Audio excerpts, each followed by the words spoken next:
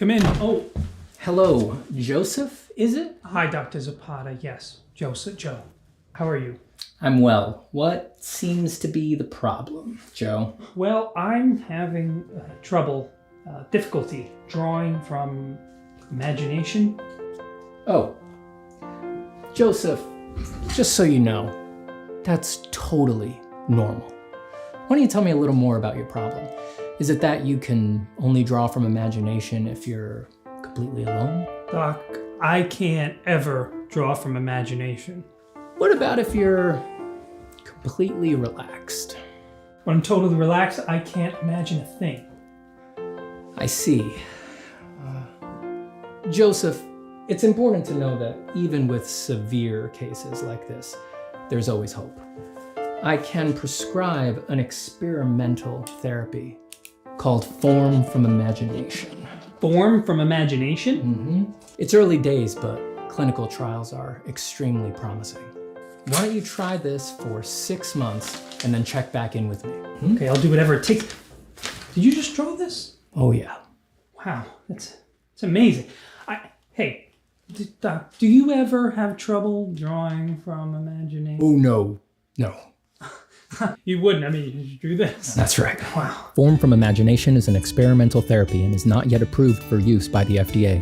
Do not use Form from Imagination if you are already taking any prescriptions for drawing from reference, working site size, or tracing photos you didn't even take. Stop taking Form from Imagination if you experience any of these side effects: loss of interest in your personal projects, megalomaniacal self-confidence, hallucinations unless they're the kind you're hoping for, drawing better than Steven Zapata, or feelings that purchasing the course was enough and you don't really need to do the exercises. Call your doctor if you have stiff gestures, flat forms, or boring ideas to address a possible life-threatening condition. Full sketchbooks have been reported with Form from Imagination and medicines like it. Other risks include long-term art careers, too many clients, and being worth more than you're charging for. Call your doctor today and ask about Form from Imagination.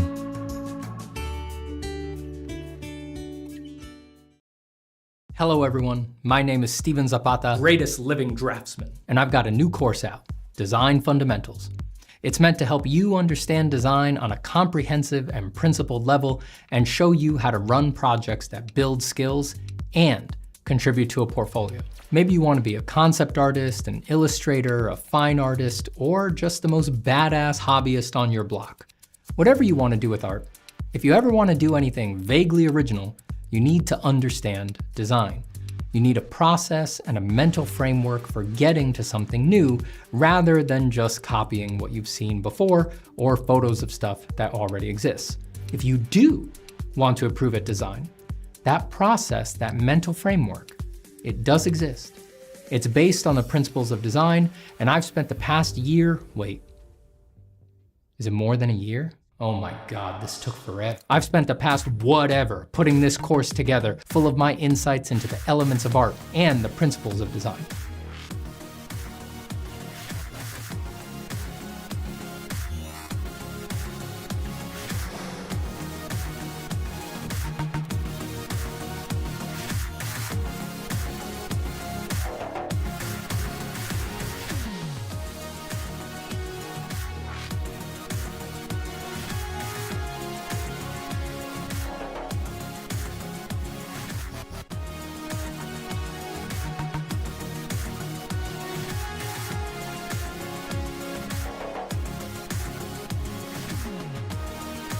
Across 10 assignments in this course, you will be concepting your own imagined video game.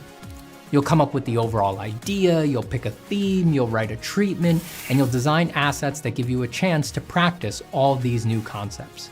And at the end, all of these individual assignments come together into a cohesive final image. When I designed this syllabus, I wanted to make the course I wish I had taken back in my first year of school. And I did.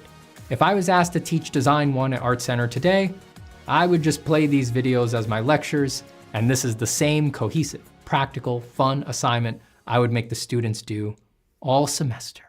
Also, just like a college course, everyone gets my feedback on all 10 assignments. In the exclusive course community, you can post your work to get feedback from me and your peers, and there's even a video workroom that's always open so you can hang out together while you work. So if you're interested, go to zapatacourses.com/designfundamentals and check it out. And I will see you on the other side. of the mystical gateway of design.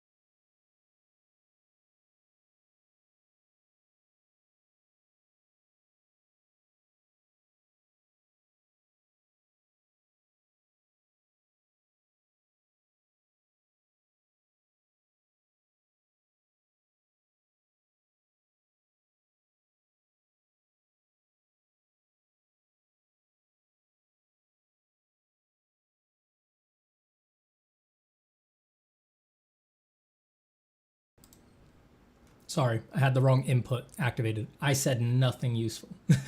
Not yet. I should say something useful. A useful thing I can say is what I almost forgot, which is that all of the courses that you just saw promos for are 20% off for summer. So Form from Imagination, Design Fundamentals, both on the Proko website and on my website, are amazingly, incredibly, miraculously 20% off until July 6th. Until July 6th on both my websites and on the Proko websites. Those of you who are mathematical geniuses, those of you who have degrees in the philosophy of math from Stanford University, probably will have detected that means that they are 20% cheaper, not 20% more expensive. They're 20% reduced in price. The even more astute of you, those of you who may have philosophy of math degrees from Harvard, for example, will know that there is no time limit on feedback for my courses. If you get the feedback version of Form from Imagination, or if you get the feedback version of Design Fundamentals, which is the only version of Design Fundamentals, you can get it now at the discounted price, and then you can start submitting your assignments for feedback a year from now, and it doesn't matter. I run the feedback just rolling, ongoing. It doesn't matter when you got the course. Actually, inside of the community where I do all the feedback, I don't know when you got the course. I'd have to go dig it up and find out in the back of house. So there is no time limit. I don't structure it like that. I don't put some limit on it like, all right, you bought it today, you've got to do the feedback within the next 6 weeks or something like that. Nothing like that. You just post. It's truly self-paced. You post your assignments whenever you're done with them, and you can take breaks between them. I've had people do half a Form for Imagination, basically take a year off and then come back and do the second half. It's totally good with me. So very astute of you will know that if you're interested at all in getting the courses, 'tis the season. 'Tis the season. I do have a patron that I want to thank, a new patron since yesterday. Was I on yesterday or the day before that? I forget, but Francisco Javier Fontalvachica. That's Francisco Javier Fontalvachica. Put his money where his mouth is and decided to support the streams, the channels, SB, and of course, by extension, my child and all future progeny that I may someday generate are deeply supported by Francisco. So thank you so much, Francisco. I appreciate it. It's Friday night. You know, I'm over here flexing my art nerd credentials as usual, showing everybody that even though I've been at this a long time and I've had some success with this whole art thing, I'm still here grinding it out on a Friday night instead of microdosing methamphetamines at some Brooklyn warehouse party like the rest of you are. Yeah, I nailed it, didn't I? Yeah, you're not watching this live. You're watching the replay on YouTube. tomorrow, Saturday, hungover because you were too busy microdosing methamphetamines at a Brooklyn warehouse party to watch this live. And now you think you're going to practice your drawing hungover and strung out. Good luck with that. Is that what I'm doing? No. Nope. Fuck no, not at all. It's not what I've ever done. Ass in the seat. Line number 85,439,613. That's the next line. And we go from one line to the next. And that's it.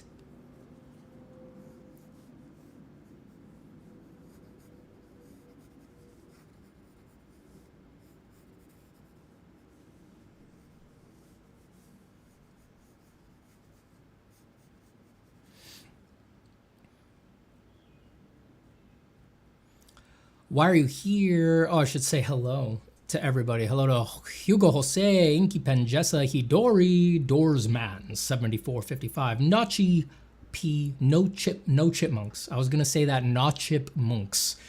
Why are you here? Ayuba Zagman, Loren Lopez, Jack Shit, Renola Dominguez, Luminous Lime, Gavin, Yuri Huang, Inky Pen Jessa, Daryl Grant, and who can forget the unforgettable user YV6XW7S30. Who could forget? Who could forget? And what are we doing today? Well, we're starting here today with I could sense I was getting a little dogmatic about my never draw on bad paper thing. So for fun tonight, I thought I'd go back to my roots and draw on cheap coffee paper. Oh, cheap copy paper. Cheap copy paper for a little bit.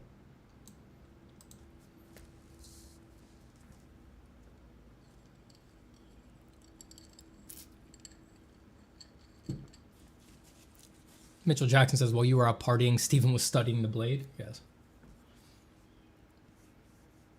I am become meme.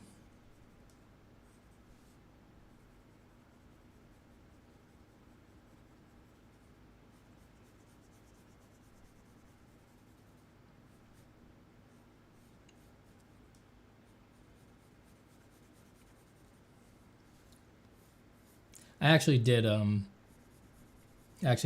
back in my heyday, I actually did waste plenty of time at hip ass parties because not through my college experience.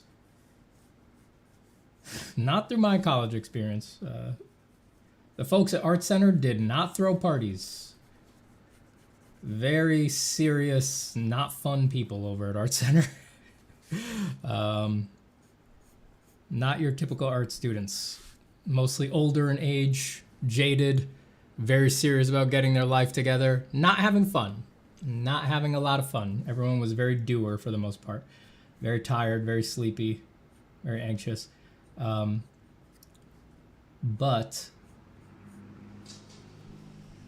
I was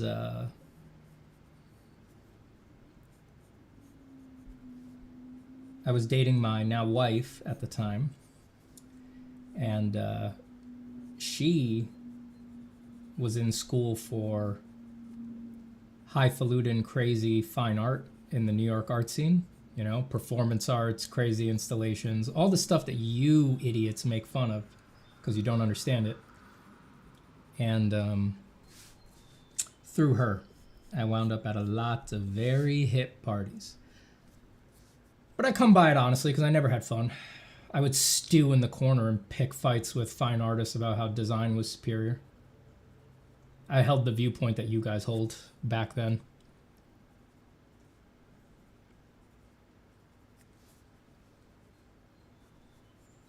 And then unlike you guys, I'm actually capable of changing my mind, so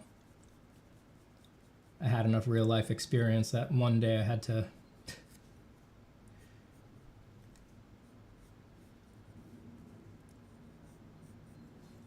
One day, I finally had seen enough good, weird art that I was like, fine. There's something to it. Fuck you guys.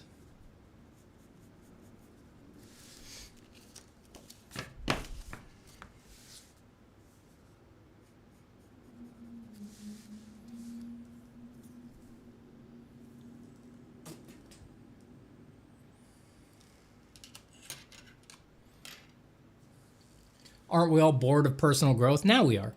Now we are.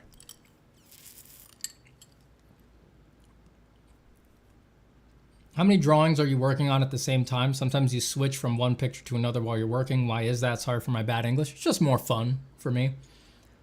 When I get bored of one, I can pop over to another. I have, how many do I have on the drawing board right now? I have this one that I just sketched in front of you. I have this guy. I have this guy, Cube Head, some sort of a Dark Souls 3, whatever their names are, looking kind of a guy. I've got like a bulldog dude over here. And a bunch of other sketches that didn't really pan out. Not really going anywhere. And if I get bored of doing all this, I'll work on my snake, or we'll switch over to the digital setup. I have a digital thing I started the other day.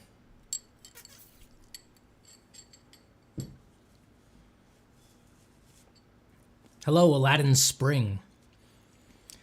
Hidori says, what is that mechanical pencil you're using? This is a very common one. It's like Pentel's most popular, not garbage. Of the not garbage, like office mechanical pencils, this is their most popular entry level to, oh, I want to use a nice pencil. It's called the Pentel Sharp, I believe.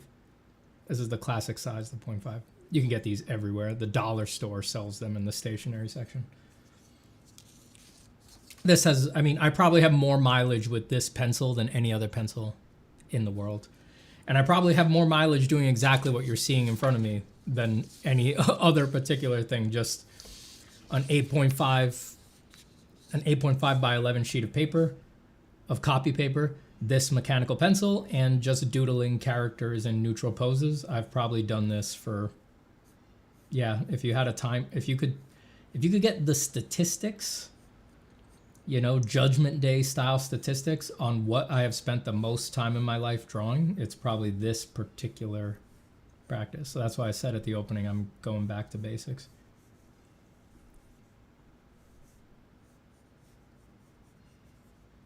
Fun way to spend a Friday night, you know, just connecting with the basics again.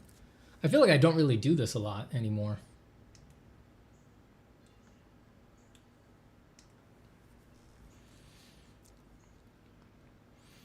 Lauren Lopez says, hey, Steven, last stream I wanted to ask why be worried to finish my dream pictures if I don't have free will? How do I balance the anxiety of finishing them before I die with patience and enjoying it? If you really accepted that you don't have free will, well, here, it's like, you don't have to worry. You know, you framed it in there. Why be worried to finish my dream pictures if I don't have free will? You don't have to be worried, right? The thing is that, think of it from my perspective, as someone who doesn't believe that there's free will.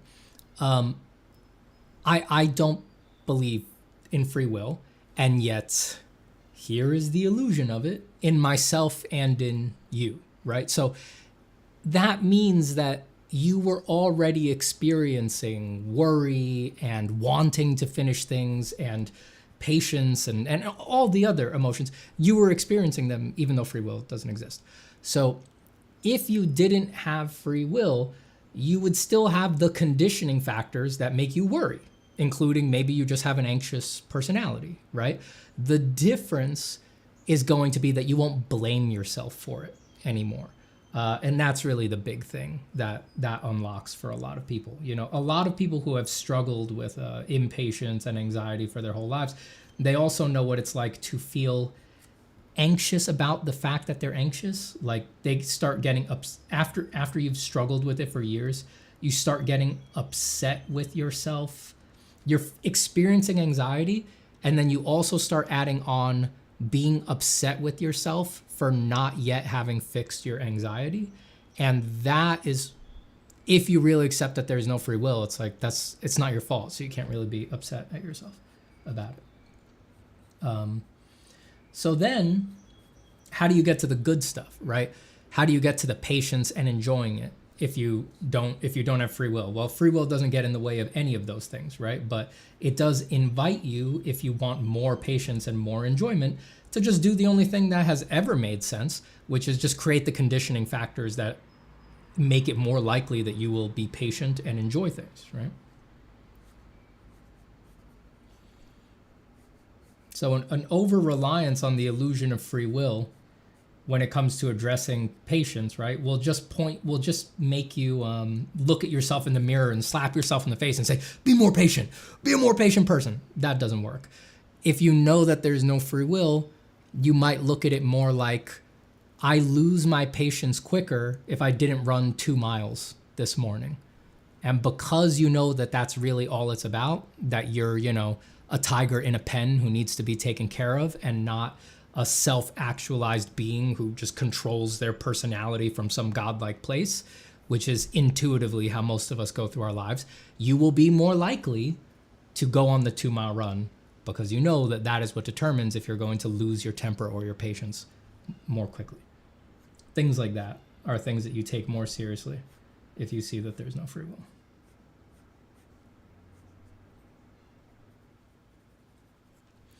How is your paper bad? This is just cheap printer paper.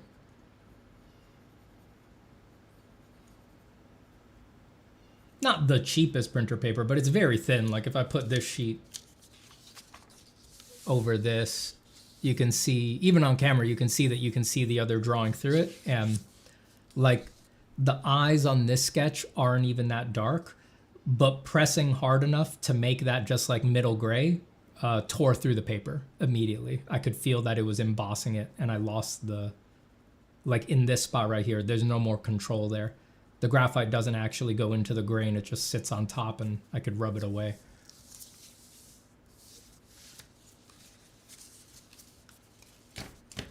Then there is free will as long as you know your options? No. People get confused about that. They think that you sort of have unlocked a secret free will by realizing that you are controlled by conditioning factors, and by manipulating your conditioning factors, that becomes what free will really is. It isn't, because you still have no control over what you decide to influence, right? It really does begin and end at the classic saying of Schopenhauer, which is a person can do as they will. No, a person can do what they want, but they cannot will what they want, right? So you may now see that yes, if I want to be more patient, I have to go on the 2-mile run every morning, but you have no control over being the person who is going to prioritize that 2-mile run over some other conditioning factor that you could influence, right? Like, why are you prioritizing that rather than you could be investing that time in becoming a bodybuilder or something like that? And you can't really you can't get behind yourself and make yourself want to influence things that you don't want to influence. You are still operating from a place of unconscious mystery that is just completely opaque to you. All it really does, I think, is, like I said, reduce the degree of suffering around certain egoic knots because they don't conceptually make sense anymore. But yeah, sort of having the pulled back view of I need to influence my conditioning factors is not a secret form of free will. It may feel like it, but it isn't actually.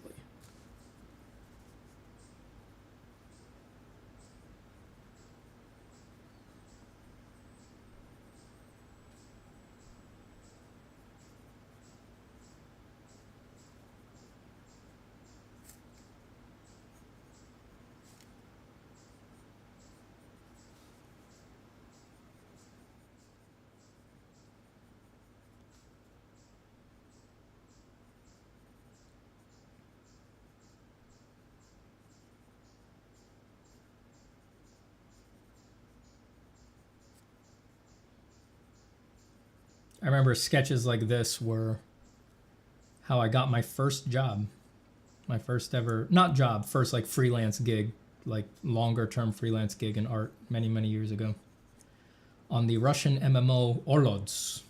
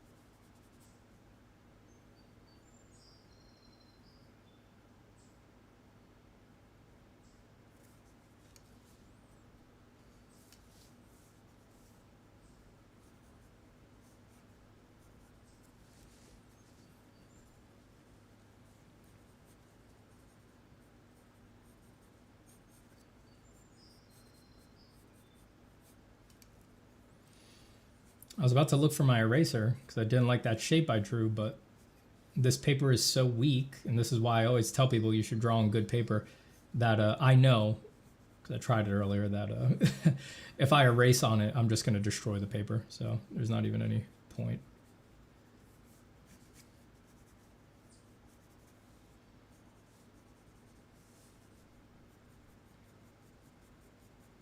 Remember from my old days doing this, my old Pentel Click erasers, they still wouldn't save a drawing, but they damaged the paper less than other erasers. I could go try to dig one up.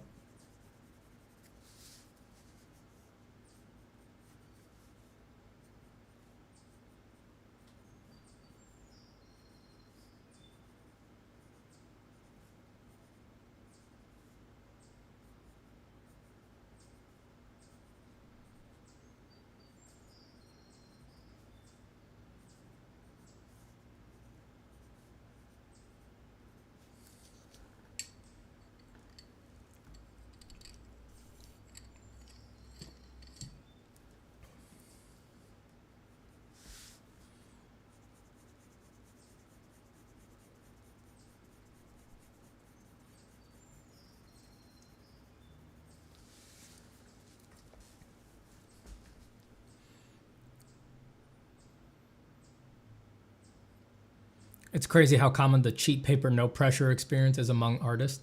I find just the loose leaf, no pressure thing is quite freeing.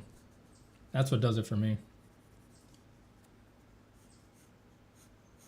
I do tend to get a little locked up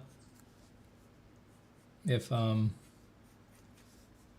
in a pad or a sketchbook that I'm trying to keep nice, which fortunately these days I don't try to keep them nice, so it's getting rarer and rarer to get locked up. But being on a loose sheet of paper just fixes that immediately.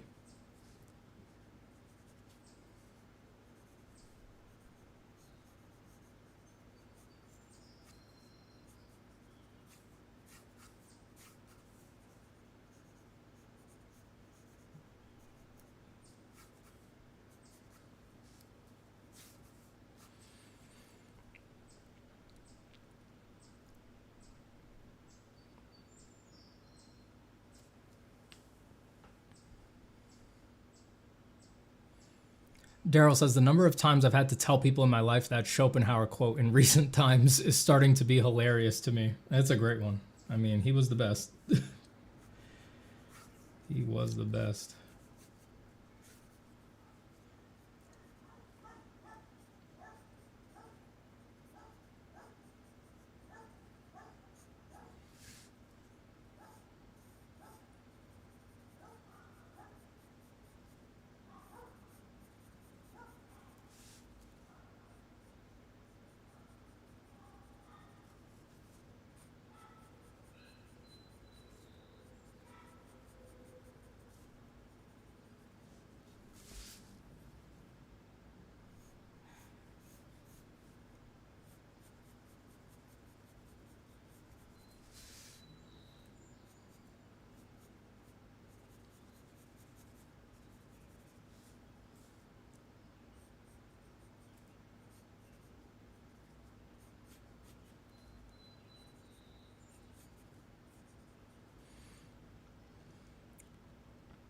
Hello, Samel Al Nasser.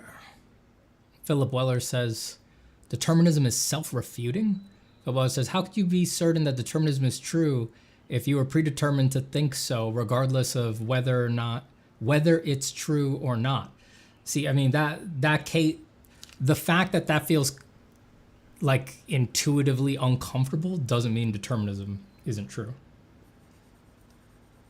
You know, the things that we think and feel aren't really what decide what the nature of reality is it?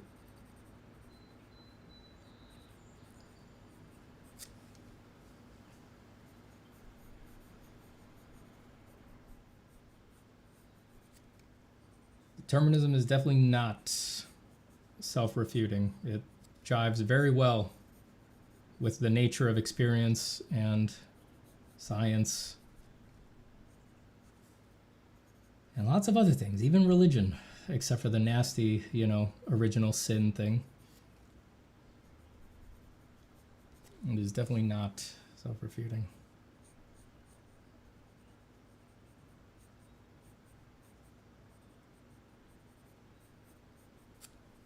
From where I'm sitting, it's free will, the idea of free will that is self-refuting. There's nowhere to put it.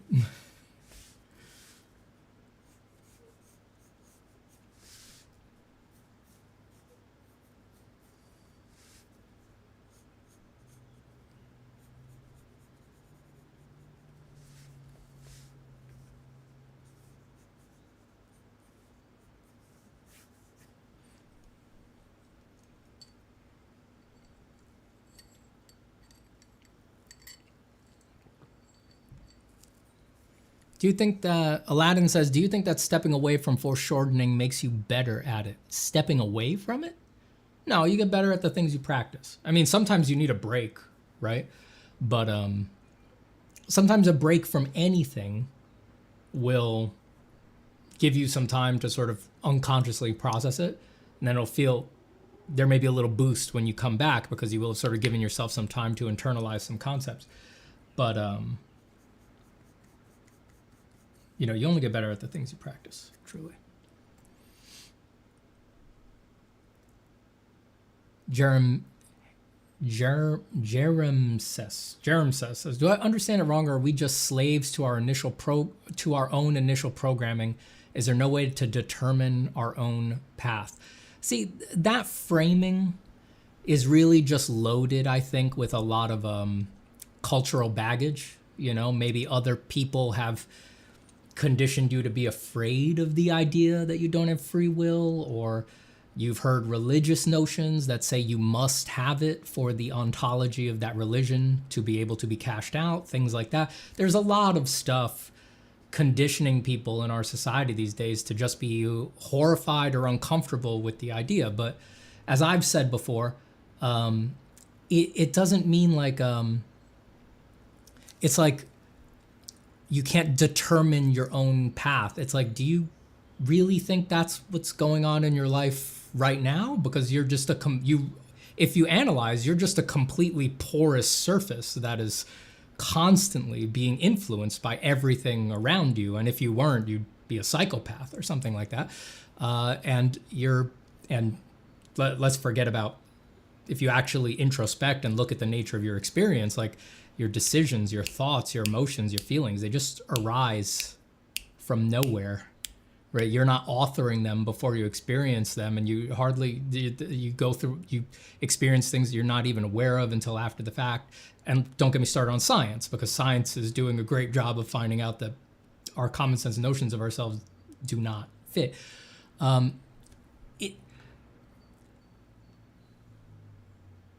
There's another way to look at it, which is that if there is no free will, if determinism were true, if you are constantly, just moment to moment, the tip of the spear of causality, then everything about you and everything that you're going to do and everything that you've been through is, in a sense, fated.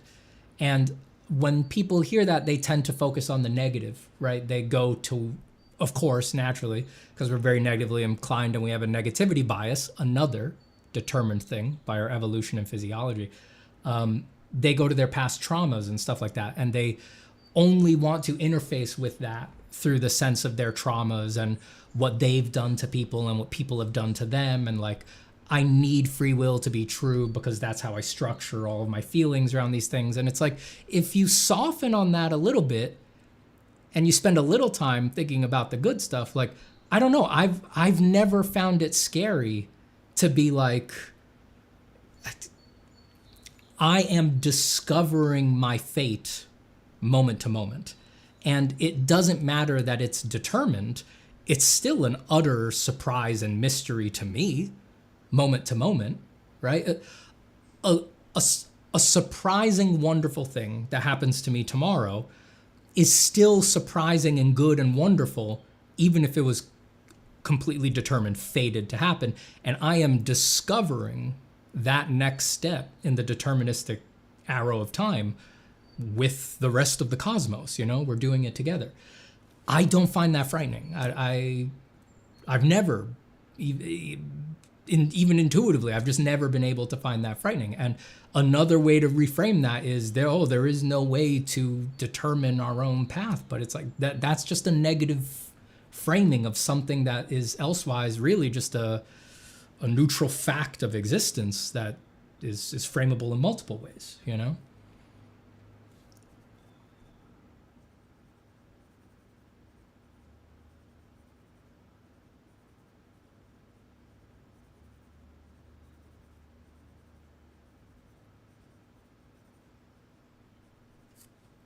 Man, you guys were interested in the high weirdness right off the bat today, huh? Right from the kick.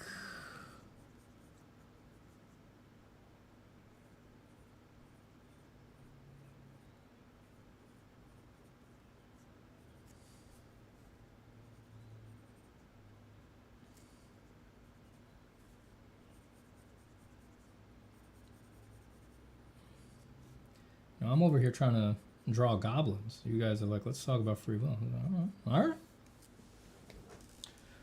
Oh, all right.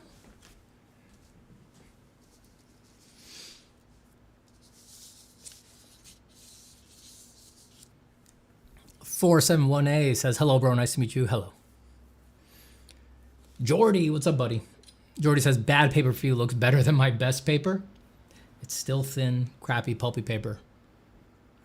Frank Williams says, happy to see you streaming this much. Happy to be streaming this much. Got to get the word out. I'm alive. Art is good. And I had another, what was it? That you get the course because it's 20% off. All the courses are 20% off. ZapataCourses.com. And I have a link down in the description. Mr. Sam says, it don't seem that you finalize all your drawings. Oh, God, no. No, I don't finalize everything. No, I know how... I know what an investment it is to take the things that I want to take all the way. I know how big of an investment it is. So I do a lot of sketching and a lot of searching, and I know I can push the things that I want to push all the way. I want to be sure of it when I go into it. And also just sketching without looking to finalize is just about the funnest thing in the world. And the main thing I draw for is fun, for fun and joy.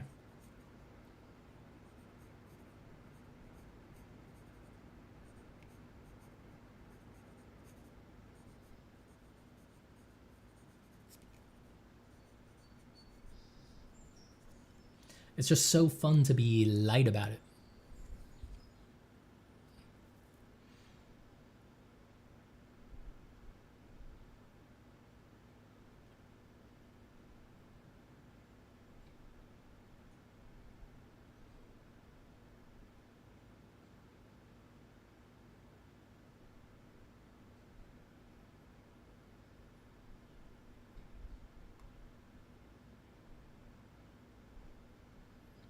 Disconnection says, have you ever considered whether forcing people to pursue their interests would benefit them? Sort of like a boarding school of art.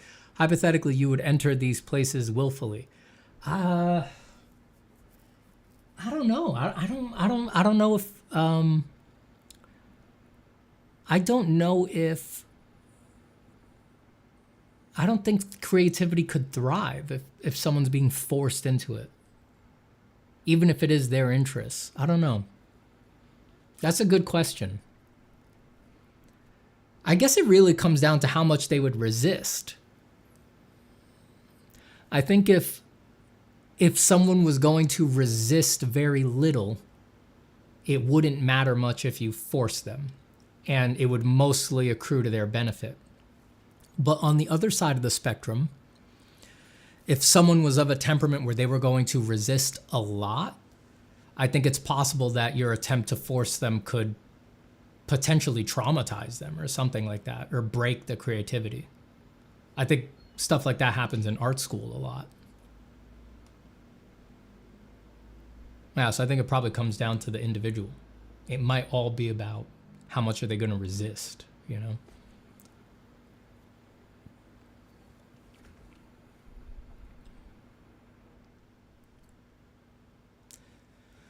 Sharp Caladori says, if determinism is true, would that mean there are no more? Wow, you guys are really on the high weirdness today. If determinism is true, that would mean there are no morals. Morals are...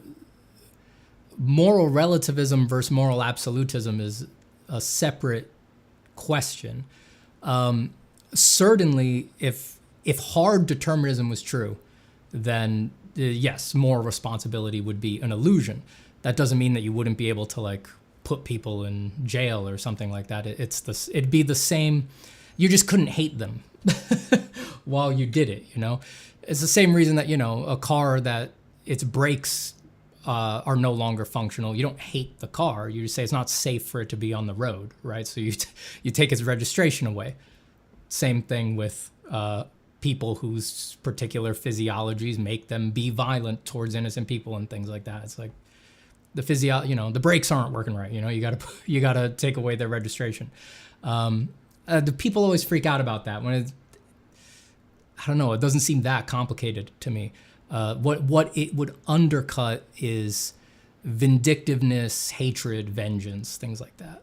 It would make a system built on raw retribution certainly more difficult to justify. But considering how irrational we are generally, you could probably still get it. You could probably still have a society where everybody understands that determinism is true, and still have a retributive justice system, just because it seems nobody's actually interested in their world sort of being rationally cohesive. You know, we're living in a sea of contradictions and irrationalities, and nobody, for the most part, seems bothered by them, not a lick.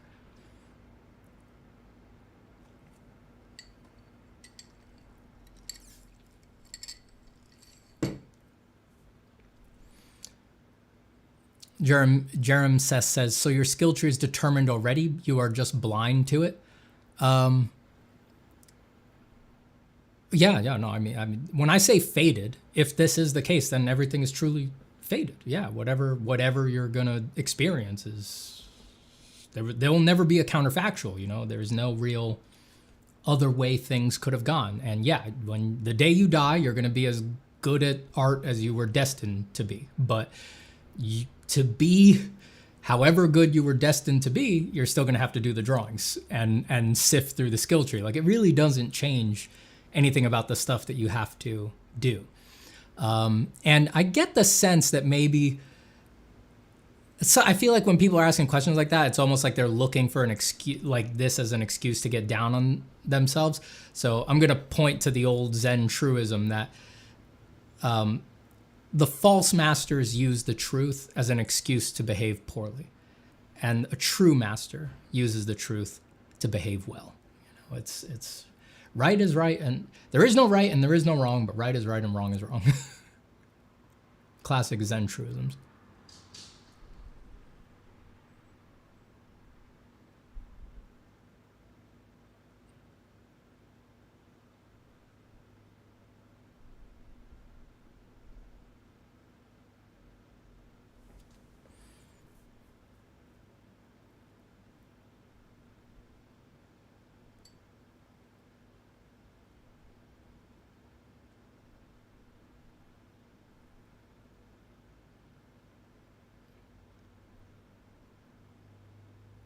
Ayub says, if I'm thinking of this right, when you are drawing now, you are using your designer's eye to react to the drawing. Yes.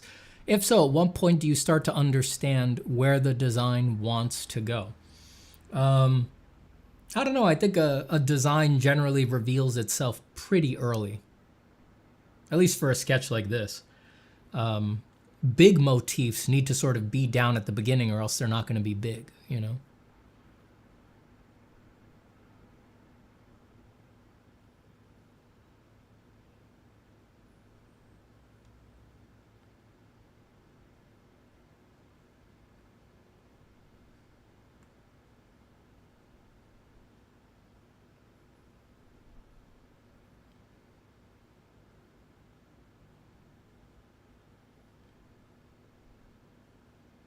Hello, Kenan Sinav. Kenan Sinav?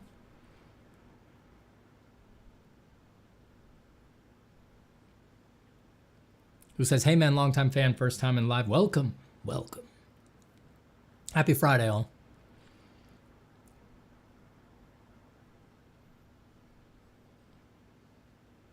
Aladdin Spring says, I really hated when Marvel fired their artists. Me too. I wonder how are they doing now? I mean, the best reason for Marvel being better than DC is not there anymore. I don't know. Well, I'm sure we'll hear some. We need to wait for data. You know, we need to hear, you know, they claim they were going to keep using a bunch of people as freelancers and stuff like that. Let's see what we hear. Let's see what we hear.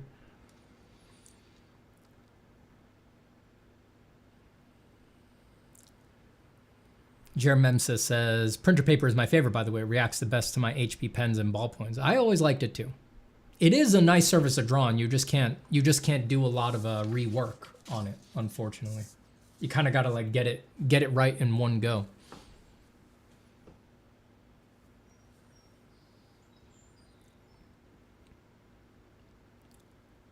Alf Jeff says, if their quote is no sun, just an eye that sees a sun, as Schopenhauer said it, then there is no life, just a body that interprets and feels a life.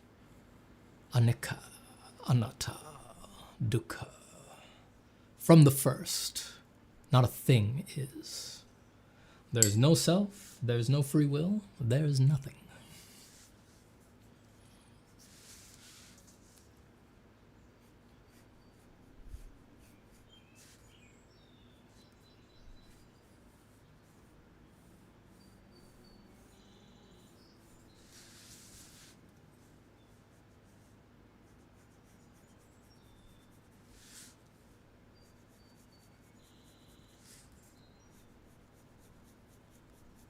Anicca, anatta, dukkha. Anicca, anatta, dukkha.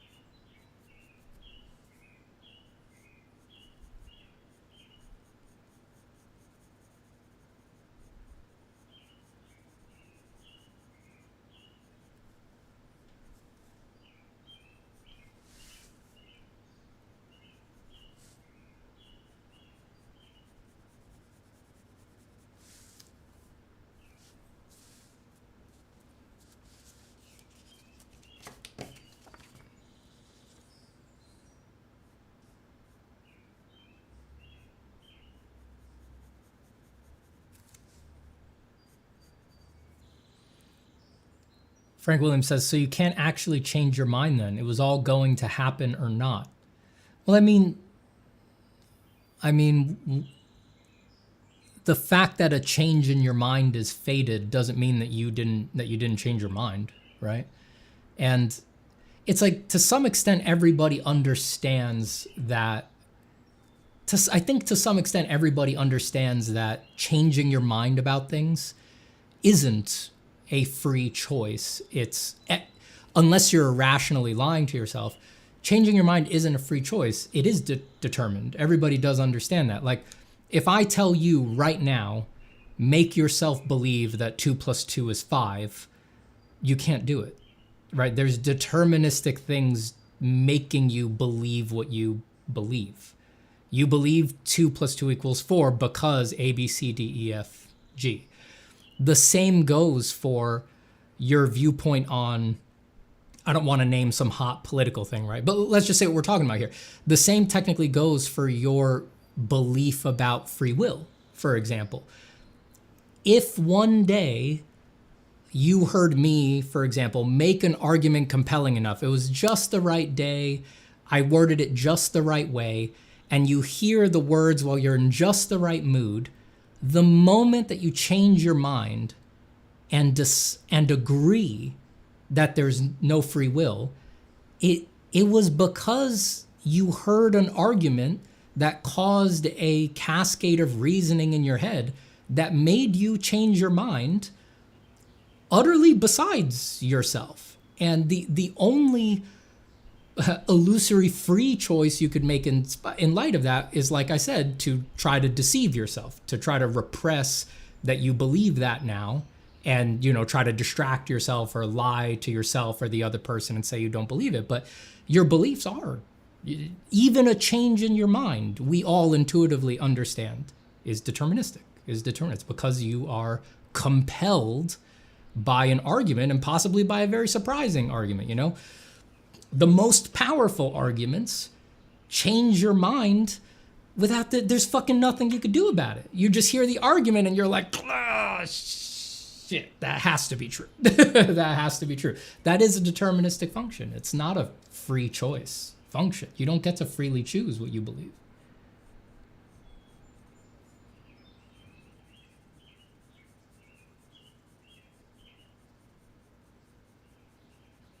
It's like, try, go right now. Just convince yourself your mother isn't your mother. Good luck. Spend the next 2 hours of stream doing that, all you free agents out there.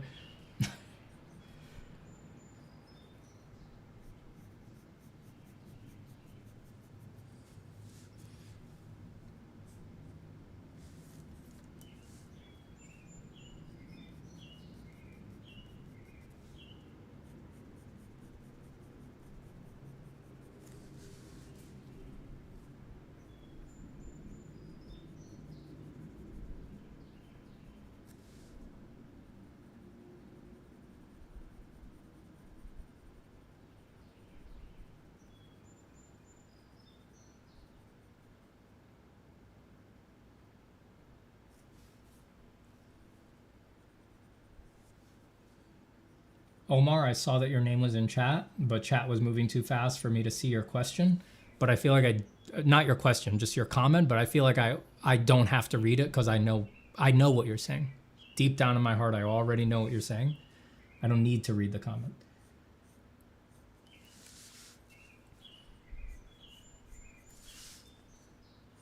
You know, it's overdetermined that you're going to be making the kind of comment that I know you're making.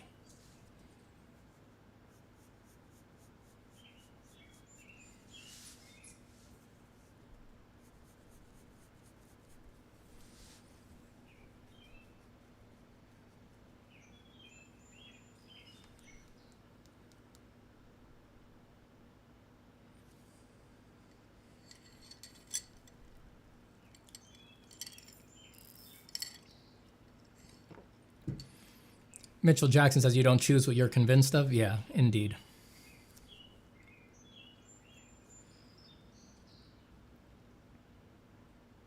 Why Are You Here says, can you choose whether an argument is convincing to you or not? Yeah, like I just argued, no, I don't think so. It's not up to you.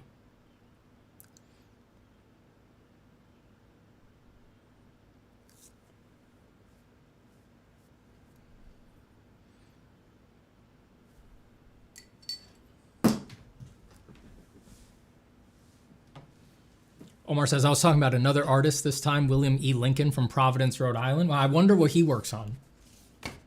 I wonder what kind of art William E. Lincoln from Providence, Rhode Island makes. I wonder.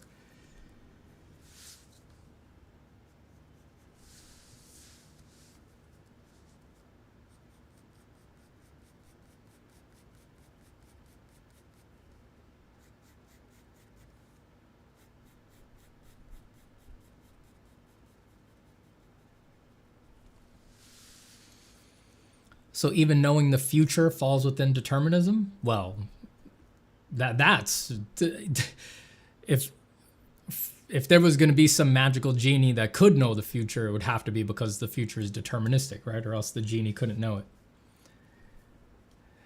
Jerem says, still, I hate that belief. It hurts me. Well, that's a lot of the world, isn't it? Just,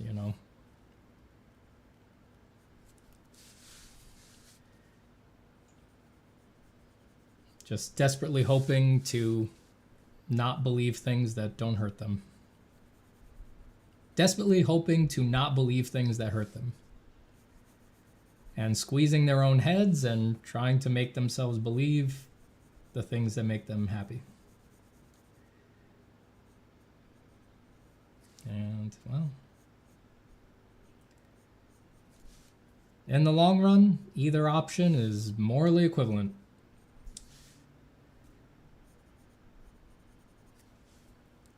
Ain't that what people have been doing forever?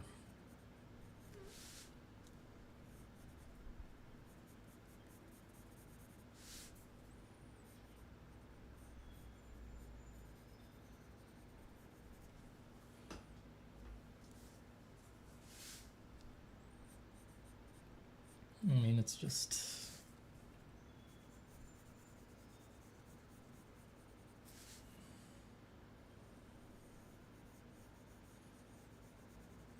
Free will is like so classically inundated with teleological arguments. Just like, I need it to be true because I need to feel this way about it. And that's that.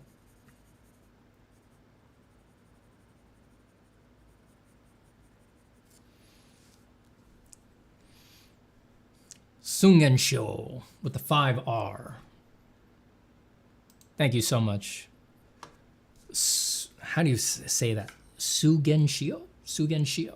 Says there is neither free will nor determinism. There's only coffee. Amen, brother. Amen.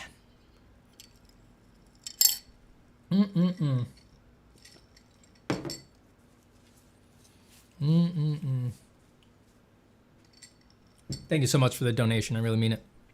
You know I'm going to turn it into pure, uncut, undiluted, extra potent Colombian coffee for my little baby boy. Served boiling hot.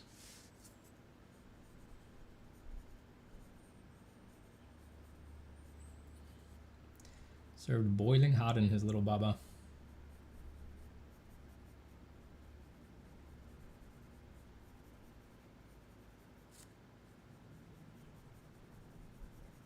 They tell you that in the hospital. Make sure that you serve your baby their coffee boiling hot. That's how they like it.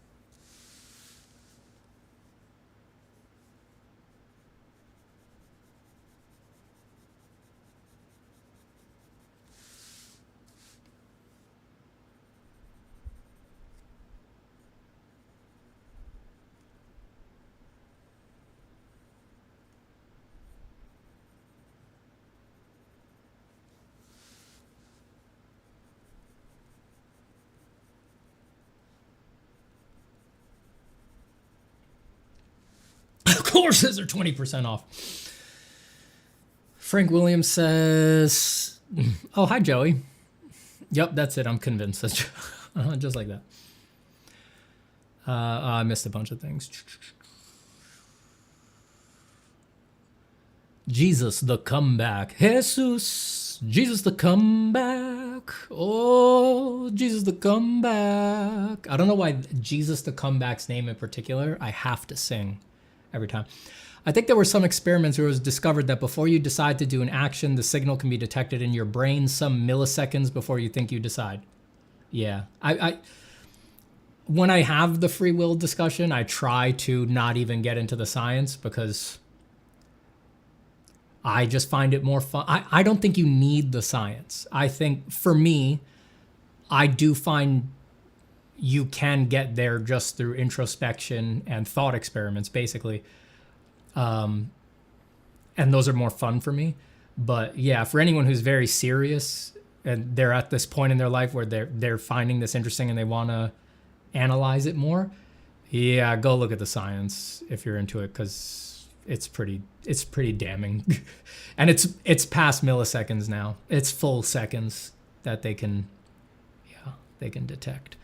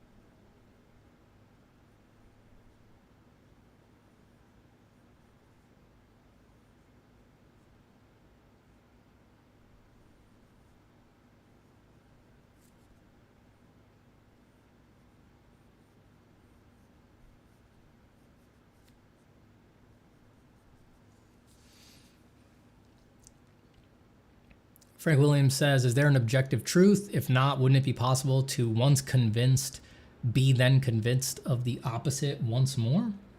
I don't think I follow. Why? How would an objective truth... I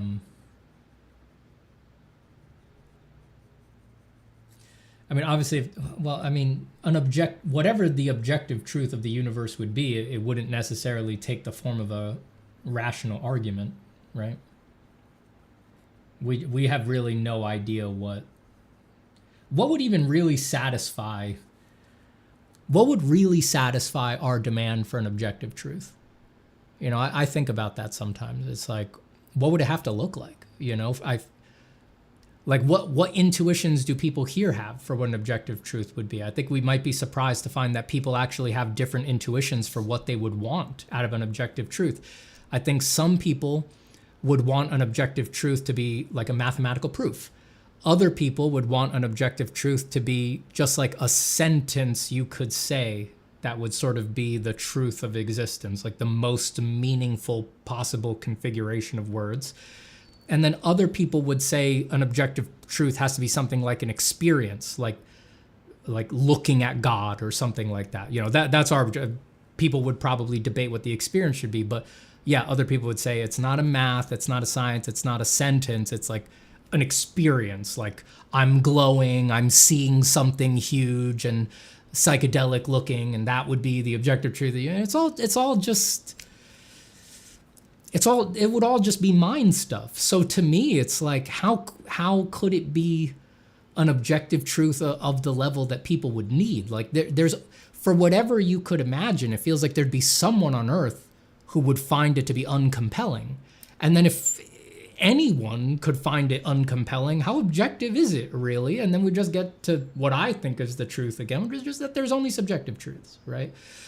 I do personally agree with the theists that if you wanted objective truth, the only real way to ground it would be through the existence of a transcendent agent like God. And I don't think that's around, so I don't see it being a thing, personally.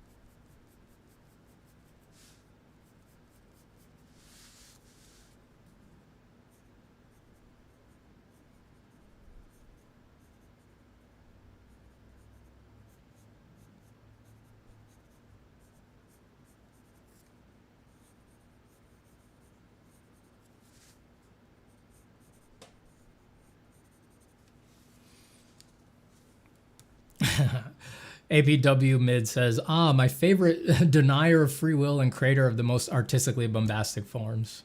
Hell yeah. Hey, how's it going? Welcome to a nice, fun, light Friday night on Steven Zapata Art Stream.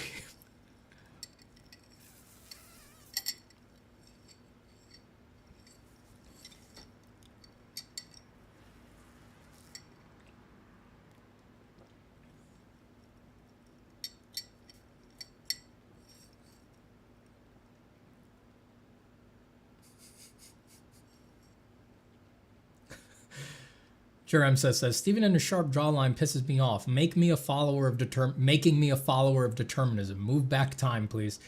I wish I could undo it for you, baby, but once the domino falls, they all fall.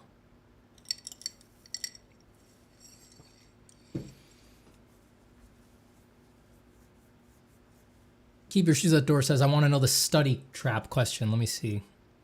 It's right here.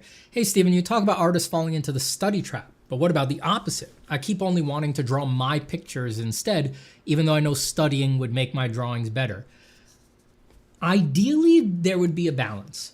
But what I always want to communicate here on this stream is that you have the better problem.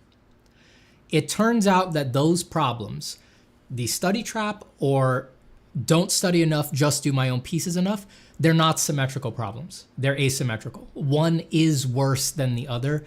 And the study trap is a worse problem. It is. You cannot build a career on studies. No one ever has. You can't build a career on studies. You can't connect with other human beings through studies. You can connect with other artists who are practicing through studies. And that's it. They're the only people who find studies relatable. No one else has any idea what it even...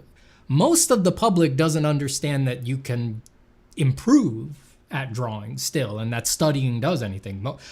Unfortunately, the lay public does still believe that talent is unmediated by practice, right? I do believe talent is real, but it is certainly mediated by practice. On the other hand, you can build a career off of mediocre personal pictures that connect with others. That happens to people all the time. All the time. That happens all the time. So you have the better problem. So my advice is don't worry about it too much. Keep making your drawings.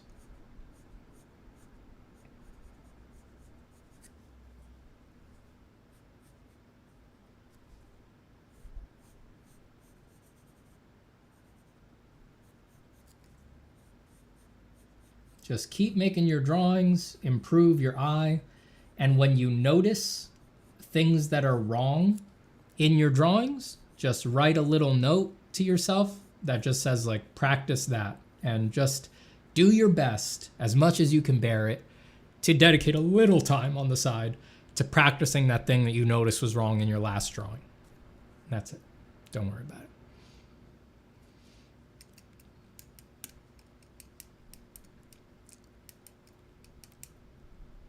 Is there a really bad delay, or is that just my answer? It's the normal delay. A regular stream does just have a big delay, though. It is significant.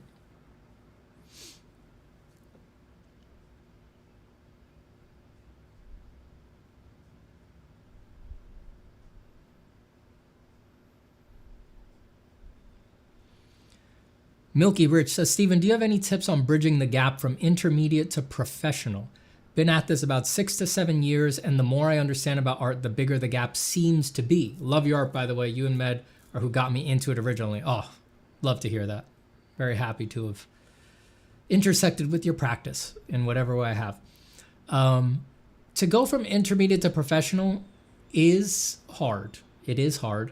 And yeah, there's a horrible thing in art where the more knowledgeable you become, the more the horizon recedes.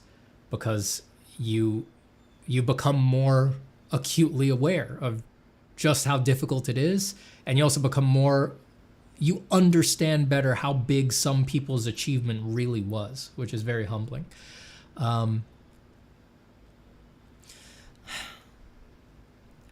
First off, you've got to make sure that you are making things that you really care about. That's usually the number one thing that is off for people. They want to make the jump to professional. That usually means getting attention, either from clients or like companies or from individuals. But to get attention from people, they need to be able to relate to your work. Like there's got to be something in it that hooks them, right? It can't just be skillful, right? It's got to be, it has to speak to them. It has to be everything that it has to be the few things that you knew about art before all the other shit that you added on. It's got to be cool. It's got to tell a story. It's got to have a hook. It's got to bring people in, right? To do that, not everybody, but 99% of people, in order to do that, because it's very difficult, you have to really care about what you're doing. You've got to give a big shit. So make sure that you really care about what you're doing. Your favorite people, the pros, the top 10, the number ones, they all care a lot. They really love their work. They care about it a lot. And they're not confused about it. You know, they don't doubt it. They're committed. They care. There's no doubt in their mind that it's awesome and what they're doing is an awesome thing. You got to get there. You got to get there. You got to eliminate doubt.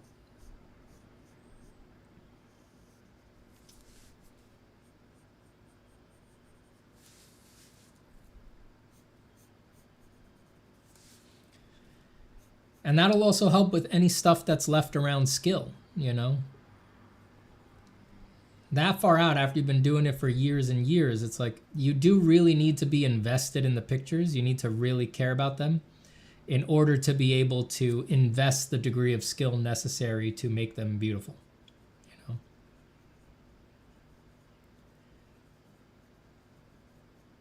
It's really difficult to commit to making a picture you don't care about look amazing. It's very, very difficult. Most people don't have it in them. They don't have that kind of, most artists don't have that kind of grit and discipline because artists are not naturally gritty people. And that's all right. It's like rather than trying to be the David Goggins of art, which is stupid, just set yourself up for success from the beginning and make sure that you're doing stuff that you're really interested in, because then that'll get you farther than grit every time.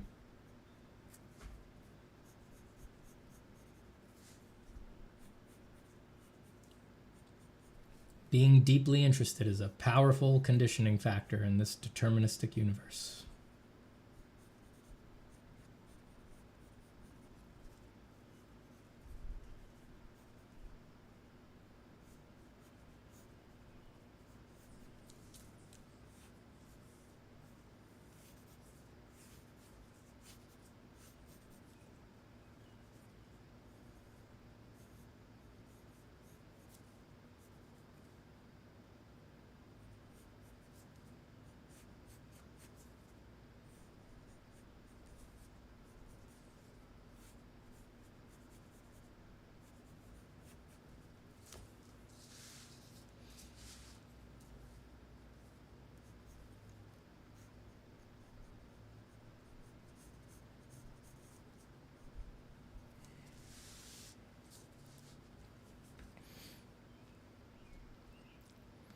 Gavin says, how much of these armored designs are you thinking about practicality? I see the shoulder plates are higher, possible for blocking a hit from the side. Just curious.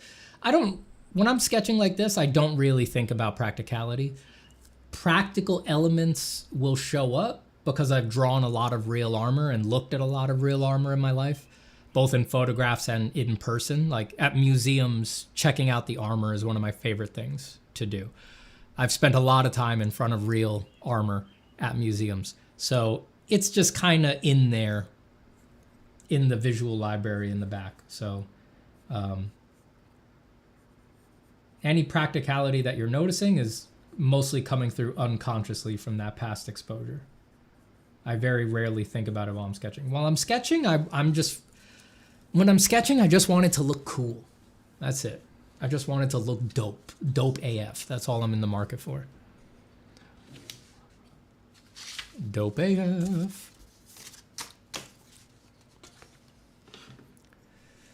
Yuri Huang says, Stephen, how do you differentiate design and illustration? And how do they overlap?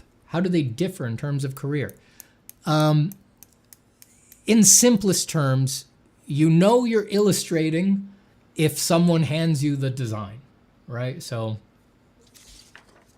if someone gave you, you know you're illustrating if an art director gives you this drawing and says, here's the guy, we need you to do an awesome painting of him leaping through the air with yellow magic surrounding him. And, you know, if you're working for Riot, like he's leaping in the air with yellow magic surrounding him as he does a cannonball into a donut floaty in a pool with all of his buddies around. And you're going to paint that for 250 hours.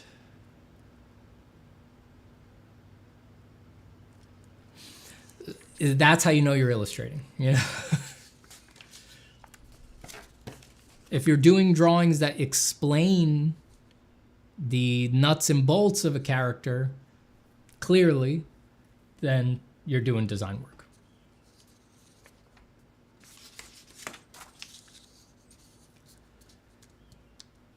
And Permador Eminent Dingo says, why don't you try to draw with your left hand? I've drawn with my left hand plenty in my life. It's nothing special.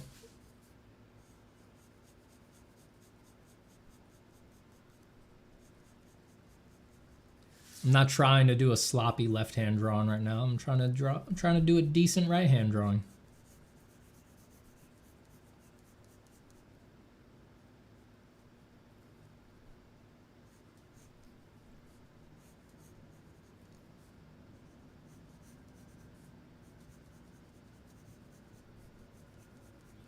It is a common practice in design circles to do sketches, ideation sketches with your left hand, because the theory goes it forces you to slow down, get out of your habits, and instead of going to your muscle memory, focus on sort of being intentional about every shape that you put down.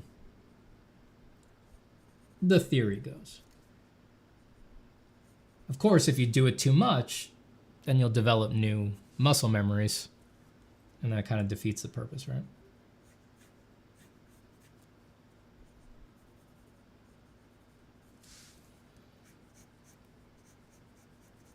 It's kind of like flipping your canvas. The point of flipping your canvas is to not do it so much.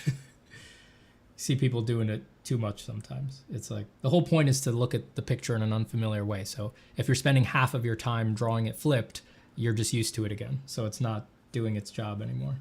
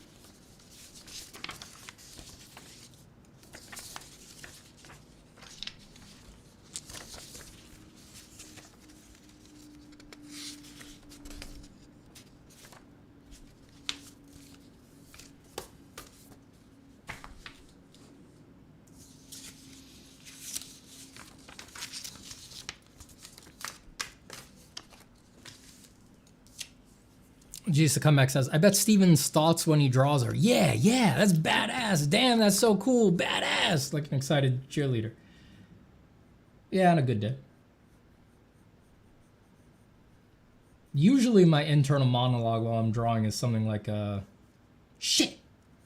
Is there something it's like to be a plant? Fuck. There might be something it's like to be a plant. That's usually my internal monologue.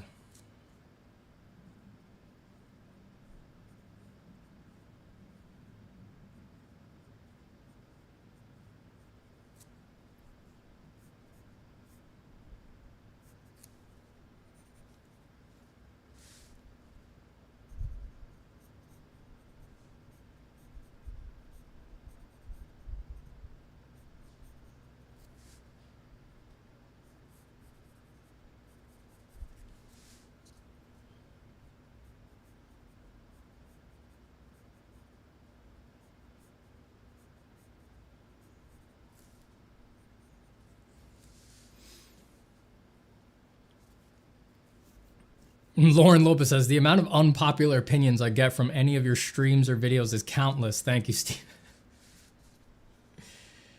Yeah, what can I say? I'm an edgelord.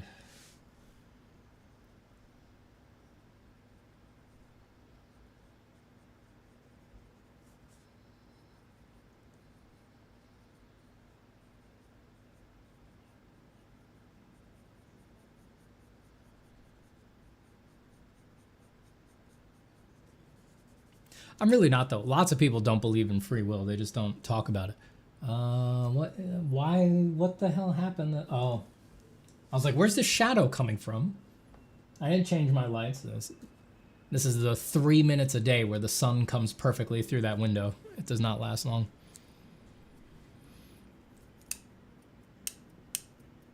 I'm gonna run to the restroom right quick. Be right back.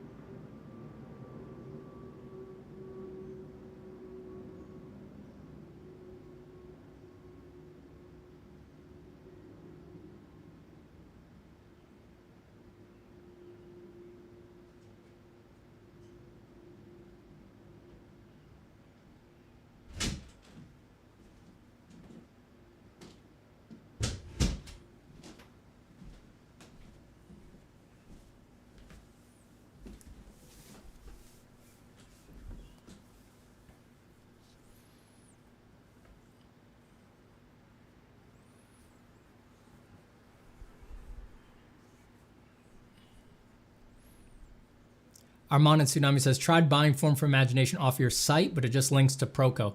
For Form for Imagination, you can only get the feedback version on my site. The non-feedback version is over on Proco now.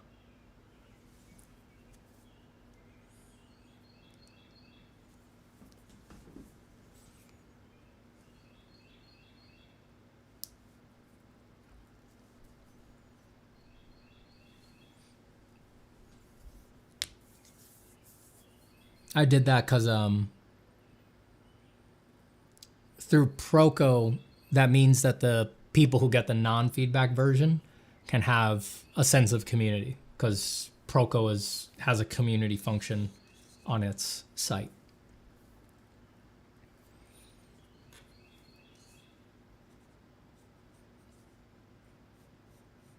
So I just decided, if you're going to get no feedback, if you're going to get the non-feedback version, just have it all be on Proco. That way everybody can share with each other and ask each other questions and post their work over there. And they're all sort of collected over there.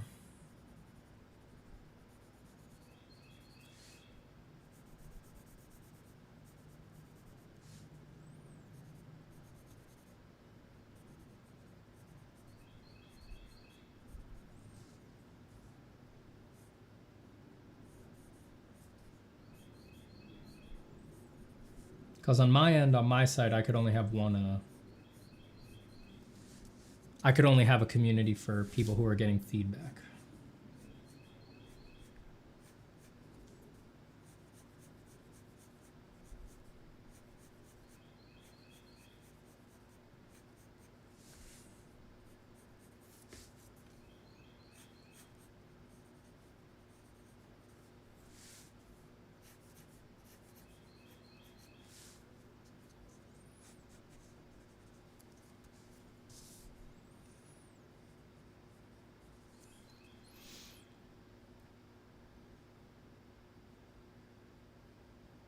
It moved. It's a ghost. I saw him. What did you guys see move?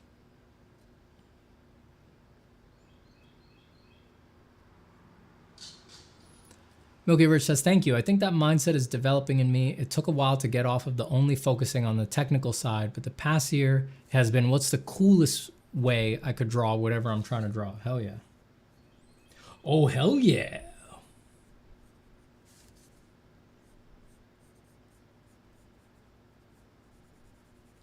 Oh, hell yeah.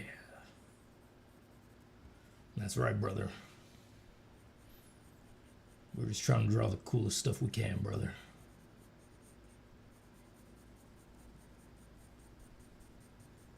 That wasn't trying to be Hulk Hogan. I just wanted to say brother and use a gravelly voice, but that winds up sounding like I'm trying to do Hulk Hogan.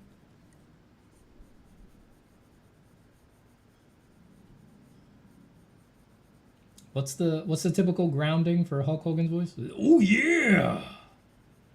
Is that? See, I never watch wrestling, so I can't even be bothered.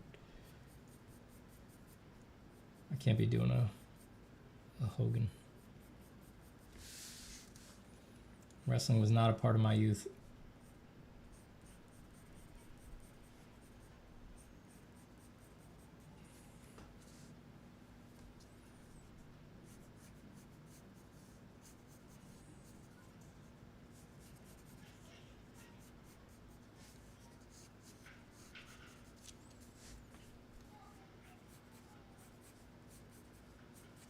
Sounded more like Macho Man? Oh yeah, that is probably Macho Man. See, that goes to show how much wrestling I know about.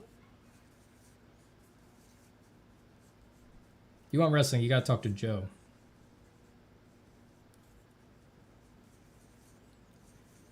Joe knows his wrestling. Now I can tune out while chat talks about wrestling for 2 hours. The paper moved after you left the room? Ah, that's what. Yeah, I have a fan going over there. And it's oscillating. So when it blew in this direction.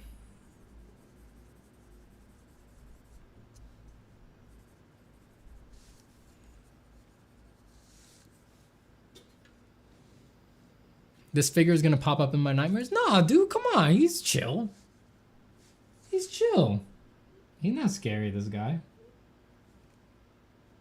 I mean, his mask is, you know, it's so big and exaggerated that it's kind of fun. He's not some nightmare guy. If this guy was in my room, I'd be like, hell yeah, man. Hell yeah, man. What are you doing here, dog? Awesome. Love it, dude. No, I'm so glad you came. Love the helmet. Love the pauldrons. Love the pointy, like, fist swords. I love it, man. I love it, man. I love you're here. I love that you're here. Welcome, man. Glad you came. You want me to what? You want me to take my what off? You want me to do what?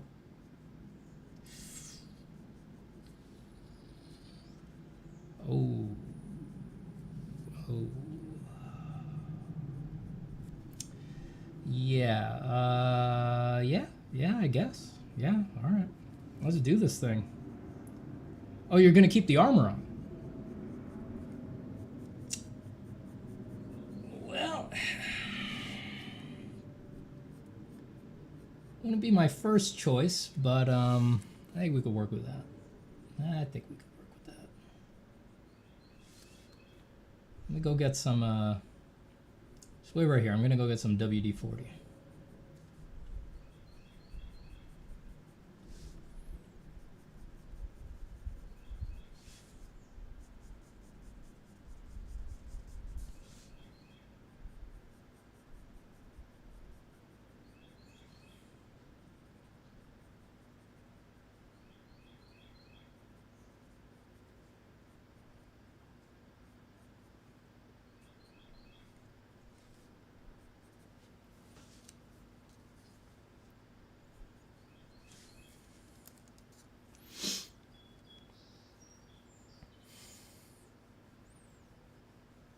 Did you rewatch the new God of War trailer? No.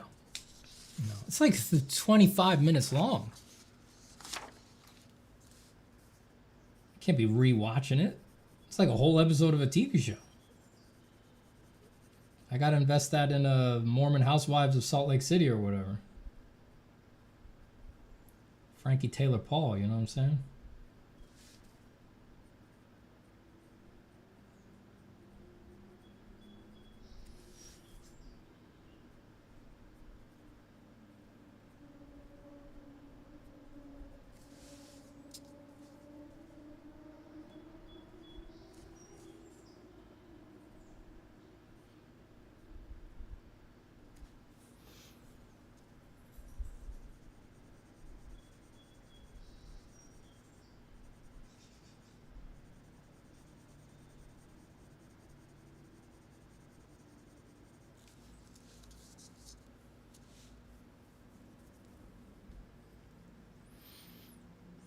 FIB Duran says, hey, I'm 3 weeks into drawing. Totally new. I love it. Oh, that's great to hear. But having a hard time drawing eyes. You know, there's spheres, you know. Look at a lot of reference. Don't get caught up in any like super controlled methods, but you know, if you there's lots of great material on how to draw eyes if you just search on YouTube. Or you grab really any art book or any portrait art book. Proko has an ancient video. If you search how to draw eyes Proko, you'll get a very old Proko video that will basically tell you everything you need to know about drawing eyes, at least realistically. It's a good foundation. And then from there you'll over time learn how to stylize. I'll give you one little tip that a lot of people never talk about, that most people come to just intuitively after a really long time, but this matters a lot. So when you watch like art tutorials and you learn like how to put an eye together, like you're gonna see a lot of diagrams that are like, okay, it's a sphere, and you know the pupil sits like that, and they'll talk to you about how the pupil is an ellipse, so it sort of has perspective on it. And they'll do a lot of diagrams of like, all right, the eyelids sit over top like this, and they arch in space, and they have three-dimensional form, so they sort of curve over the sphere of the eye, blah blah blah, all this good stuff. They'll talk about how it's set into the eye socket, and so you need it to like feel nice and deep in the eye socket. You'll hear all sorts of crazy anatomical terms helping you learn how to structure this thing. And when you immerse yourself in that for a long time, everything about the eye becomes very like, it's about stuff. It's about the stuff. It's about the eyelid. It's about the eye socket. It's about the individual parts about the eyes. But what you need to remember, once you have that stuff in mind, that you do need to always return to make an attractive and accurate eye to just the basic graphic shapes. So you still must also think of all of that in terms of how it just gets reduced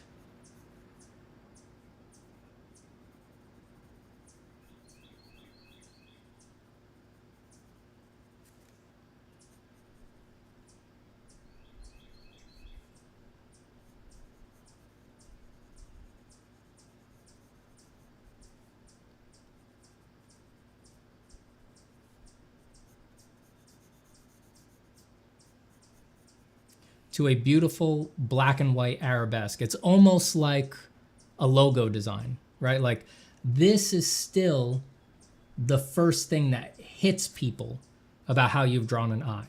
So you do need to learn all of that stuff to really get a good grasp on the eye, but you don't draw like that forever. Eventually you return to that. You just do it with more information, more subtlety, more nuance, so that every little thing about each of these tiny black shapes is informed and sort of means something to you, you know? Like this little offshoot here, the fact that that's a little triangle and that it pushes that way, is implying the overlap of the upper eyelid over the lower eyelid in a very specific way, right? Do you see that? Do you see how this tiny little triangle here is actually an informed graphic design version of this more complicated structure? The overlapping inset, the down step of the upper eyelid creates this little triangular shadow between the corner of the eye, and then that also shows how it overlaps the thickness of the lower eyelid. It's like all those things, they all need to get reduced down to those little graphic design tricks, and that's what helps you make an attractive eye instead of an overwrought eyeball.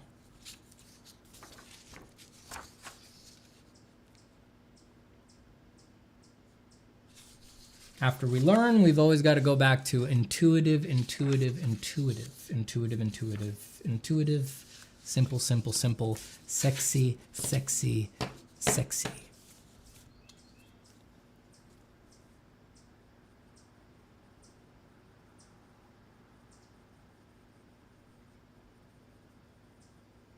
Sexy isn't complicated. It's sexy.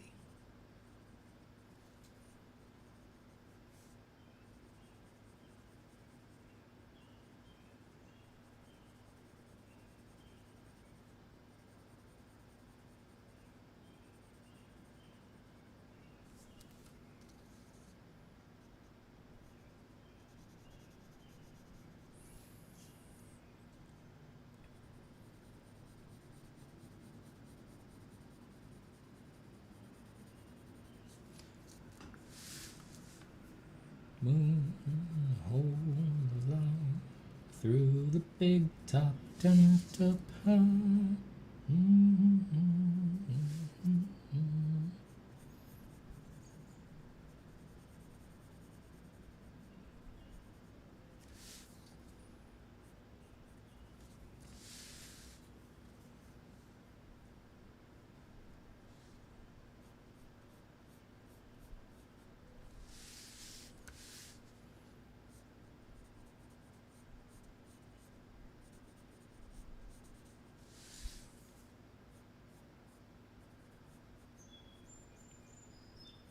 That tip that I gave still applies if you're doing realistic art, by the way.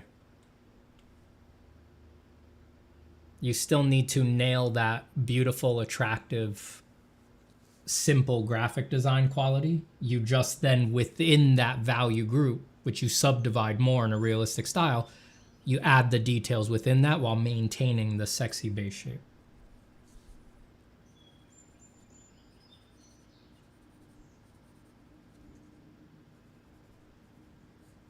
And if you don't, you're going to make junky garbage, and everybody knows that. Everybody knows that. The question is everybody going to forgive you for making junky garbage? Are they going to forgive you? Not me. I'm not going to forgive you.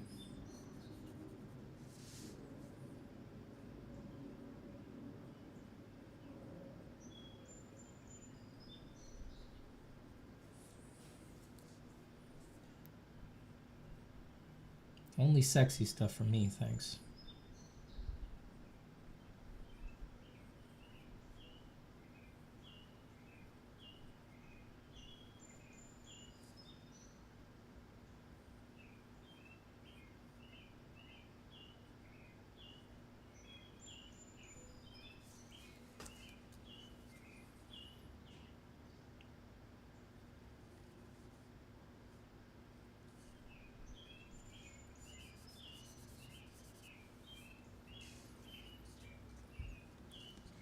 Which one is harder, observation drawing or constructive drawing?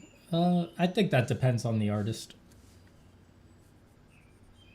I don't think either of them is like objectively harder or easier than the other. It just comes down to individual temperament and preference, I think.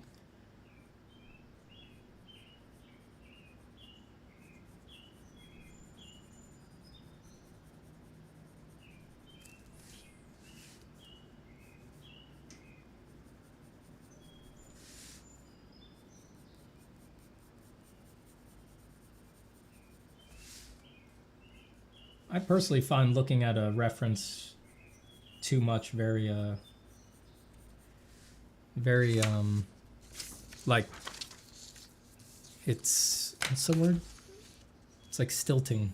It's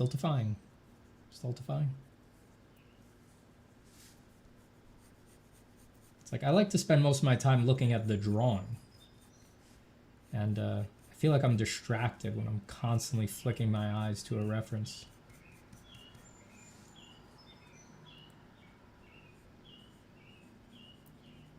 That's not to say I don't work with reference often. I do. I definitely do it often, but I try to put it away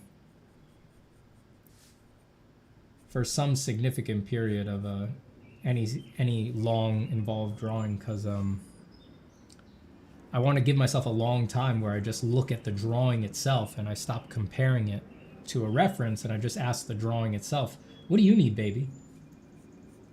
Baby, talk to me. I feel like we're not connecting like we used to. Come on, tell me what you're really feeling. Let's get real again.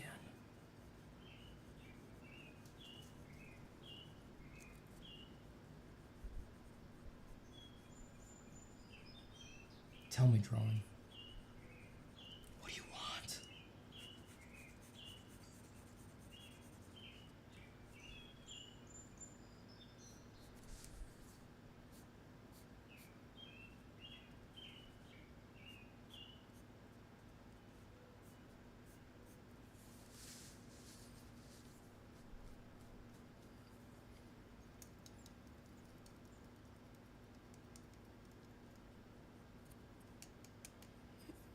Hey, Anirudh. He says, amazing drawing, Steven. Thank you. What is that guy's head? Is it like a stone or something? No, I thought it was a helmet. You're free to think it's a stone, though, if that makes it cooler for you. Like a really big, weird helmet. I think I must have been thinking of the loathsome dung eater from Elden Ring. He's got like a big round head. Big round head helmet. But it doesn't have a face like that.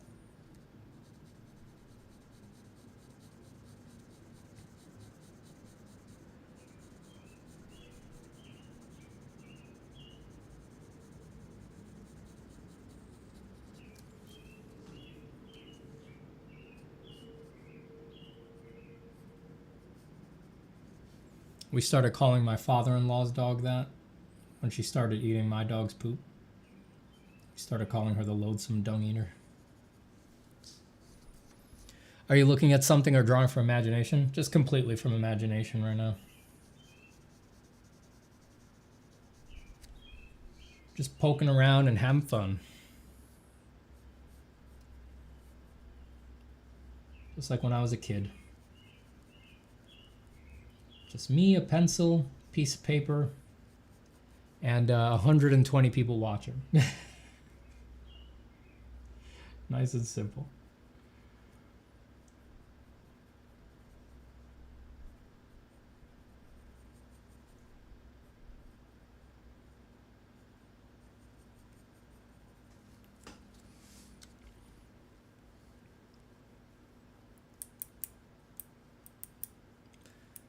Zokete says, hi, Steven. Do you have an early memory of some imagery, thing, situation, or something that still strikes you to this day and inspires you in some way?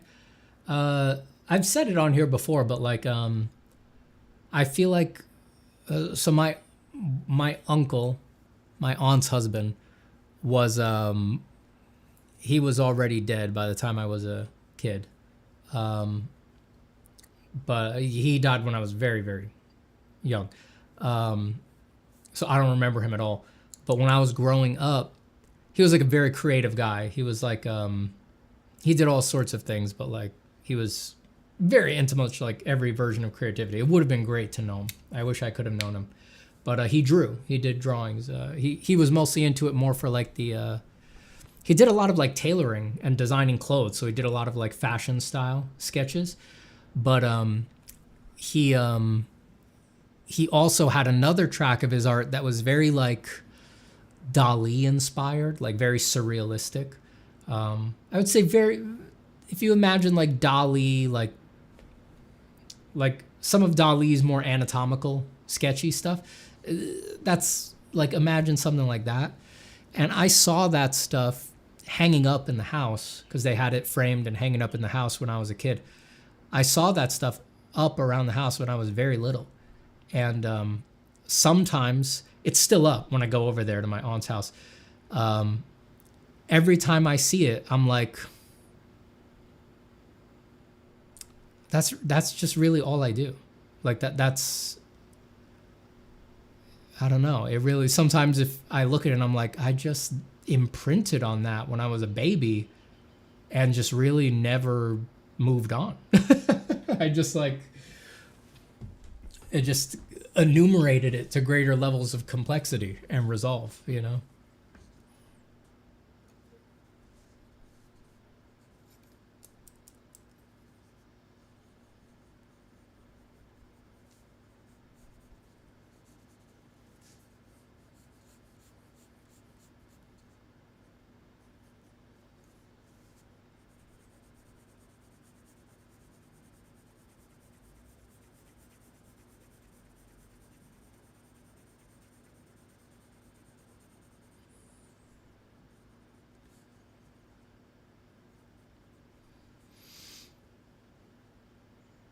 How does this drawing make you feel?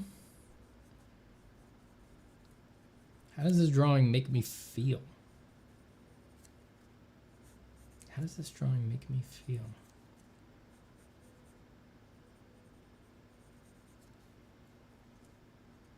How does this drawing make me feel? But like, how does this drawing make me feel? How does this drawing make me feel? But how does it make me feel? How does this drawing make me feel, you know?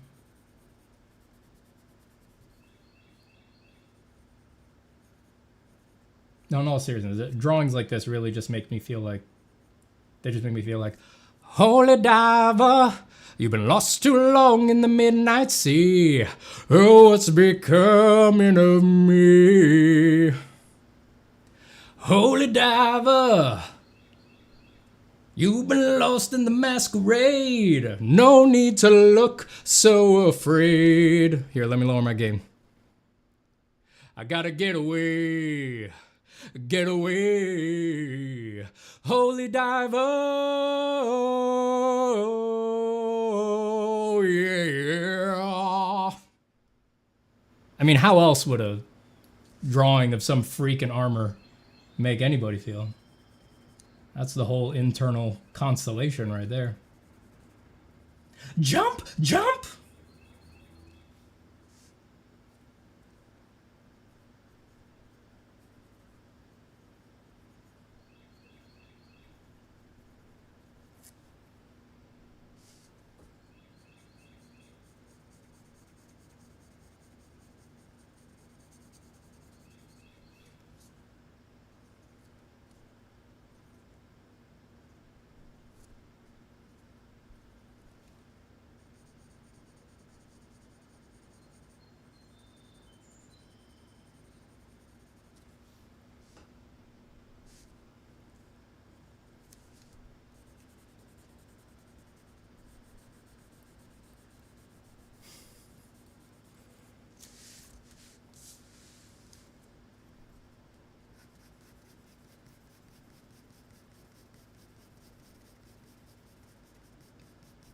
It makes me laugh to preface that with, but in all seriousness. Emperador Madingo says, haha, you're definitely neurotypical. Definitely. For sure, dog.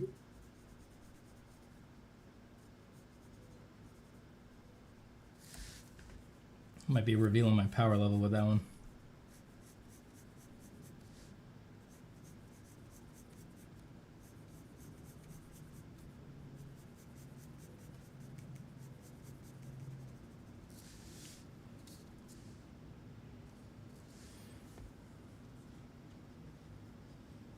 I'm listening to this as I practice sign language. When I'm finished, I will be drawing linguistic hand shapes. Nice. Send pictures.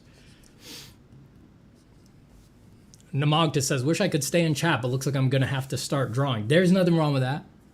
Go on. That's why I'm here. If I could get you to close the stream and draw, I have succeeded. I've succeeded. C-Lab 2021 says, I'm sorry. Hello, Steven. How are you? I'm good. No need to apologize. Do you use a specific type of pencil or just any mechanical or manual pencil you pick up? I really like your unique style of drawing. No, just like, depending on the situation, I'm of course picky about what pencil I use. This is a very normal pencil, but it's highly flexible. I mean, it's like, I guess I am picky about this in a sense because I use this pencil a lot, right? But what I always say on this stream is that pencils are more alike than they are different. Paper does matter more. Paper makes a bigger difference. But there's really, like, for the most part, any effect that you can get with any given pencil, you can get with any other given pencil. Whereas there's effects you can get on certain types of paper or working processes that you can get on certain types of paper that you can't get with other types of paper. So I personally think paper matters more. For my money, like for a sketch like this, I could be doing this with a wood pencil, a mechanical pencil, a lead holder. I could be doing a sketch like this with anything from a 2H to a 4B, and it would feel basically the same to me. I would just need to make a light adjustment to how hard I press. Yeah, paper is a much bigger deal. And I just use this one for this kind of sketching because this pencil, I have a ridiculous amount of mileage for using this pencil for just on copy paper, doing a simple character drawing. I do this a lot. Cody donates $2. Thank you, Cody. I really appreciate it. I really appreciate the dono, man. You're always so kind. Cody says, courses, sale. It's the biggest sale ever. I like those smiley faces. They're all fucked up. Shaking face. I see kids running under the Christmas tree. Yeah, that's good. Thank you, Cody. I really mean it. Cody says, day with family. Happy drawing. Thank you, Cody. Enjoy your day with family. And happy drawing to you when you get back to it.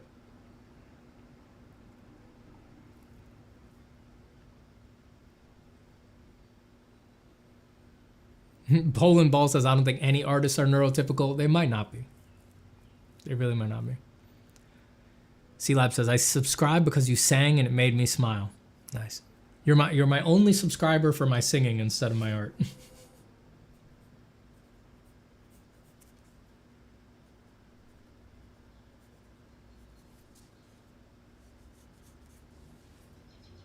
What brand of copy paper do you recommend? So like I said, or as the title says, I consider this to be bad paper. So I actually don't recommend any copy paper. For doing disposable, simple drawings, any copy paper will do. It just depends on your preference for toothiness, for whiteness, smoothness, things like that. I don't recommend copy paper. I'm always telling people on this stream, I think as much as possible, you should draw on very good paper. What I recommend is good, pricey paper.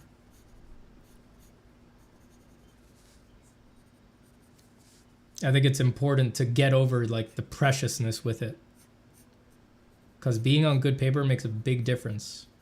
It allows you to correct and make changes and actually rehearse the full ability of your rendering and finish, which is not something you can do on copy paper. So I think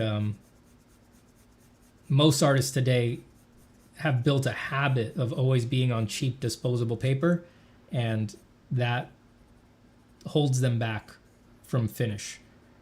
I think it's better. What is more needed in this era is to build the habit of working comfortably and almost disposably on very good paper.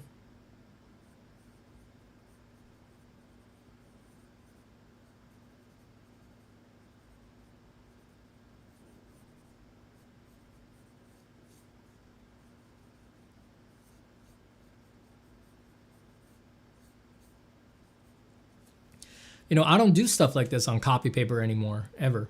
You know, I used to do this a lot, but I haven't done something like this on copy paper in literally probably years at this point. I just decided to do it tonight because, I don't know, I was thinking about that. And I was like, let's do it again.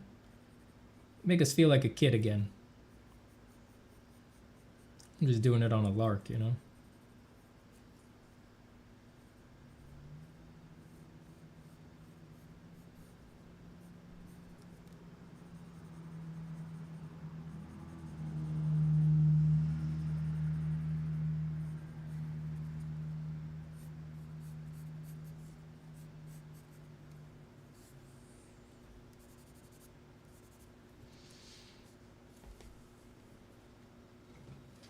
To me, copy paper just feels the best, the flow. No, I agree. I have come to prefer really good paper, like even for the feeling. Like my favorite paper, hands down, cheap, expensive, is Strathmore 400 series bristle paper smooth. But yes, I did a lot of drawings like this, thousands of drawings like this over the years on copy paper like this because I like the feel, because I like the feeling.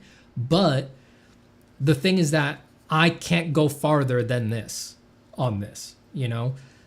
I can only make this look good insofar as I can get it right the first time and not make big mistakes. As soon as I need to correct or make a big change on this drawing or make it much darker, I'm cooked. I'm done. I can't do it. You can't do it on this kind of copy paper. So it held me back, and I had to admit that it was holding me back because of that. So yes, it feels good here. What doesn't feel good is that when I want to make things nice and punchy and black and high contrast, the paper tears. Or if I erase, the paper burnishes, and now I cannot draw in the erased area with the same working qualities as fresh surface. That sucks. Those things suck. And good paper doesn't have those problems. Which is an answer to what Sherzar asked, what makes this bad paper? Those things. It feels good on the put down. It does feel good on the put down. I've always liked it, but it holds you back. You can't go all the way on cheap paper. And that's bad if you build a habit for only working with this put down, because then you'll never go all the way, you know?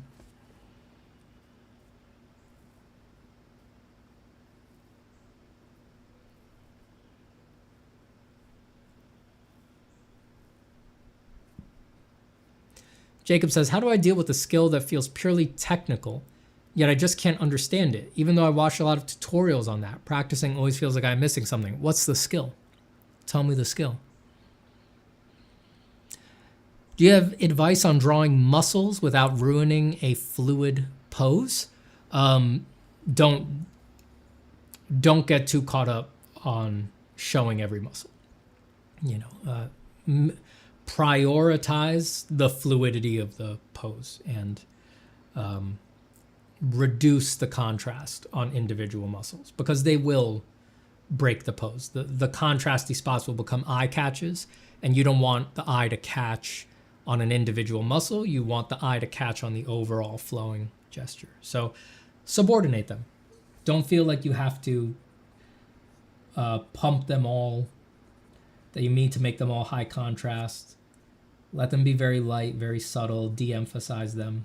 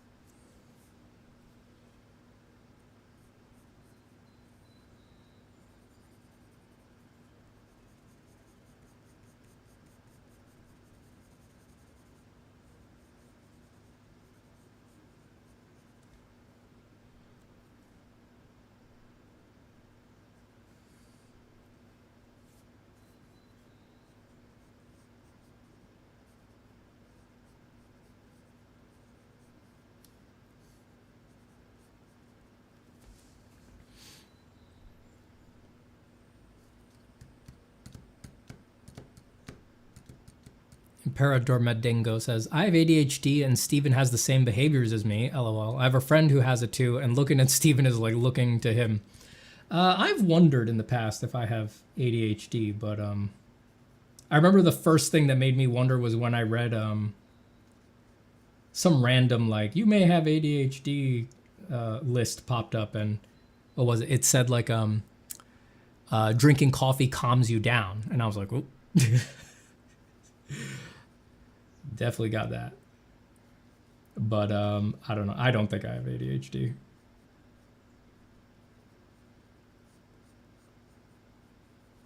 I think my ability to focus for incredibly long periods of time on the things I have to do probably means I don't have ADHD.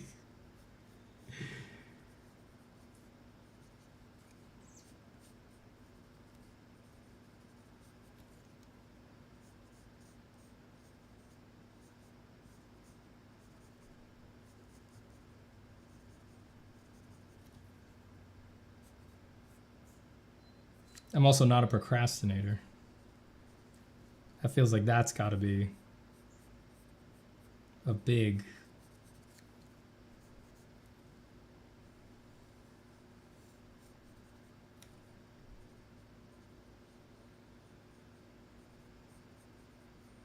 It's like if you have ADHD but you don't procrastinate, like, does it even matter if you have ADHD? It feels like that's the big thing that people with ADHD suffer from.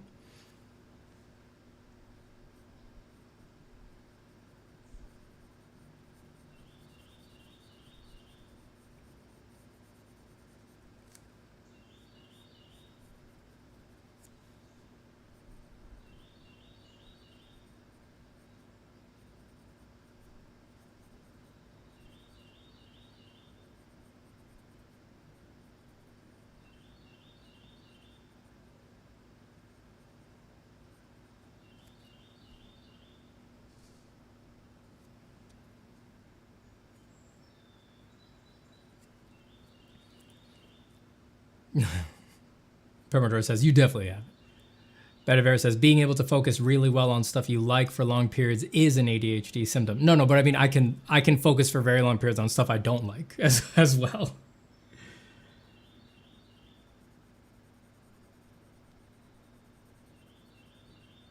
I don't know. It's like I can definitely get pegged by like some of the, like, you know, like, oh, here's like side symptoms that might mean you have ADHD. Like the coffee thing, right? I could definitely get pegged by that, but I don't have the main thing. I don't struggle to focus.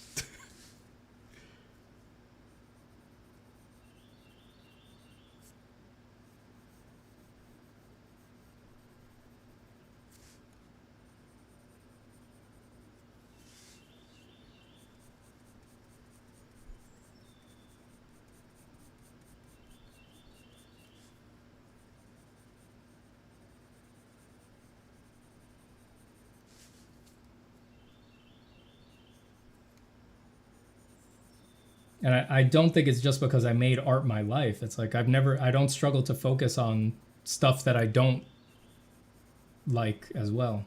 And I don't procrastinate stuff that I don't like. I don't procrastinate art, and I don't procrastinate stuff I don't like either, you know?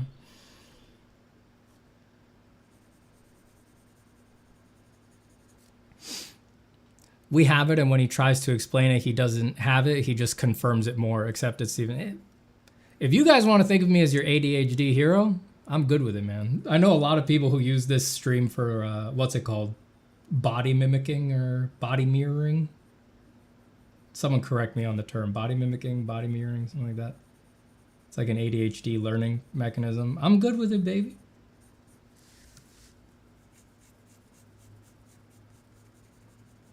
I'll be your ADHD hero. I don't care.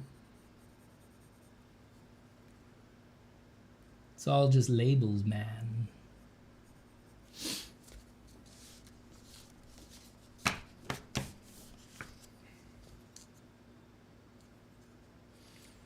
C-Lab says, if coffee makes you calm or relax, you have ADHD. Have you considered that it might just be my Colombian genetics? I think that's what you haven't considered.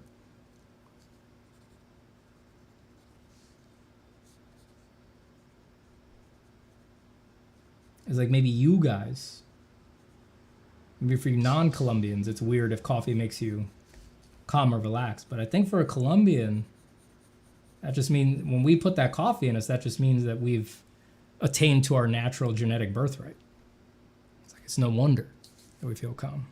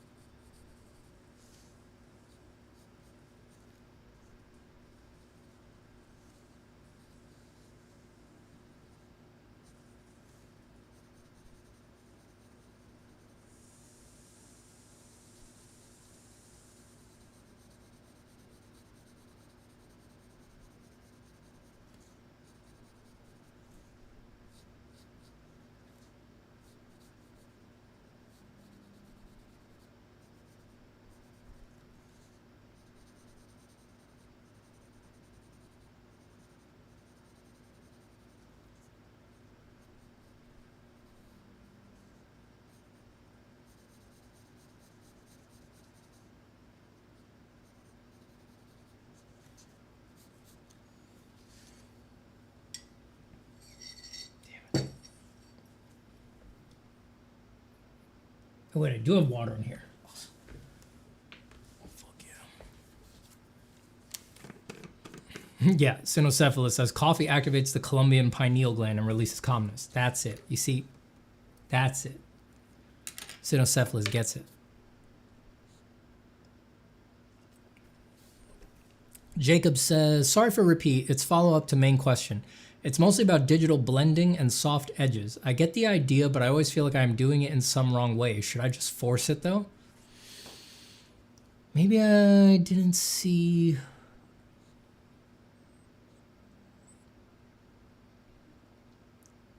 Oh, that's right. That's the purely technical knowledge. It's mostly about digital blending and soft edges. I get the idea, but I always feel like I'm doing it in some wrong way. Should I just force it through? I'd have to know more about specifically what you're not getting about edges. This is a hard question for me to answer without seeing like your work or something like that. I'll say this, it's just because it's a common thing people struggle with in the digital realm. Someone told them don't ever use the soft airbrush, and then they're struggling to make soft transitions, and they're not using the airbrush because someone told them not to. The airbrush is excellent for making soft transitions. Use it. I use it all the time. It's a wonderful tool. That might not be your problem, but that's something I encounter all the time because there's that stupid pesky meme that you shouldn't use the airbrush. Even the people who spread that meme, they don't mean it for soft transitions. They mean don't use it for everything. But the people spreading that meme, if you said, what about for like the soft form roll out of the Terminator for the halftones, they'd be like, oh, of course, use the fucking airbrush. Why would you not, you know?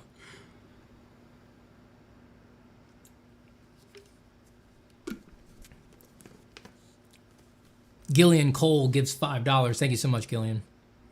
Jillian? I appreciate it. In fact, I love it. And you know, pure, uncut Colombian coffee is going to my son. And it's going to cure his ADHD. Like coffee does for all Colombians. When he says, wow, I feel so much better, Dad. I'm like, that's because of Gillian Cole. Gillian says, what do you think about the connection between making art and improving mood and mental health? I think they're one and the same. I mean, It's no light connection. I think they're totally bonded. Yeah, it's hard for me to even answer that question. It's just like, to me, that's like everything, you know. And it's kind of the point of this channel, you know. If you look at the videos on this channel, forget the streams, like there's basically not a single technical tutorial on my art channel. All I do is talk about the mental health stuff with art. So yeah, it's difficult for me to even frame a response because I'm like, yeah, of course, that's all we're doing here.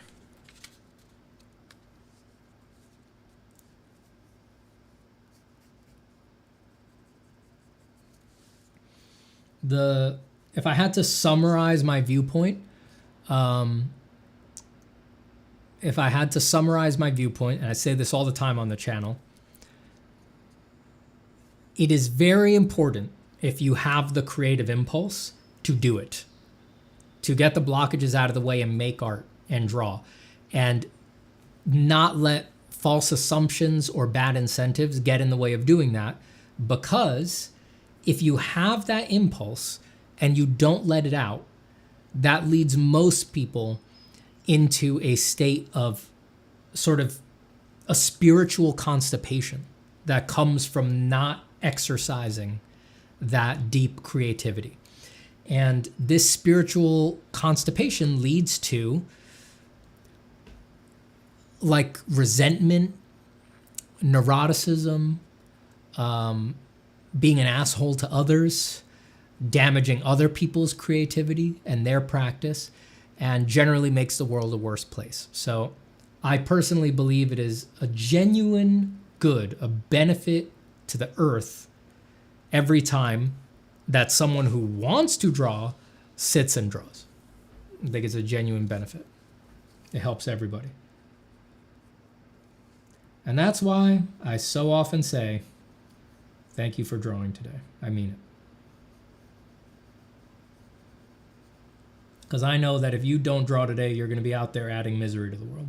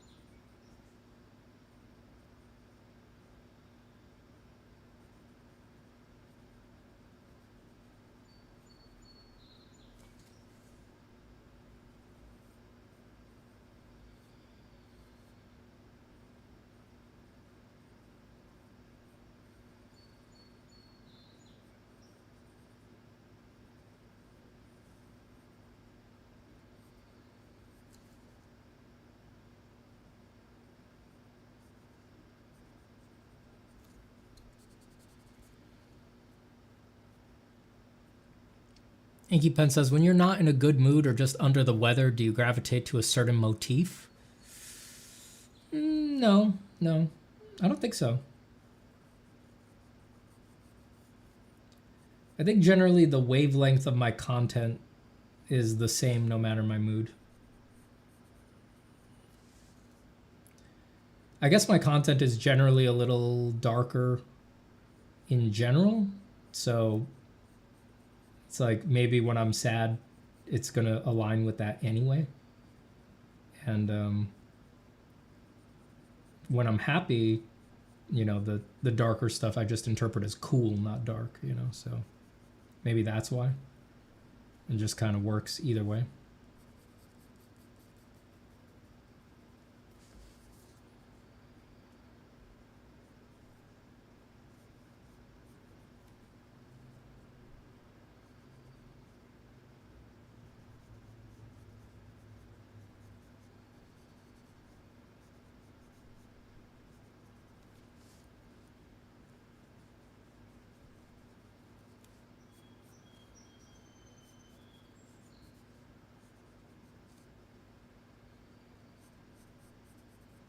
I can't get Dio out of my fucking head now.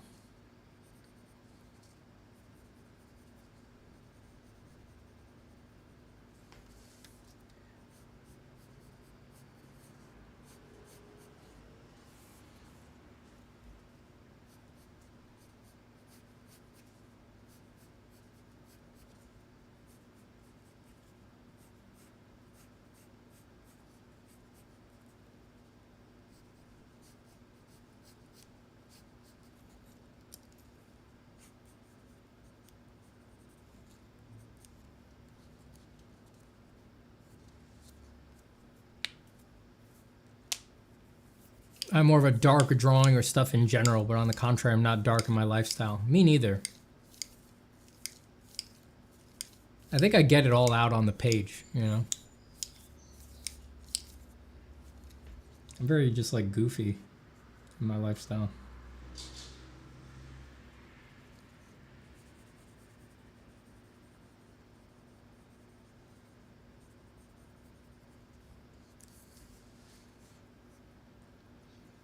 Jerry says, hello, sir. Between digital and traditional, which do you prefer? Traditional all the way, man.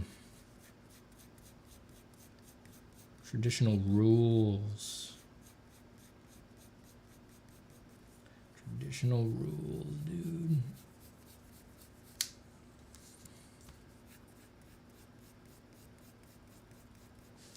Traditional is just, ooh, oh my God, it's so good. It's just, oh my God, it's so good.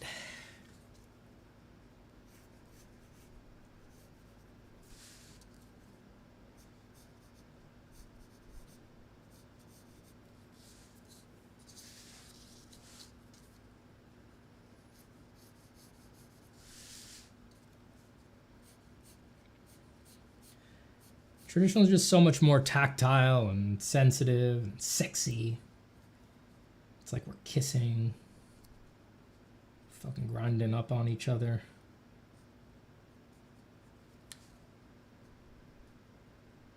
It's getting hot and heavy in here, you know? What were we talking about?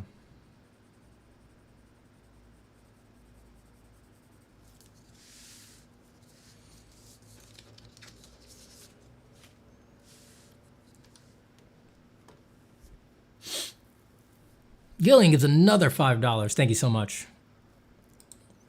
You're making me cry over here with those fucking money you sent in my way.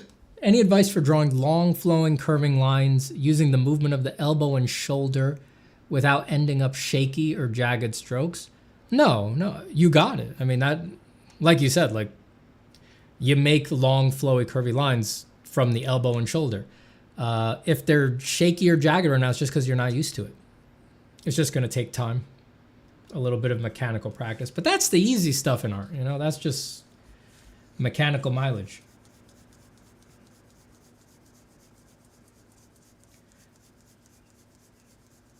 I mean, you'll be able to erode that barrier with a few days of even just drills very quickly. Literally just, you take a blank sheet of paper and you just go. And you can make up little games like making these overlapping tangent curves like that. Or you can do, you can put points on the sheet and then try to hit them all with a curve. And it doesn't actually matter. It's if you actually hit it, it's not, there's no hope for perfect accuracy there. And there's very vanishingly few times in drawing where you would need perfect accuracy on such a crazy curve. But it's a fun way to pass the time. You just do dot, dot, dot, and then try to find a way to put your elbow arm movement through all of those. You just fill a few pieces of paper with that every morning and you will see a difference. That's just a mechanical function. And once you have it, for the most part, it's with you forever. It's like 80% of the gains there are like permanent. Only like the last 20% really depends on how much you've been drawing lately.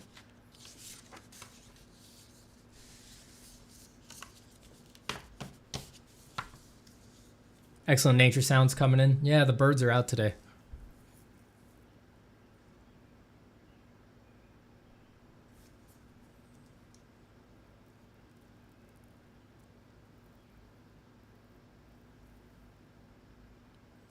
Shirazar says, answer to every question, just draw. Yep. I mean, that'll handle most of them. Shady on Fire says, Steven, always happy to catch a stream with the perfect timing just before almost having a midlife crisis. Happy to help in a midlife crisis, for sure. Don't worry, keep it steady, baby. Keep it steady. Jerem says, all your questions were already determined, even me writing this. That's right. You got it, baby.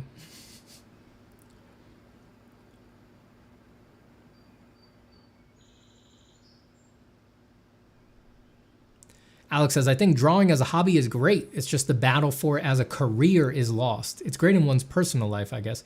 Well, it's definitely great as a hobby, and it is great in one's personal life. Why do you say it is a career as lost? I don't know if you're referring to like AI or you mean just personally in your life. I mean, it's still out there. People are still doing art for a career. No one knows how this shit's going to shake out. Malaboot 999 says, Steven, do you think learning realistic technique and precise study of the forms of things in a realist way implies a love of the world? I know plenty of people who have learned those techniques not because they love the world, but because they thought it was like an objective way to show their discipline and manliness in art. And so that's stupid. They just think that's like the objectively hardest, best art, and they want to fight people over that. And it's nothing to do with love of the world. But if you have a more open heart, if that resonates with you philosophically, then yeah, for sure. For you, it would imply a love of the world, yes.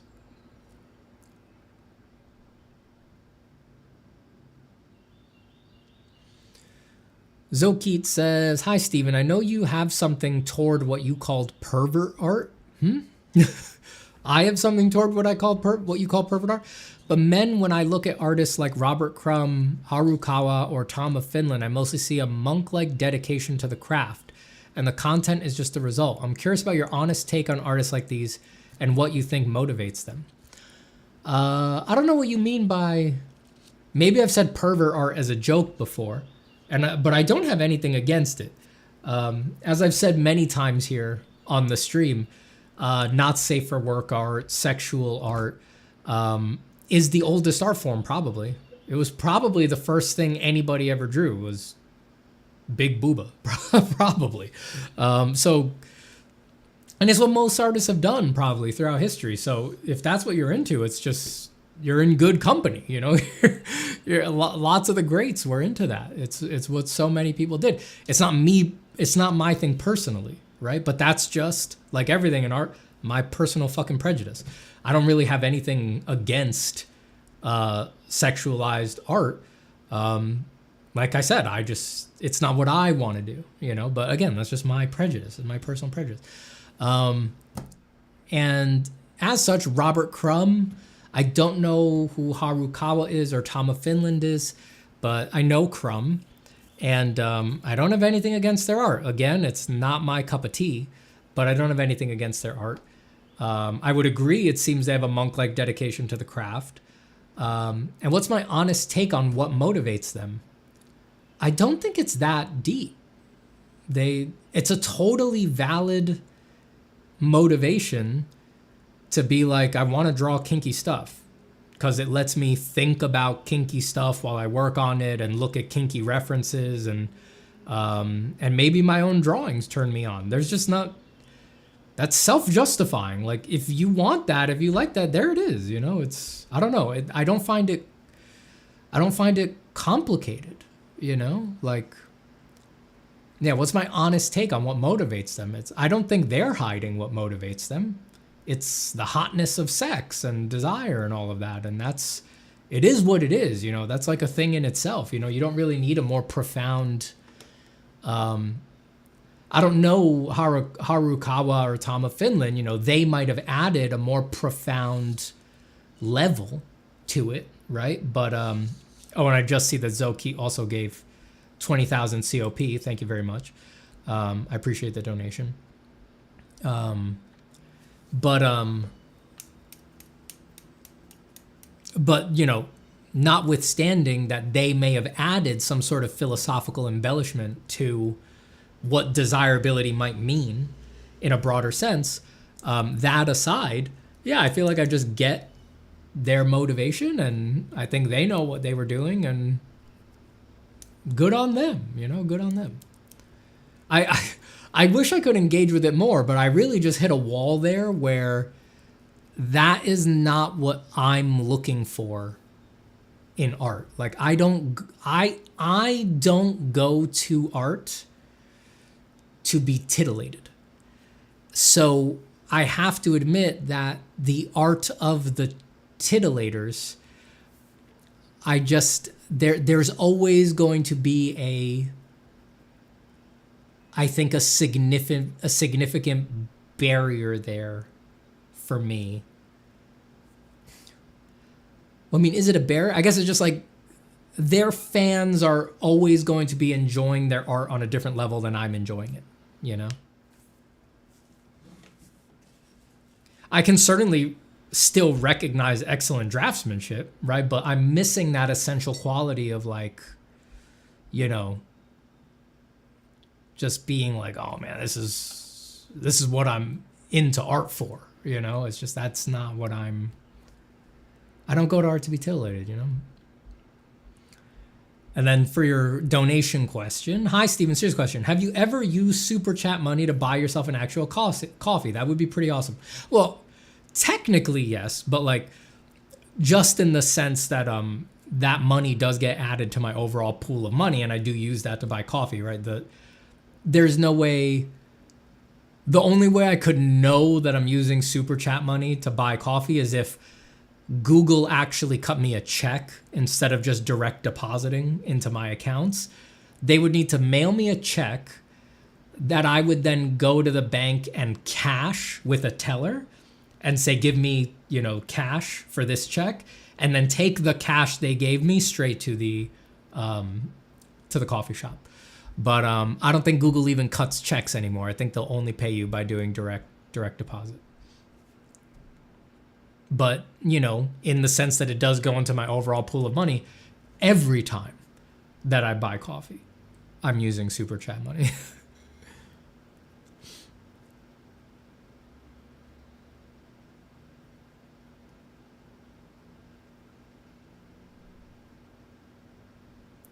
Drawing I7S says, sorry for repeating. Do you think teaching art online is worth pursuing?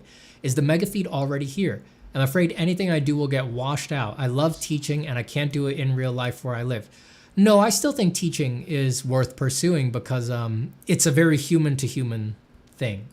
So if anything is not going to be washed out in the AI dystopia that we might have coming, it's going to be that. It's going to be stuff that's human to human. So I actually think odds are good that if you want to focus on teaching, there will be a path forward there. Because it's just so inherently person to person, and that's not something that AI is going to swipe. I mean, it's like, people want to be in a trusting relationship with another person for mentorship. I think that that's a very deep desire from people.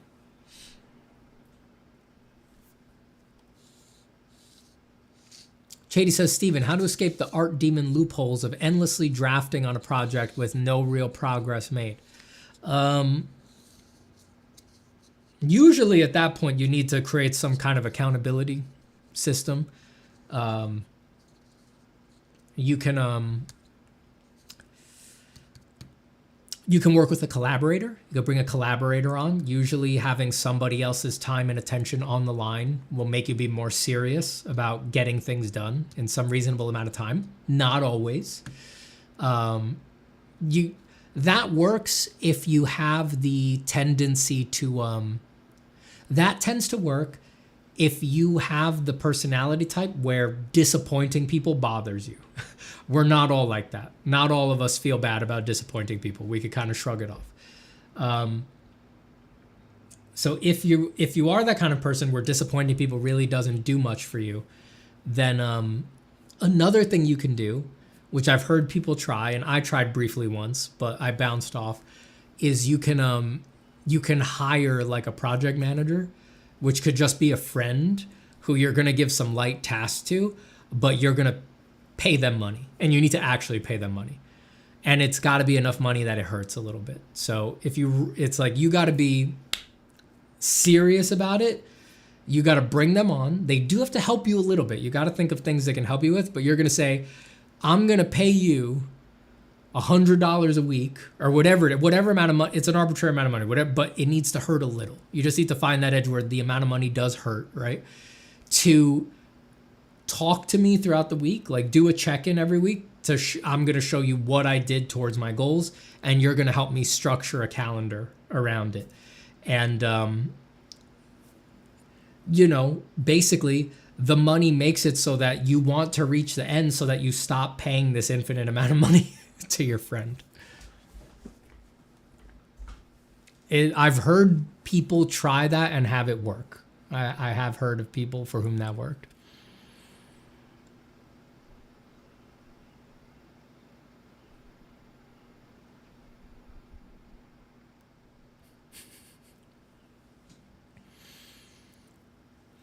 Gavin says, I look at the Starfish character by Marko Djurdjevic every day now after you put me on. Man, it's too good. Pretty sure you know what I'm talking about. Of course I know what you're talking about. Well, if you watch my interview with Marko and you heard me talk about Starfish, it's got to be one of my biggest influences by time spent, for sure.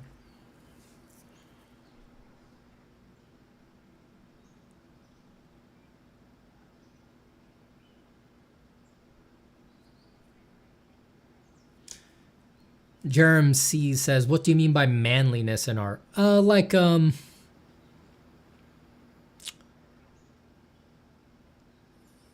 using that as a shorthand for like wanting to know you're right and prove to others that you're right, and sort of have and also have like an elbowing quality of like telling others that they're wrong and they're not doing it right. That's what I mean by manliness. Which is definitely an undercurrent in certain sectors of art, and it's annoying as fuck. It's really annoying as fuck.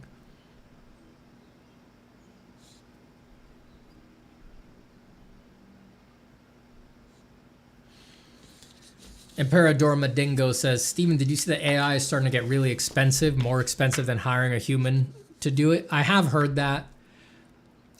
I don't know. But then I also hear that the price of tokens is dropping exponentially. So that may be true now, but that doesn't mean it's going to be true forever or for long. I don't know.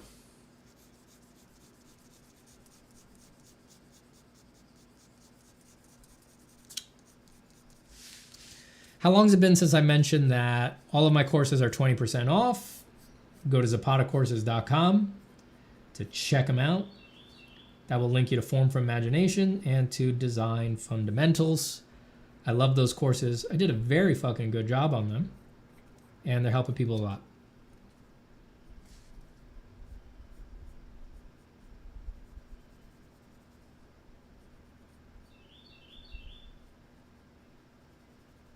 And they are on sale 20% off, massive savings, until July 6th. So 'tis the season to lock them in for your summer learning. And also, if you get the feedback versions, people always ask. So just to remind people, for the feedback versions, there is no time limit for feedback. So yes, it is a good idea to pick them. If you think, oh, I'd like to maybe get one late, but I wouldn't be able to do the assignments until later, maybe the end of the year, something like that. It does make sense to pick it up on sale now and then just sit on it until you're ready to start the assignments, which can be anytime.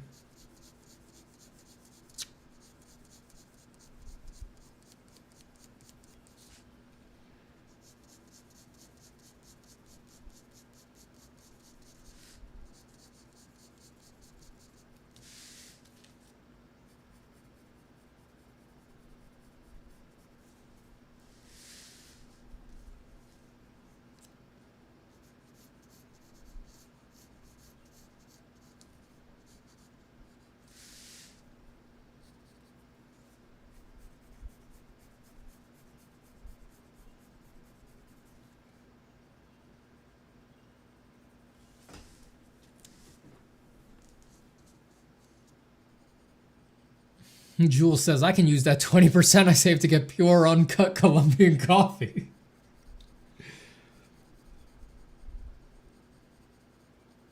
That's right. See, now you're thinking like an addict. There you go. Now you're thinking like an addict.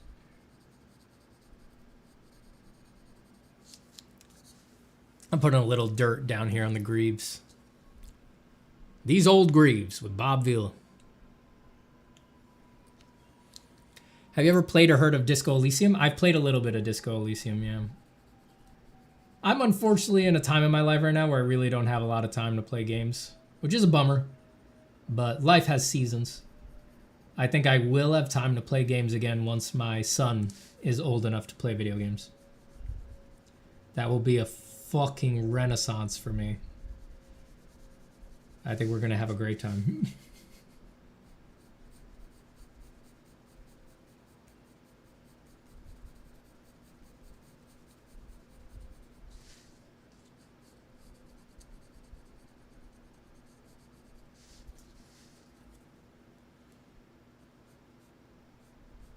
Nice and punchy black on the other side of this crease.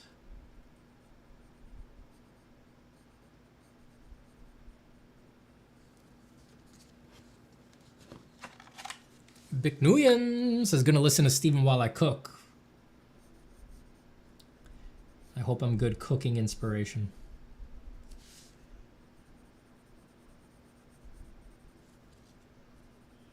Aspire to the same level of artistry in cooking as I have in drawing.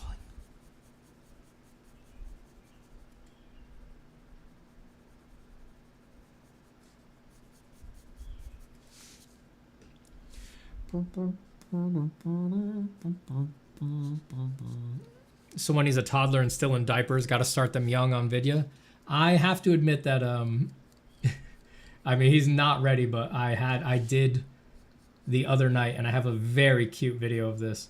I did the other night give him the controller and have Elden Ring up, just trying to create the initial understanding that if you move things on the controller, things move on the screen. And maybe I'm hallucinating it, but I kind of think he got it. He was kind of like moving the joystick, but then he'd look at the screen and like the camera was spinning around, and he'd go, oh, and biting the controller. And so he'd be like, I mean, and then it seemed like he got really excited and he was holding the controller like the wrong way, like vertical, and he starts going, ah, and I was like, yes, I think he might have got it. I think he might understand that there's some link between the controller and what's on screen.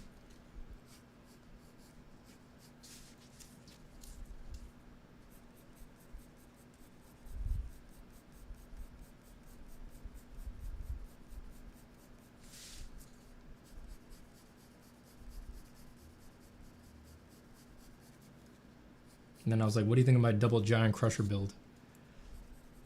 He didn't answer. Do you read or listen to your audiobooks? If so, does the wording help with coming up with ideas for characters or designs? If I listen to like a fantasy book, it definitely does influence my characters. And I find that I usually, if I'm listening to a fantasy book, I do almost every time, I'll do at least a few sketches based on some impulse or mood that the book gave me, if not a direct illustration of one of the characters. The other kinds of stuff that I listen to, I think they influence me in a more abstract way.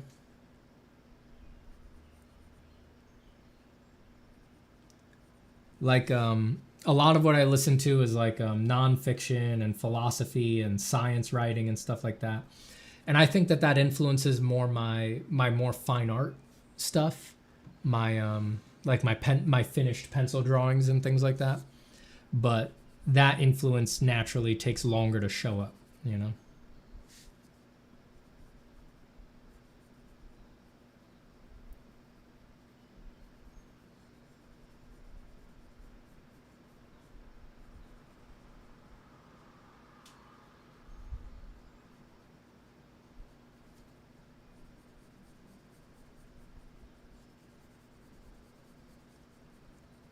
Like the other day, I listened to Michael Pollan's new book, A World Appears. And there was definitely some stuff about plants in there that blew my mind. And I could see that, you know, it going into the unconscious mill and emerging in some pencil drawing in the future. But that's a longer process, you know. It needs to get churned around by the unconscious. I need to really think about what it means to me and things like that.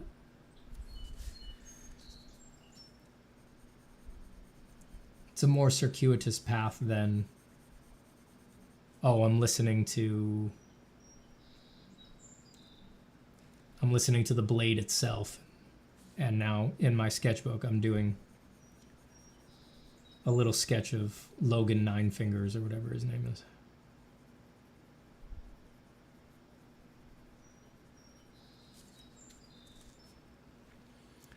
Gillian says, what was the inspiration for the boar drawing you made in your video, and do you sell it? I currently do not sell any of my pencil drawings.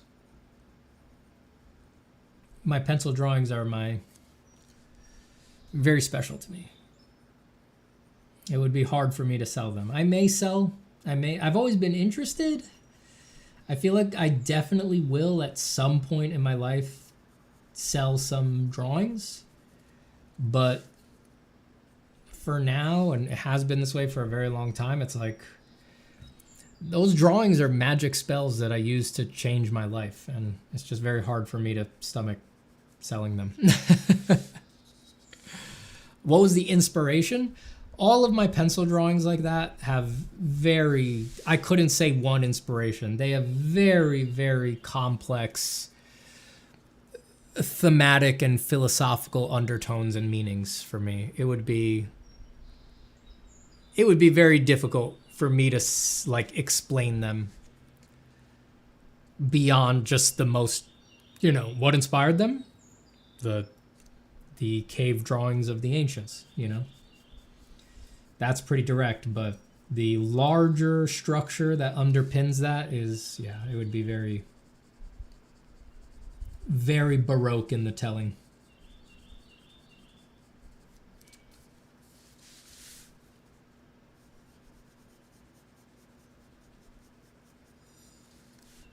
Are you using HB lead? Yes. What paper is this? Why is it bad? It's just a very cheap printer paper. Not for drawing. And the main thing that makes it bad is that, well, you can sketch on it, but you can't finish on it. If you try to erase something or correct something, the eraser will destroy the paper.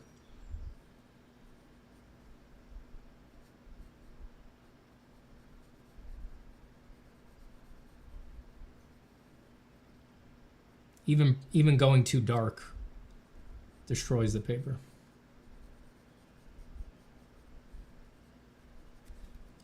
You have to be very delicate with it in a way that you don't have to be with good paper.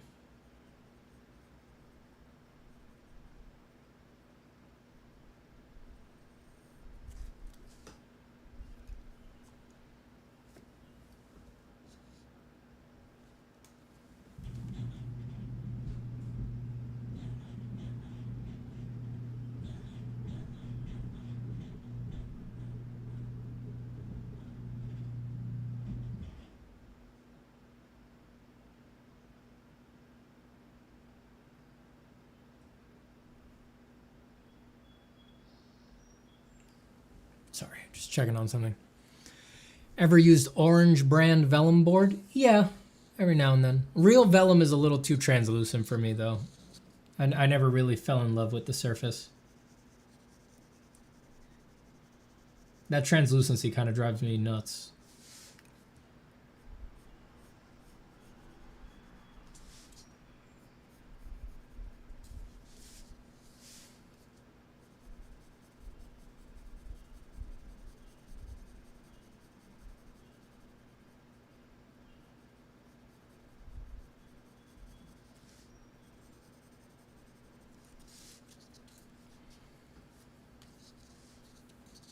Quality paper makes a difference, definitely.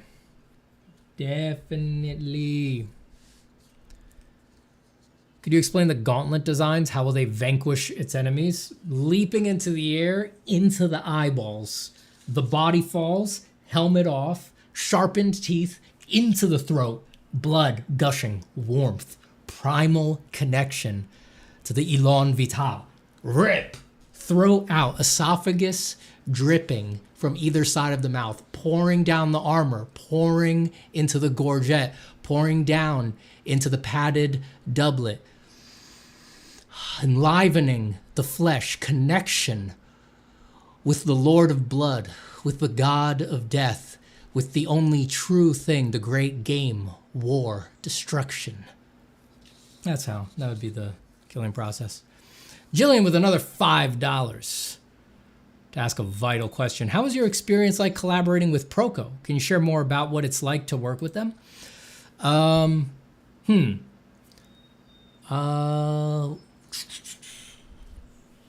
trying to think back to when we first started working together.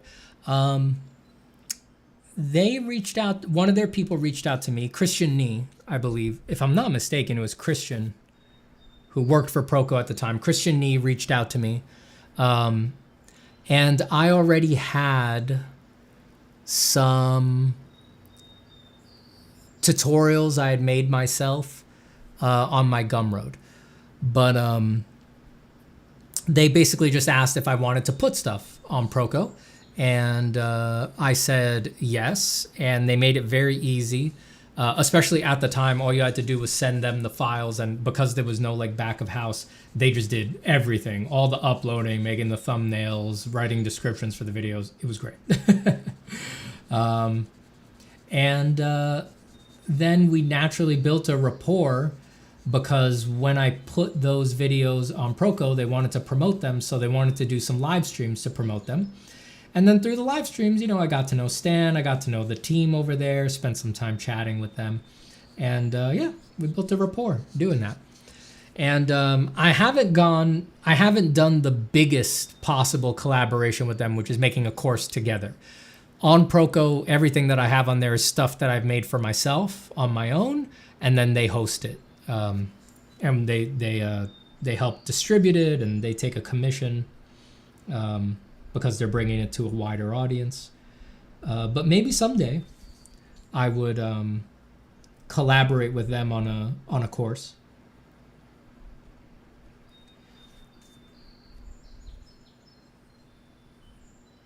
When you collaborate with them on a course, they actually help you design the content, and a lot of the times they also edit it for you, which is obviously a big help. But I've never done that with them. So yeah, I have good experiences with those folks. I've done a bunch of live streams with them, which they're great about that. I mean, they'll let you do basically whatever you want on a live stream. They're very chill about it, which is awesome. And same with the video that I made for them, where I did the Harpy. That was really fun. That I did do for them. They said, if you want to do a longer video with us, we're happy to put it up. And I conceived and did the Harpy from scratch for that video with Proko. But again, it was very hands off. Like, they trusted me and they were like, do whatever you want. We're confident that you'll do something good. You'll do something awesome. So yeah, I just had a lot of freedom with that, which is always great. They were pretty hands off.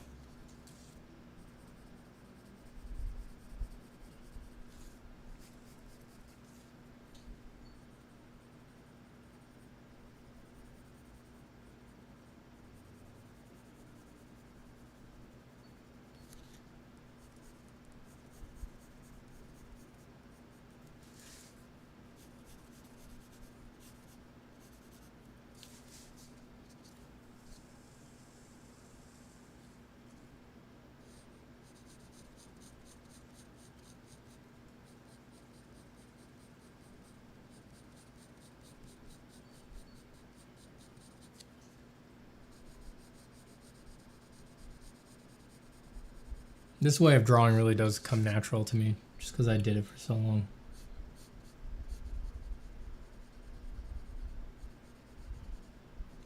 Fun to return to.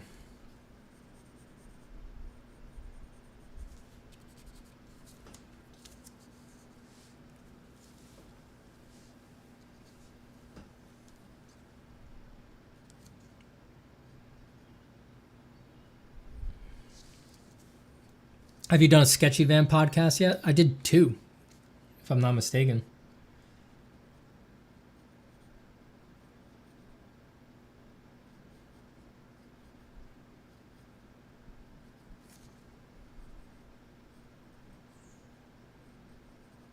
I did one pre-AI that was just like about my general philosophy about art, and then the second one was right around the AI stuff emerging, so it was basically all about AI, if I remember correctly.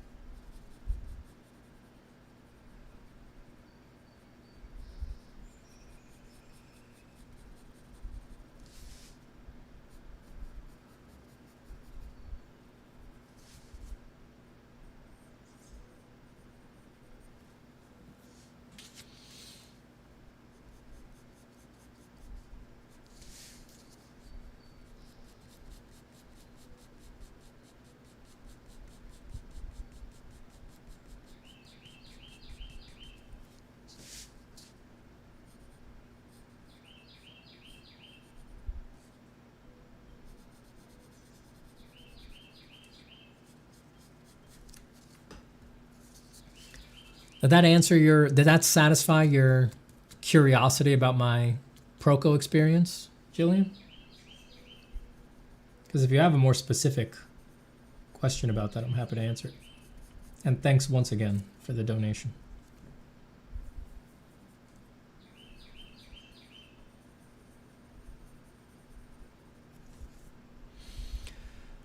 Smidgix says, do you have any suggestions for paper that's good for inking, but on the cheaper side? I use orange vellum, but I don't know if it's not that good for inking or if it's just a skill issue.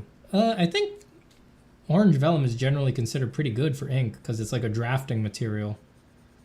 It was originally for like architects and stuff like that that needed to pin down plans. Bristle paper is very good for inking.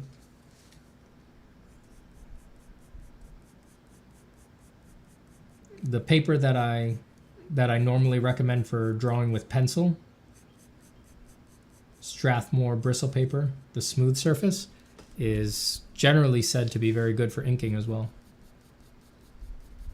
I think a lot of it just comes down to personal preference though.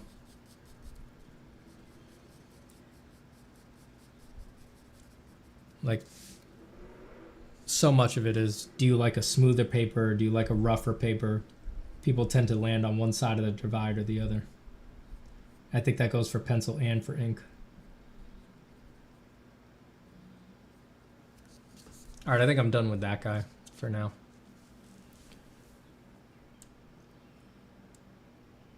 He was fun.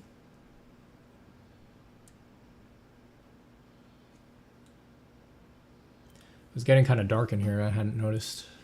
Apologies. But you guys probably didn't notice.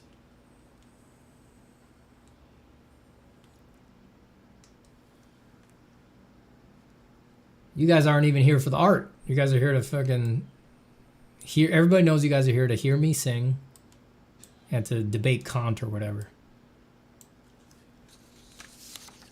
What other one do I want to poke at? Glacius. I'm using HB lead. All of my mechanical pencils only have HB lead in them. Except for like my 0.3, which for some reason they don't make HB lead. Well, they don't make, at least for my pencil, they don't make 0.3 lead in HB. I think that's because it would be too soft at that tiny size. So that has H in it. But I use that pencil pretty rarely, and certainly not on sketches like this. Really only use that on a very finished pencil drawing.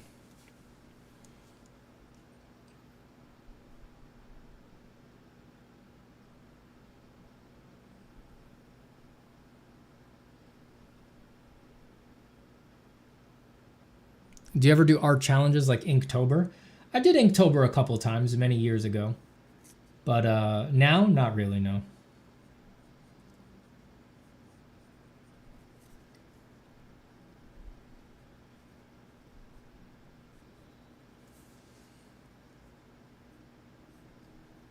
I haven't done an art challenge in a long time. Yeah, I did Inktober for a couple years. I did an ArtStation challenge years ago, the Beyond Human one. But I don't know. I think I reached a point where I'd done enough client work in my life where I was like, I kind of just want to draw whatever I want to draw that day. You know.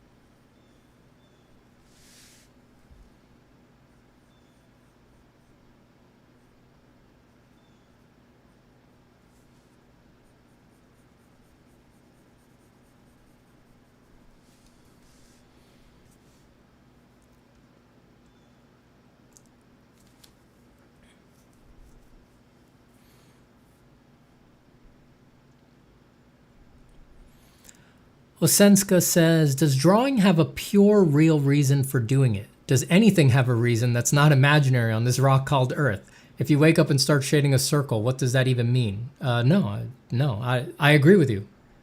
I don't think that anything has a real, robust reason, like an objective reason on this rock called Earth.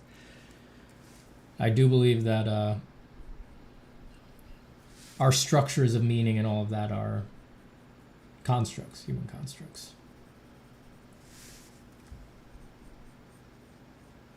And they're useful insofar as they work on you. And if they don't work on you, they're not useful. But I'm right there with you, man.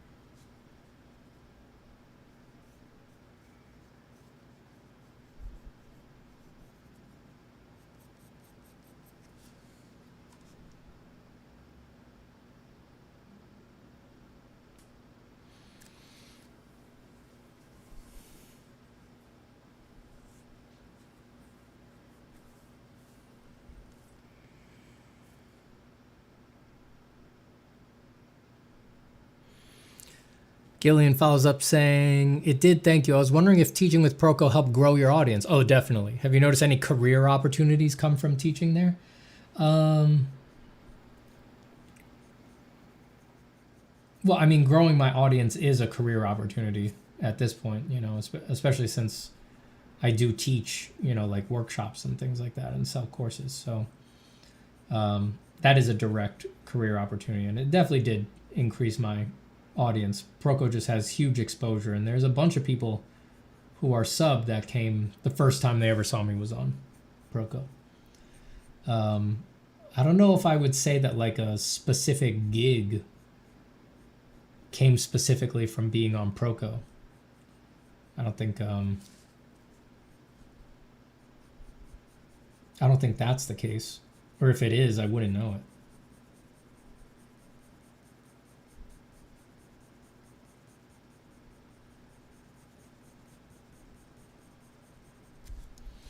I think it's mostly students watching Proco. I don't know how many like art directors or something like that are watching Proco.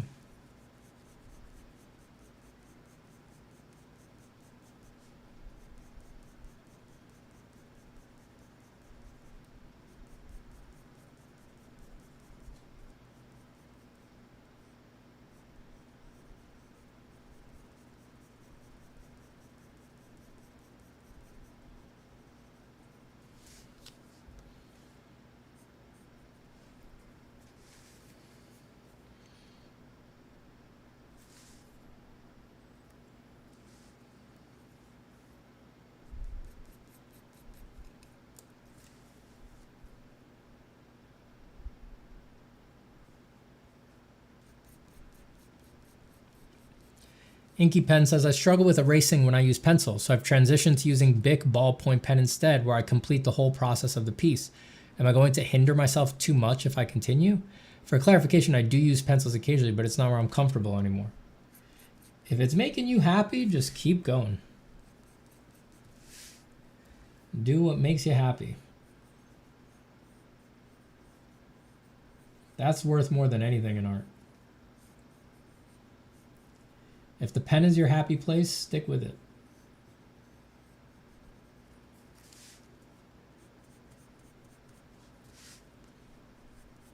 Like, I don't use pencil because it's because I believe it's like objectively the best thing to use or anything like that. I use it because it's my happy place.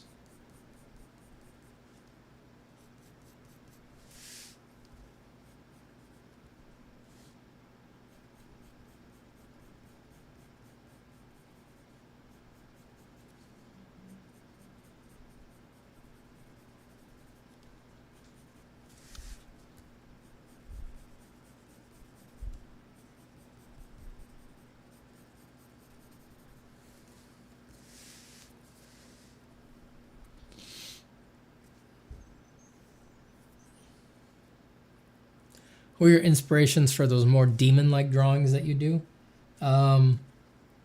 Artists like Ernst Fuchs, Zdzisław Bekczynski,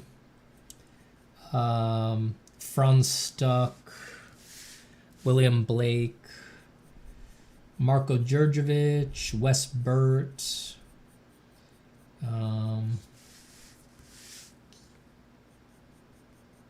Alan Williams, Alan Lee, John Howe, Carlos Huante. It's a very long list. Wayne Barlow.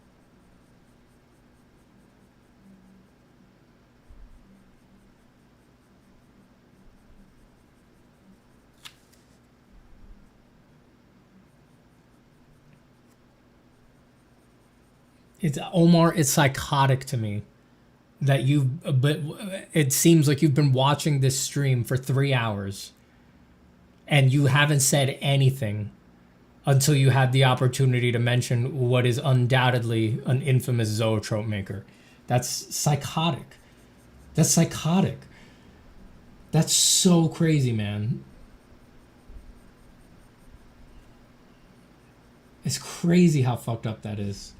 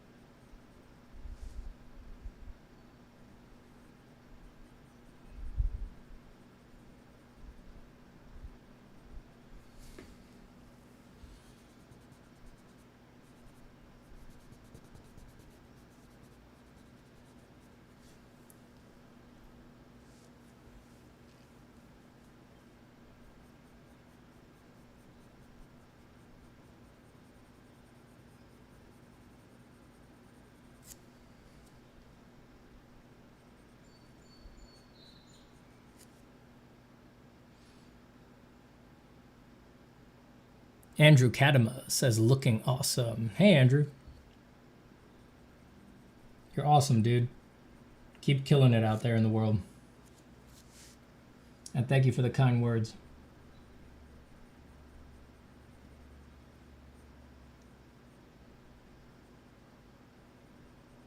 I would tell everybody in this audience to go check out Andrew, but there's no way they don't all already know you.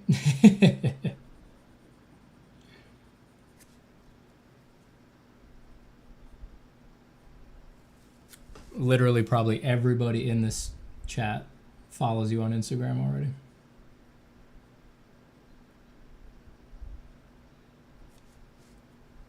But you do have a YouTube. They should follow you on YouTube too.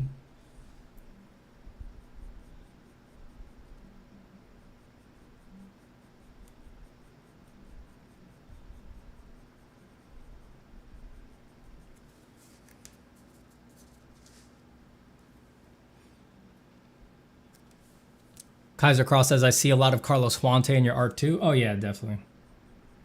If Carlos Huante doesn't go down in history as one of the best creature designers, that'd be a sin.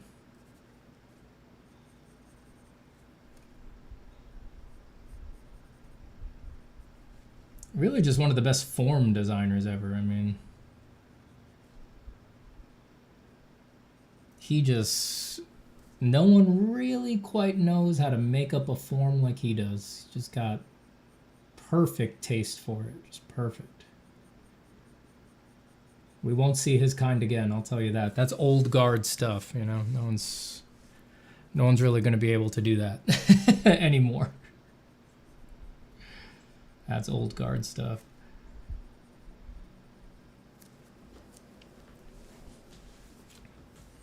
Bick says, I can see Wes Burt influence, but I see more William Blake in your work. I love Blake. He really inspires me to be weird whenever I can. He's a great inspiration to remind you to get out of your head, you know. Get out of your head, get into your heart.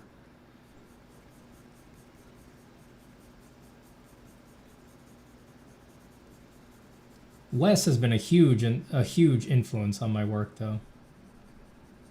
I mean, like, funnily enough, like, drawings like this, the stuff that I've been doing on this stream, like, drawings like this are specifically, these are influenced more by Wes than probably anybody else, you know, because he used to do drawings like this for work back in the conceptart.org days all the time. Him and Marco did hundreds of these, and they would post them, and that just like imprinted on my young mind, and I started doing it too. I mean, this particular type of drawing right now is very, very much indebted to Wes and Marco.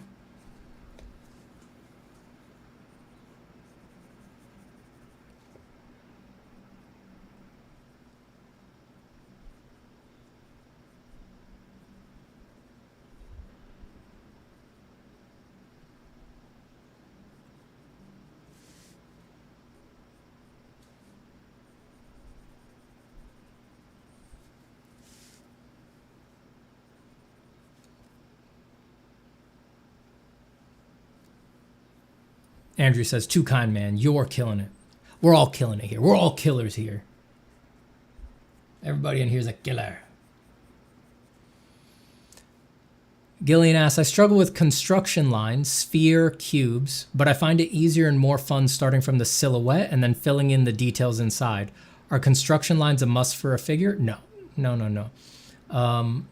I say it a lot on this on this stream and on this channel, but construction and like piecing together figures like that, all methods like that really are, they're akin to training wheels that you put on the bike for a little while.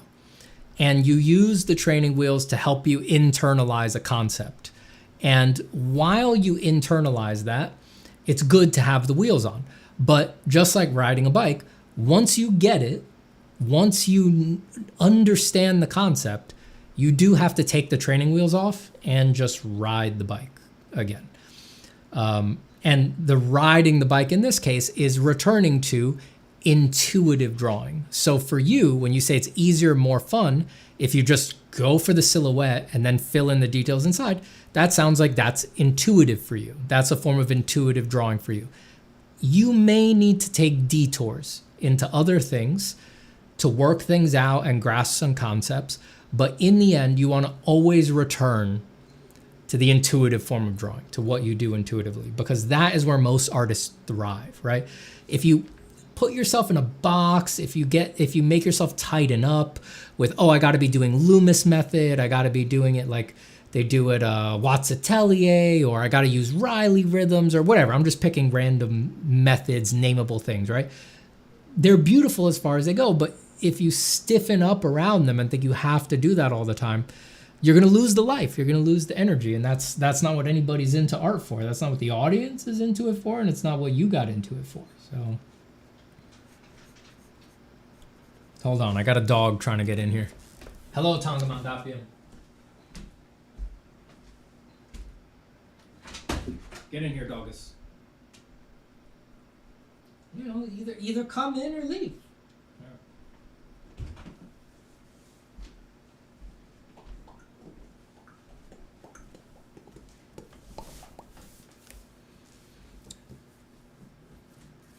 Bobby, Reb Holes does nice creature drawings as well? Certainly. Yeah, you know, like anybody, you know, so many of us, we find as the years go on, artists generally find that you really did just imprint on the stuff that you saw when you were young. And then that's just like what's cool forever to you. So it's like my uncle's drawings mixed with a bit of Marko Djurdjevic and Wes Burt is like, that's just like the end all be all of what I find naturally cool. And it'll probably be that way for the rest of my life.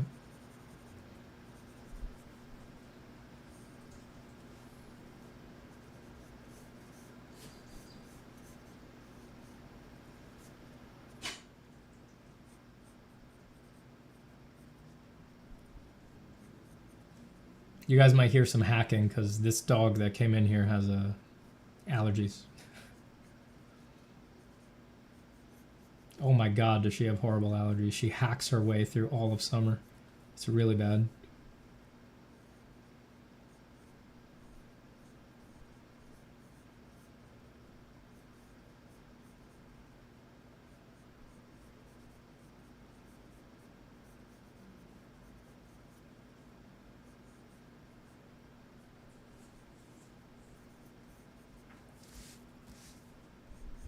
They want to be wearing like a glove.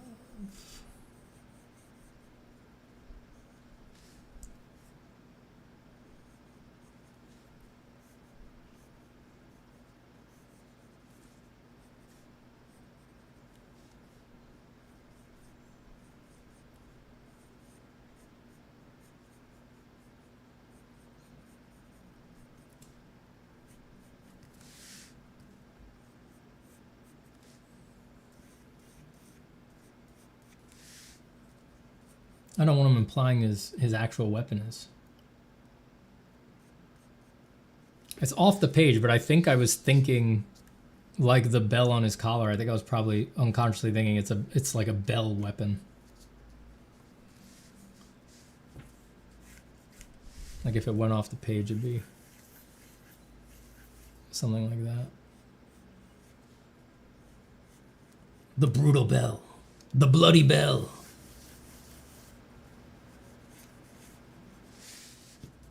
The bloody bell of Beldittrick. What's the most unusual thing that has inspired you? I mean, I guess I don't find it unusual, but I guess, or it's really not unusual for artists to be inspired by this, but given our culture these days, some people might think it's unusual, but my meditative experiences are tremendous inspirations for me. It's like there's so much more to making art than visual inspiration. There's also thematic inspiration, philosophical inspiration, inspiration of the heart, what keeps you from sliding into just black nihilism and things like that. And so there's a lot of things to be inspired by to constellate into an art journey. And yeah, probably what people would consider the most unusual is my meditative experiences.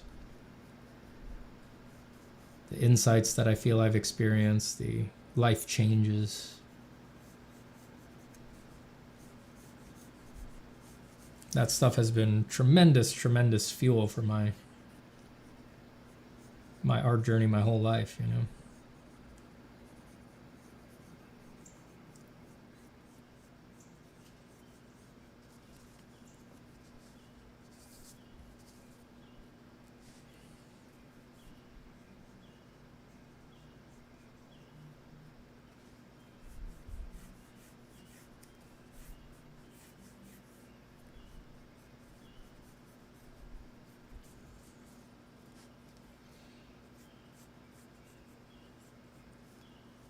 Yeah, let's keep the bell theme a few.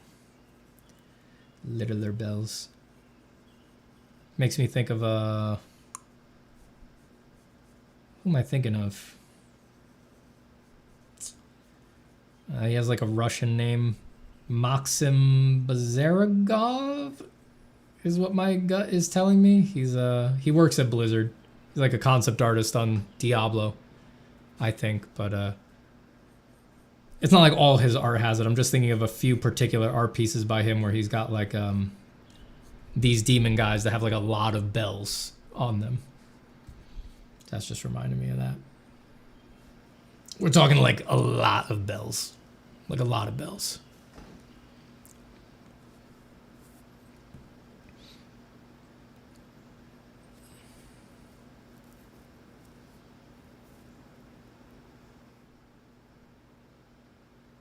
Bick says, that was Ayami Kojima paintings for me. Castlevania, forever cool to me. Also, my dad's drawings were my first foray into art.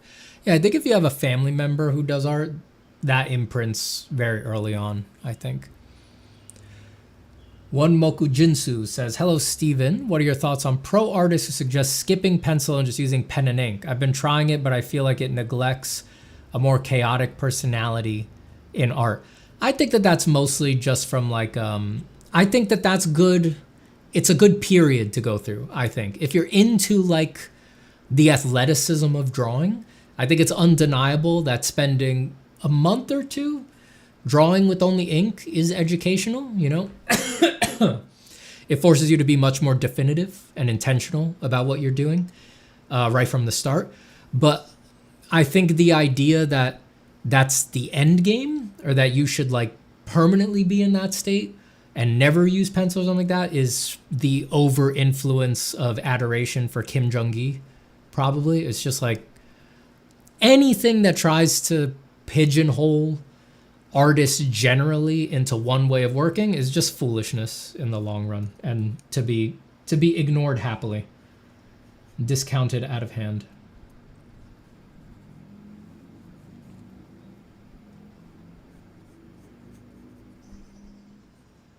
It's like, I love Kim Jong-gi too, but it's not like he discovered the perfect way to draw and that we all need to be copying him or something like that. That's not the point of art.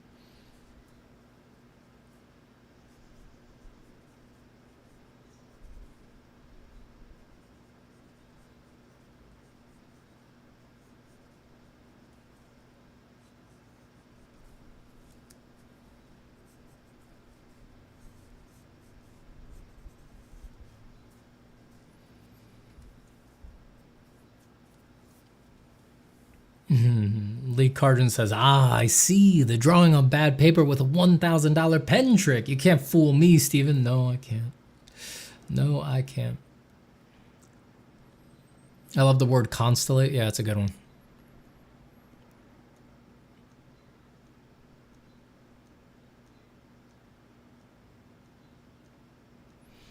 Inky Pen says, I like drawing with layers, background, middle ground, foreground, instead of perspective. I understand perspective, but I hate doing it. But I've been told by others that I have to do perspective. You don't.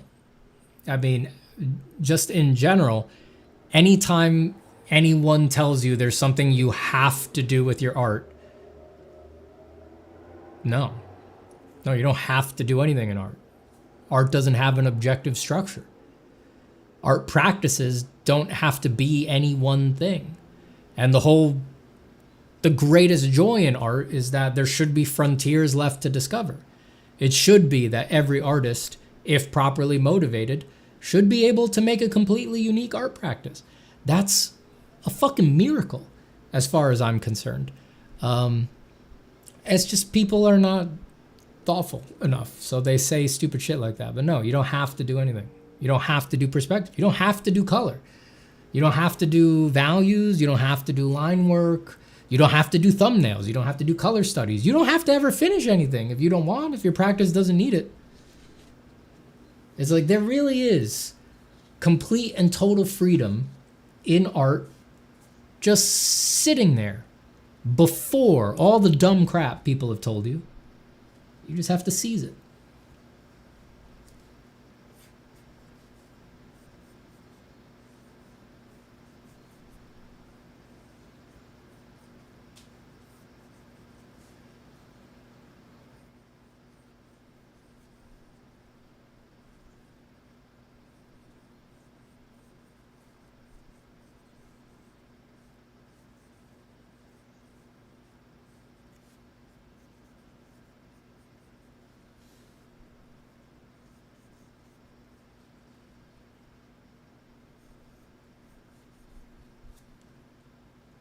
Oof.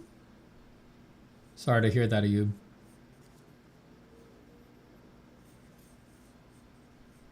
I've definitely had a few mornings go sideways because of stuff like that.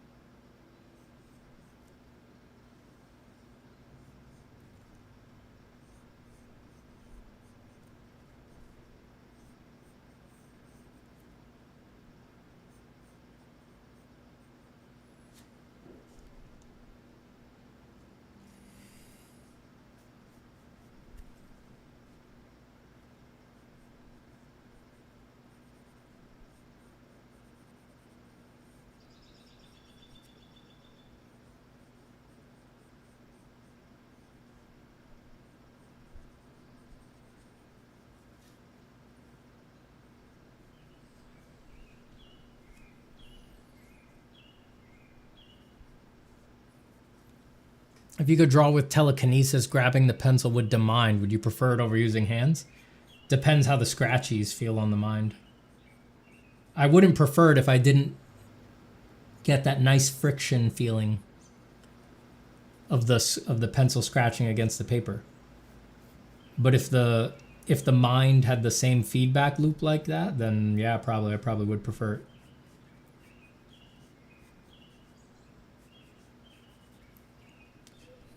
I mean, come on. It would be dope AF.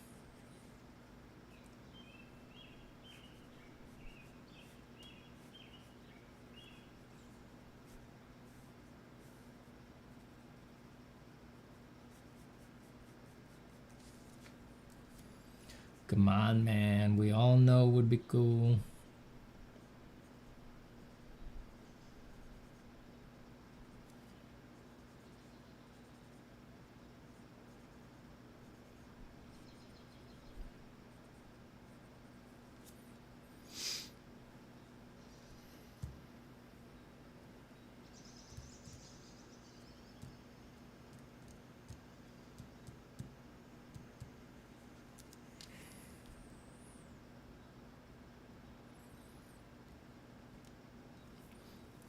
Bix says, love that you tell people to own the craft, Steven. I don't think like an illustrator. I think a lot more like a filmmaker. I think that's great. I think that's a good mindset to have.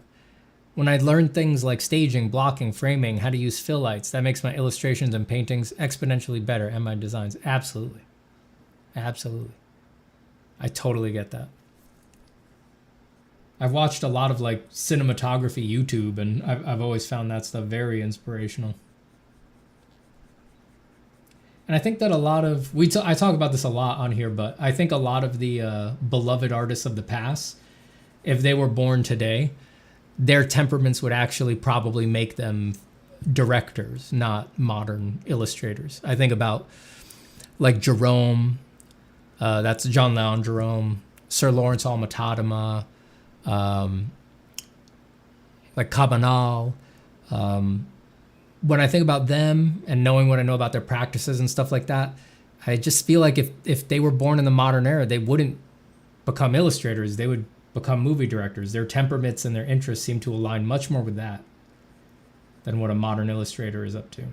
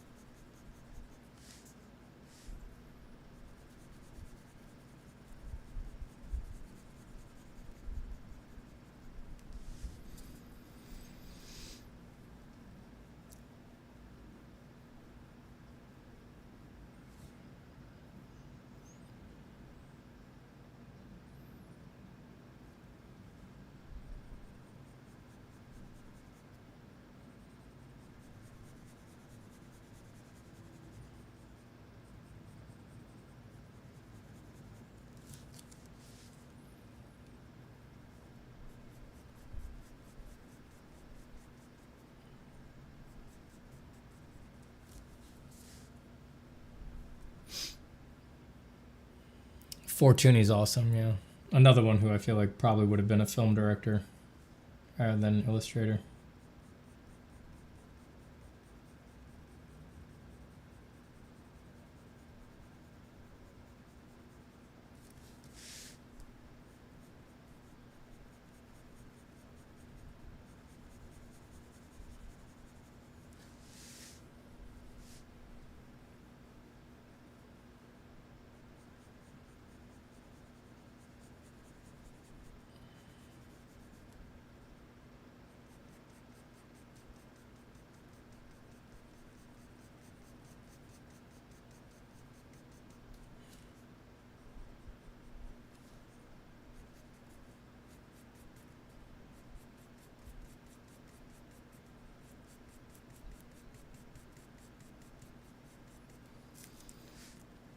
Any advice on figure drawing from imagination? I'm trying to do that now and I struggle without a reference. This is going to sound stupid, but I really think a lot of people would benefit from this. You know this bathroom guy?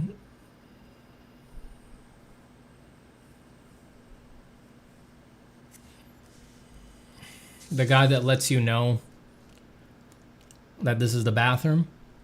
Just start with him. And just when you're doodling, when you're on the phone with people, just try to make him do stuff. Like, forget the ego of trying to do like a really badass, cool looking drawing. Is like, you're not ready yet.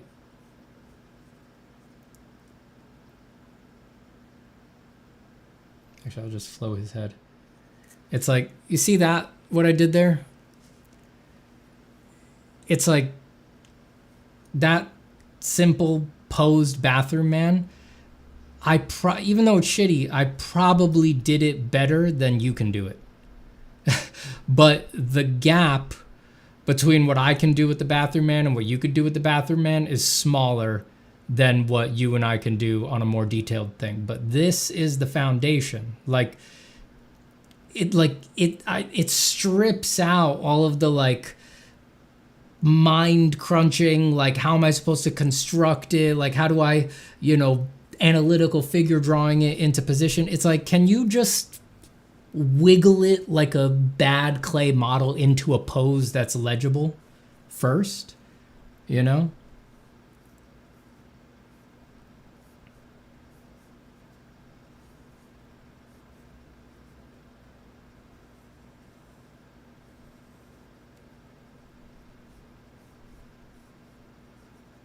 It's like being able to do that is the foundation of figure drawing from your imagination. This is your quote unquote gesture. This is the croquis. This is the initial idea.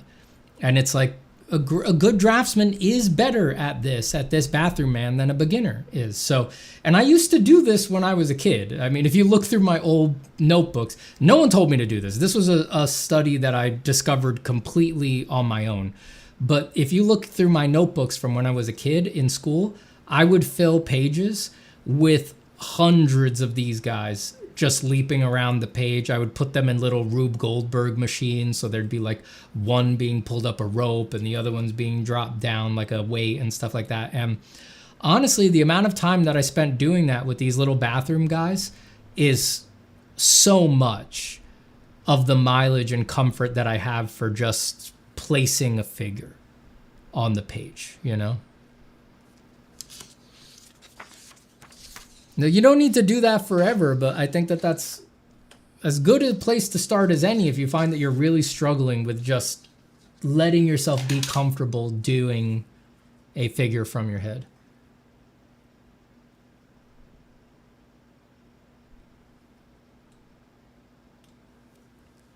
And you really only need to add a little bit of detail to one of those guys to make it start looking much more serious.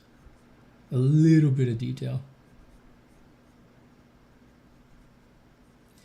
I would definitely recommend looking at Frank Frazetta's sketchbooks because he has a lot of drawings you'll see in his sketchbooks that it's really just a slightly embellished version of this, smaller or as small as that, and it just looks great. But it's not about the anatomy. It could be too tiny. It's really just the little bathroom man that's doing it. I wonder if I can get his rough workout in an expedient time. Yeah.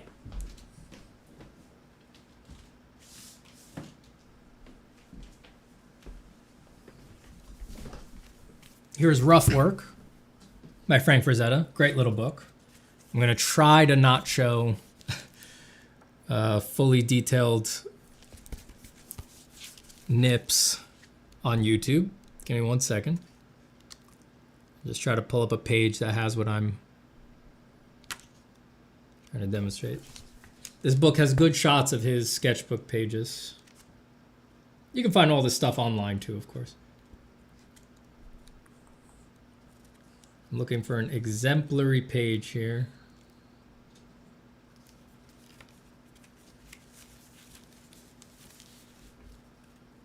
This one's good.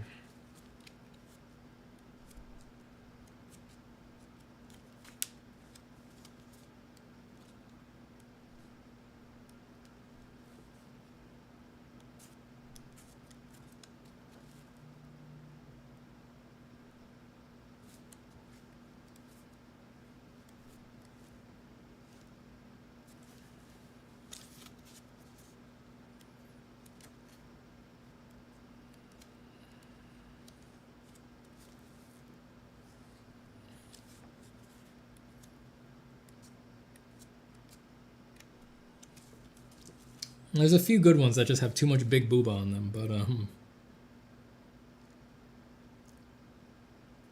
like look at this. Look at that guy. Like that's just the little bathroom man, right? But just a little bit more fidelity of like a foot, an ass, a shoulder, that's enough to make it feel like a more regular human. But the whole energy of it is just the Bathroom Man. It's not about, oh, I'm finding a perfect gesture stroke. Oh, now using construction techniques to attach the shoulder girdle over the rib cage. It's like all that stuff's going to slow you down. It's not going to let you get the energy, get across the point. It's just it's the simplest thing. It's just, can you put one leg in front of the other? Can you bend the leg? Can you bend an arm? Can you bend an arm in front of the other, you know? And you just ramp up the detail from there.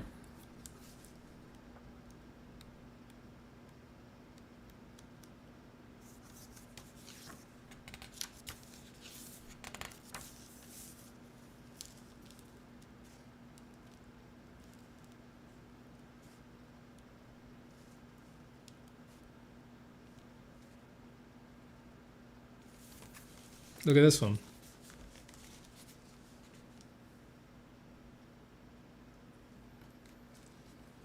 Bathroom Man. That's all it is. Very, very simplified. You spend enough time in Bathroom Man land, you will start hallucinating. Like, even though it's this simple, like that thigh is going away and then the lower leg comes towards me. You know, that thigh is going away, the lower leg comes towards me. You'll start hallucinating that stuff and you'll find ways to imply it with just tiny little overlaps of line. And that's such a big part of figure drawing, truly. Truly, guys.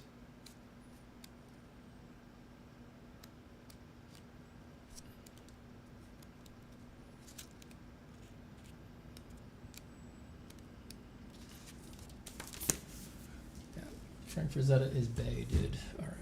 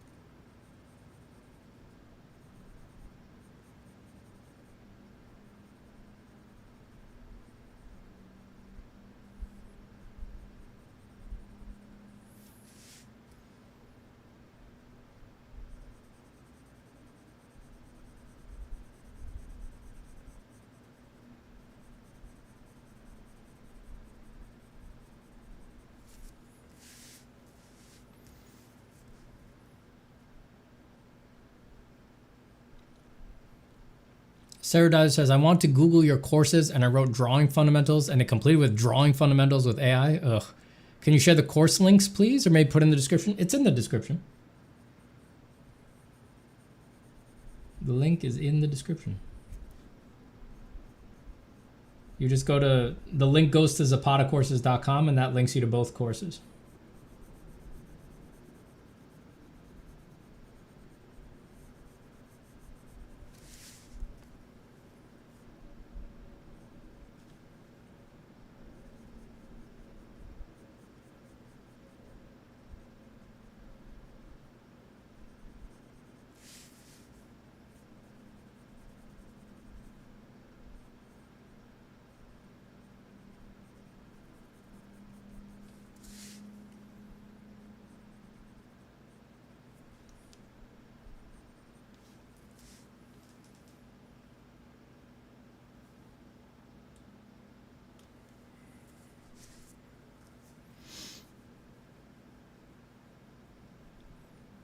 By the way, if you're into cinematography, Steven, you'll love Roger Deakins' work. Oh yeah, I'm a big fan of Deakins. I mean, that's not saying anything special. He's like everybody's, he's at the top of the list, basically everybody's list for who's the best cinematographer, right? My favorite Deakins shot is in 1917. That's the year, right? 1917 is the movie called 1917. In 1917, the in the middle of the movie, the night scene where he goes into like the ruined town and the flares are going off and the whole scene is lit by the flares arcing across the sky. And so it's just these long shadows getting cast and then spinning over the ground as the flare arcs over and then disappearing into darkness again. That shot lives rent-free in my head. Those shots, that whole sequence lives rent-free in my head. That's like the craziest fucking thing I've ever seen. So nuts.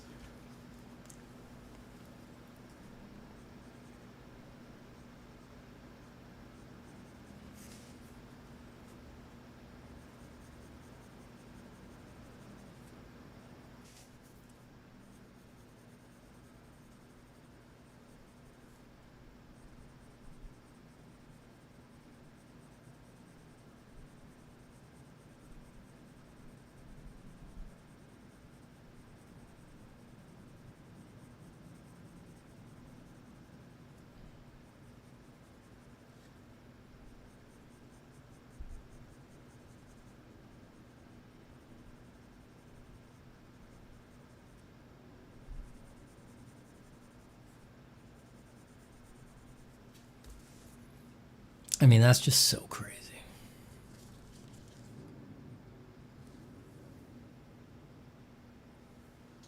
It's like, that's just nuts, dog.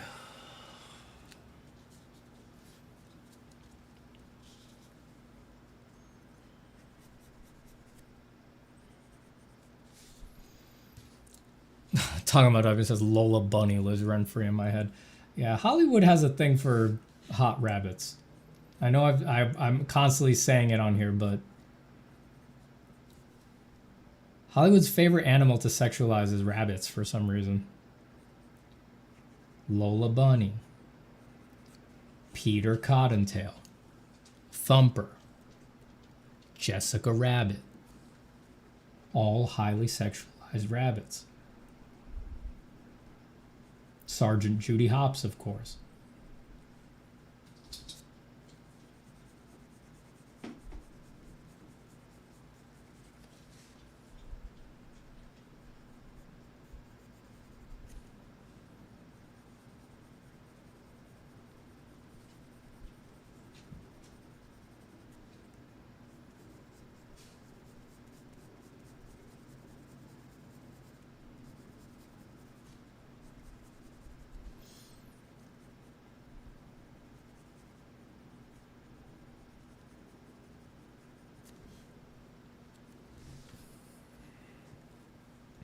Do you think drawing your absolute best is a strong move? As much as you can bear it, yeah.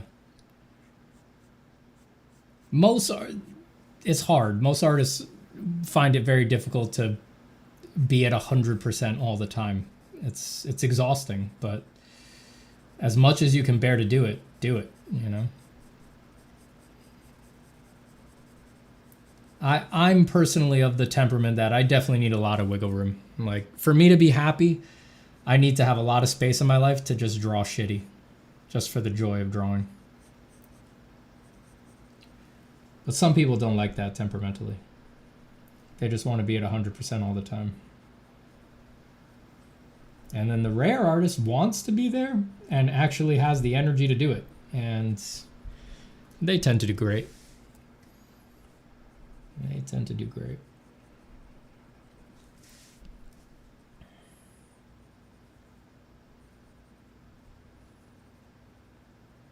It's rare, though.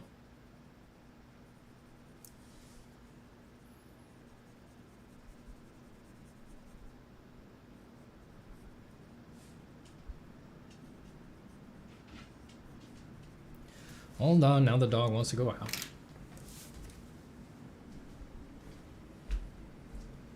Go on, little doggy. Mosey.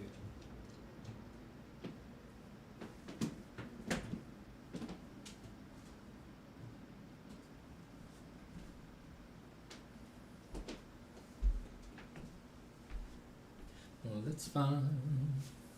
It's cool. You could say that we were nothing, but you know the truth. I guess I'm the fool. With her arms out like an angel through the car sunroof.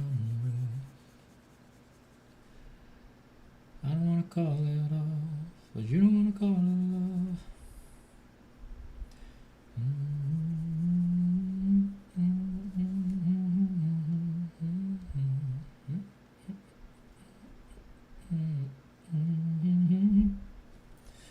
Well, good luck, babe.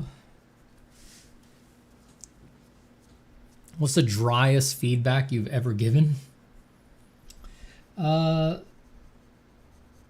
driest feedback I've ever given. No, I mean, amongst friends and students that I'm in like close relationship with, we definitely get to a point where we're just giving like brusque feedback. I've given plenty of feedbacks in my life that are just like, sucks, you know? But you got to be in the right relationship to do that. You can't just hit anybody with that.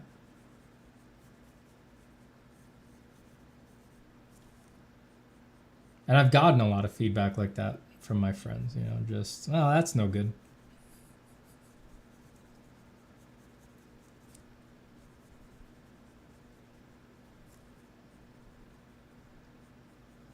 Yeah, with certain students, I've been able to get to the level of just, that's not quite it.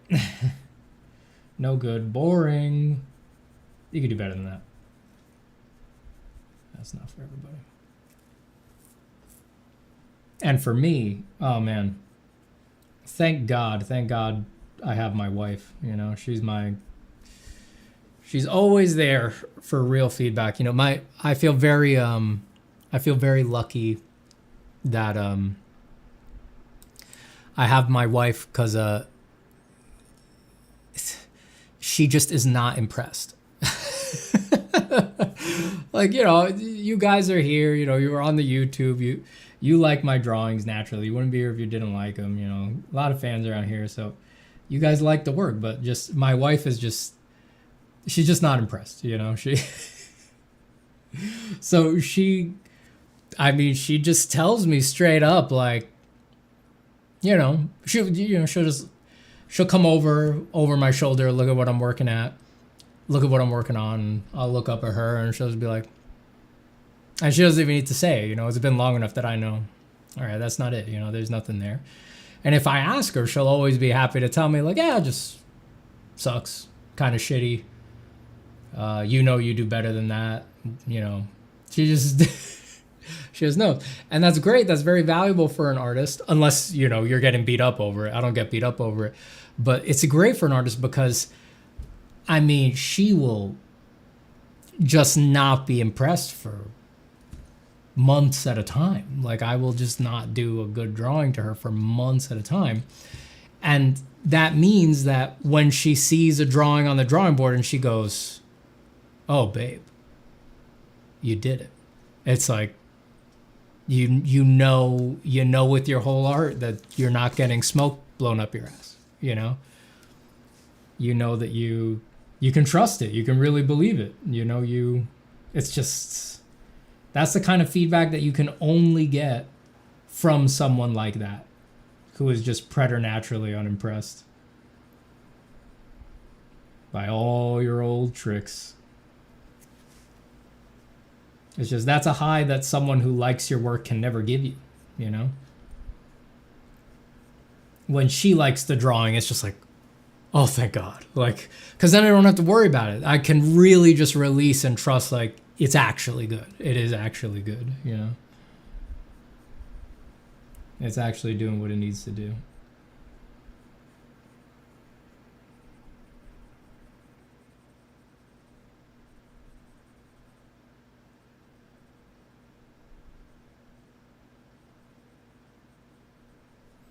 And I basically do every note she gives me. If she gives me not just a reaction, but if she gives me notes, I generally do every single one.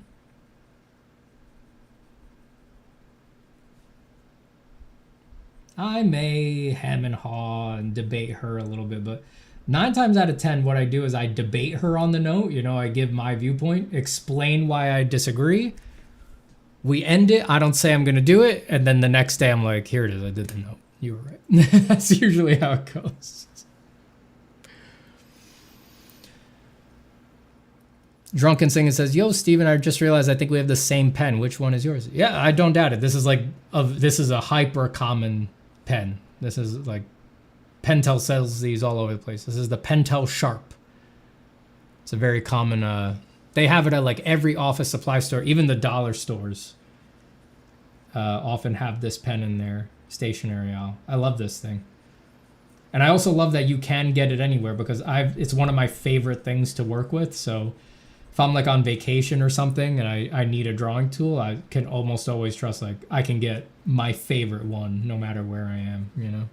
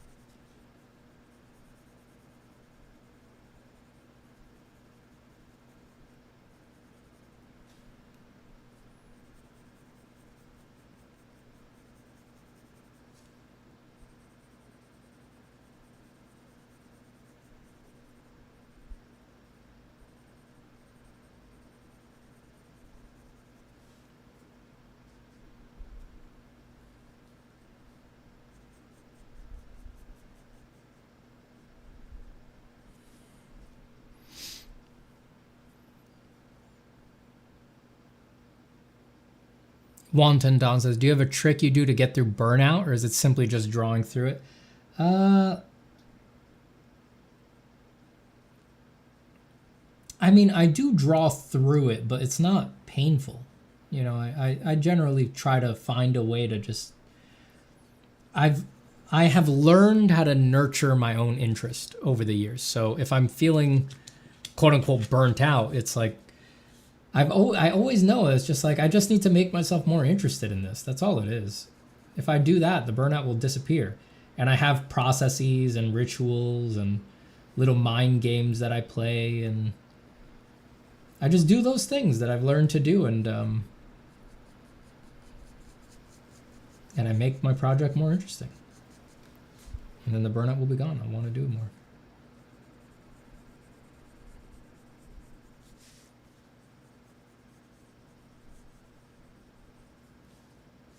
I think every artist needs to build their little bag of tricks for stuff like that. Find the tricks you can use to trick yourself into being interested again.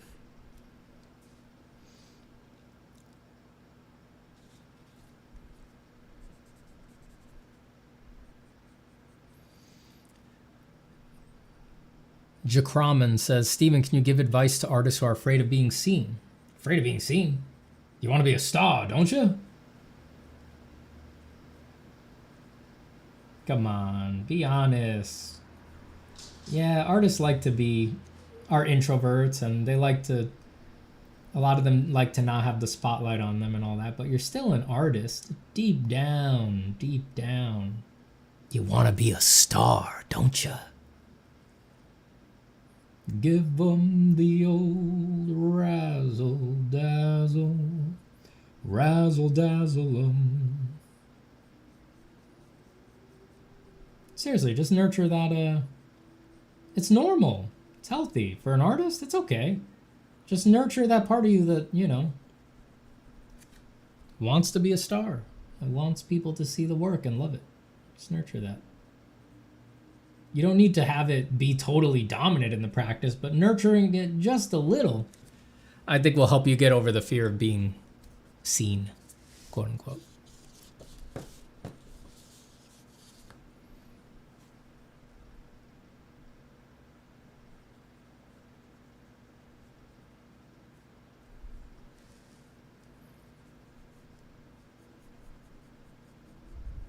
Give 'em an act that's unassailable. They'll wait a year till you're available.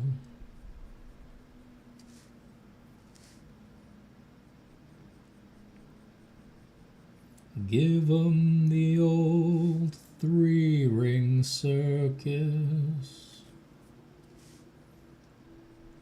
Fool and fracture 'em. How can they hear the truth above the roar, roar, roar, roar? Throw 'em a fake and a finagle, they'll never know you're just a bagel. Razzle dazzle 'em, and they'll never catch wise.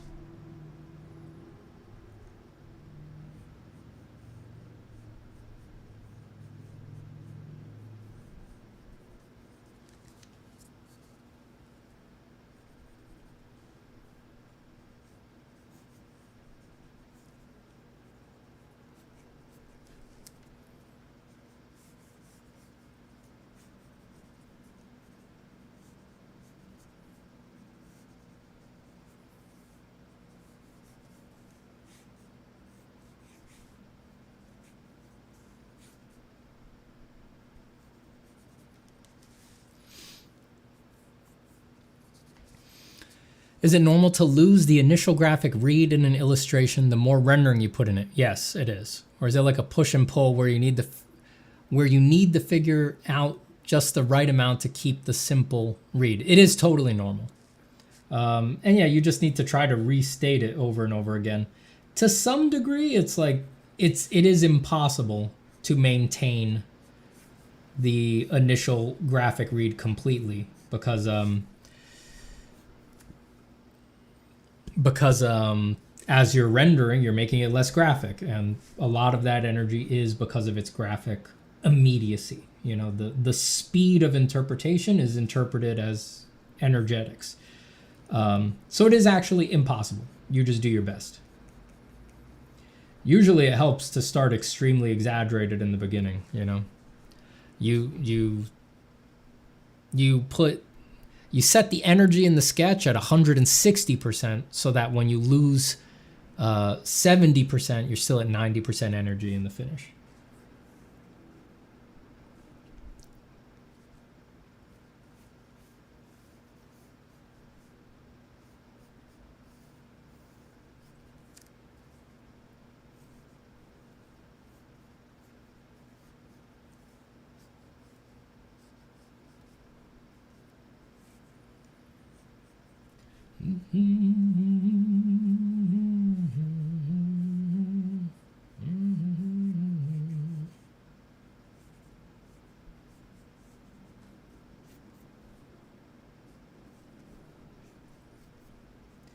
When you're in trouble, go into your dancing.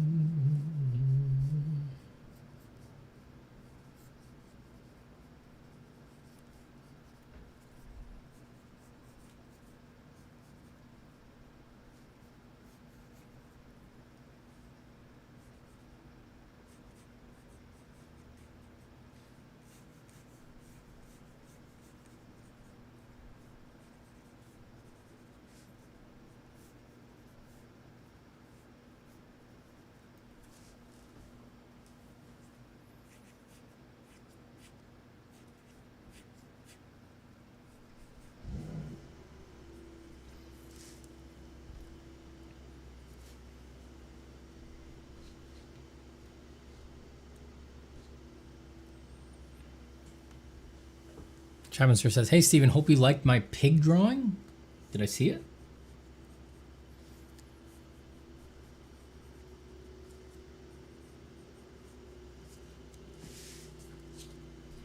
Oh, yes. Now I know what you're talking about. I know who you are. Remember, I saw a story on Instagram of you. Wait, am I thinking of the right person? Did I see you drawing a pig while watching the stream?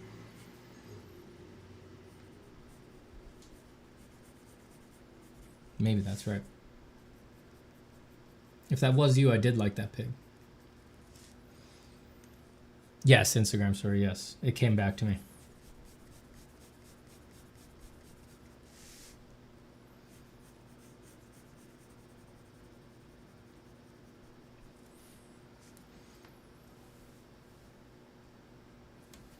Damian Barajumatu says, question about meditation. I do it for about 20 minutes per day. I'm looking for the stranger experiences. I've had some, but the kind you mention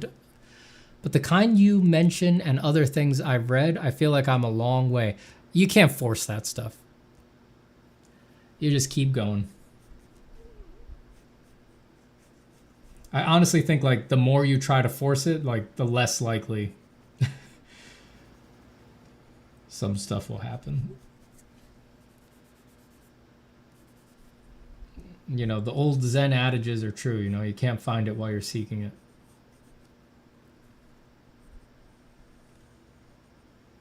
The best advice I could give on that account, which is, you know, it's weird stuff, but really I would just say like, sit and enjoy and let the rest handle itself.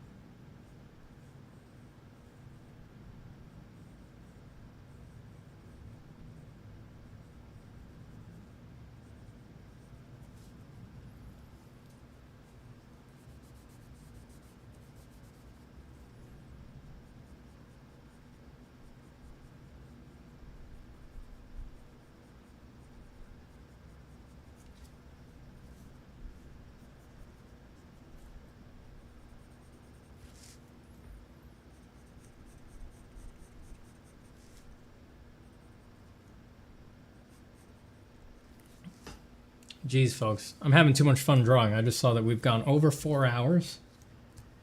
And that it's damn near 9:30. I'm going to get off soon and go rest on this Friday night.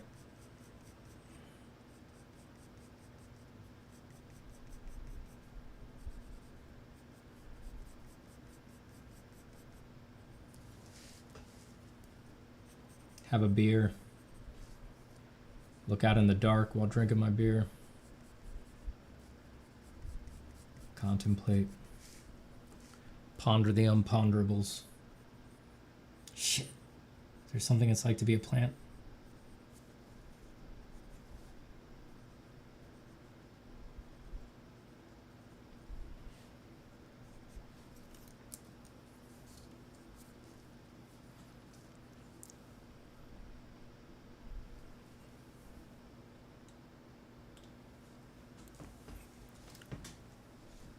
Cromman says, thanks, Lord of Drawings. Do you have a video where you talk about your pre-drawing process, e.g. this character's name, lore, how it got here, and what he is doing in this pose? No, I don't have any videos about that. I'm also not thinking about that. For free sketches like this, I generally I don't have stories like that in my head. Maybe I should, but I'm just freewheeling and letting the hand go where it's going to go.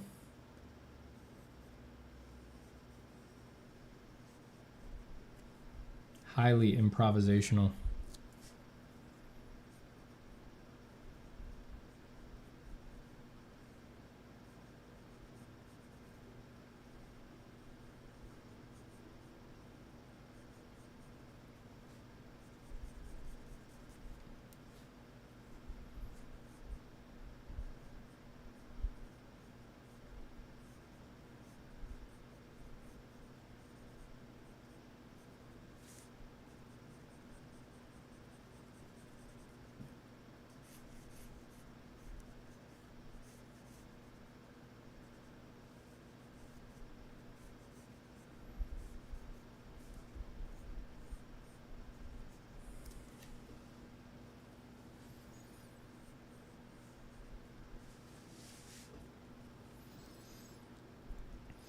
Vadim says, will any videos of you sitting in a chair, sofa, and just talking about a topic be coming back soon?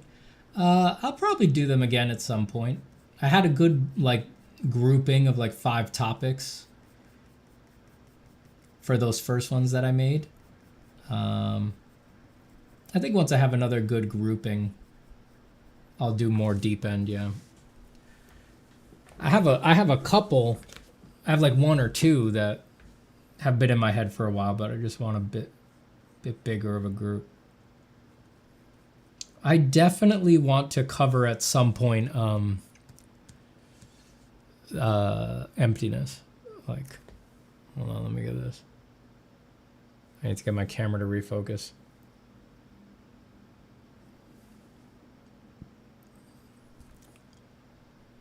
There we go. Because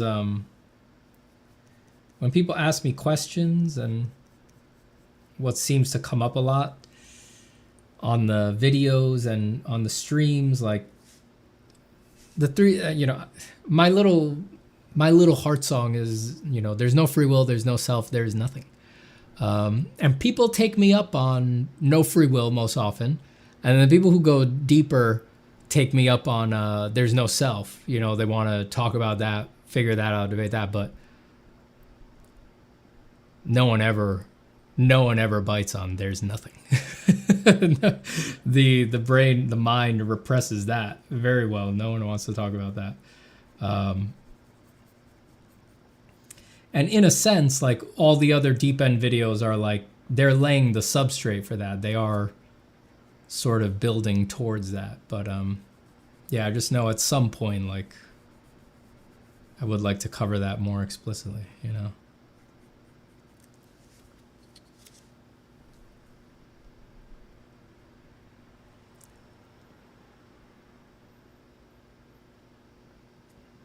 Is this printing paper? Yes, it is.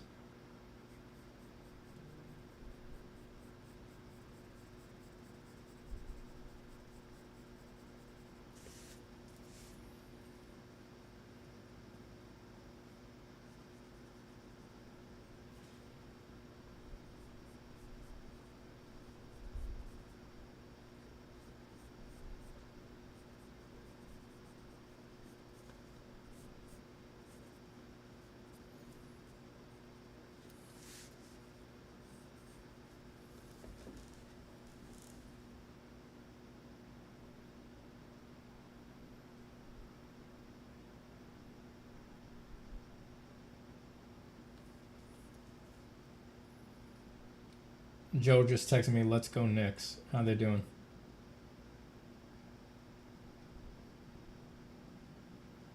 All right, they're in it. They're in it.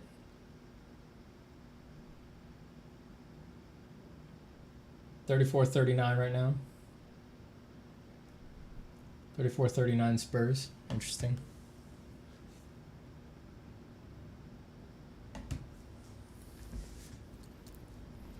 What is your opinion on passive listening to music while drawing? Yay or nay?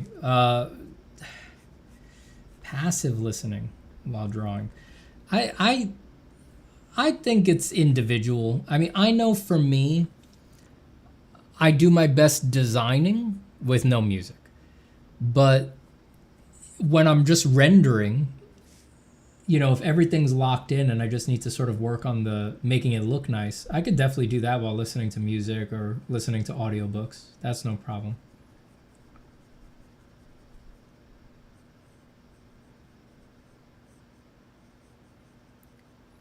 I think it comes down to the individual, and I think it varies between different steps in the process.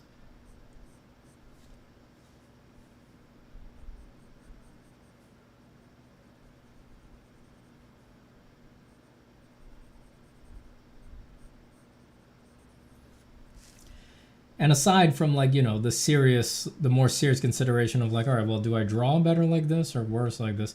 Sometimes it's just fun to jam out to music and sketch some shit, But I do have to admit that for me personally, I don't know if it'd be the case for anyone else, but for me personally, I just gotta admit, if I'm trying to really design something, I do that best with my entire mental bandwidth available to it.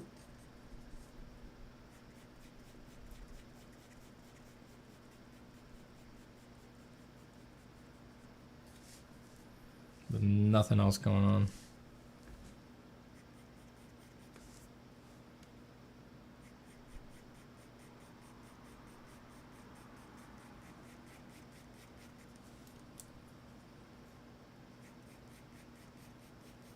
Can you shave your hair and become Kim Jong-gi? If only becoming Kim Jong-gi was as easy as shaving your hair. Something tells me that wouldn't do it.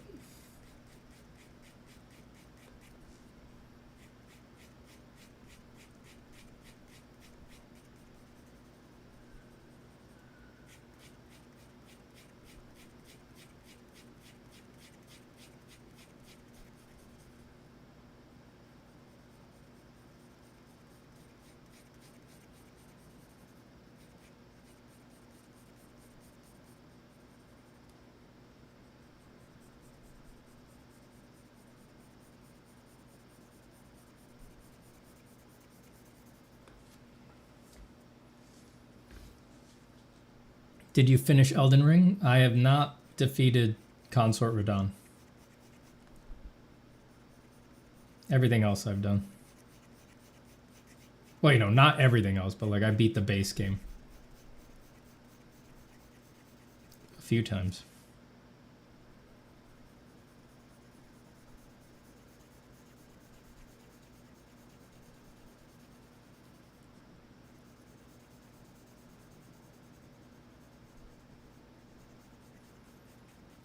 I got up to Consort Radahn, and then I tried him once, and right away clocked like, I gotta come back to this later. And then I had a baby, so.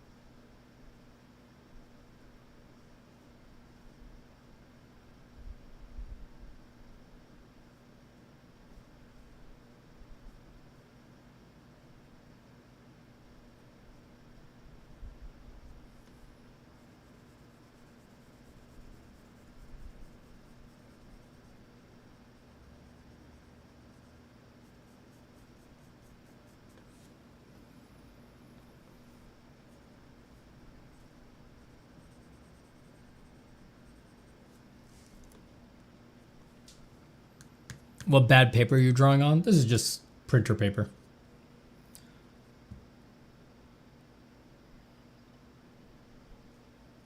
Kuklim says, I'm starting to realize that though, running your videos when I have art demons does somewhat work. I'm learning that they are also an invitation to think for myself and find my own answers. Amen, brother. Be a light unto yourselves. I just saw Round Brush's message. I am totally empty, essay. The fuck? Hey man, I'm totally empty, essay.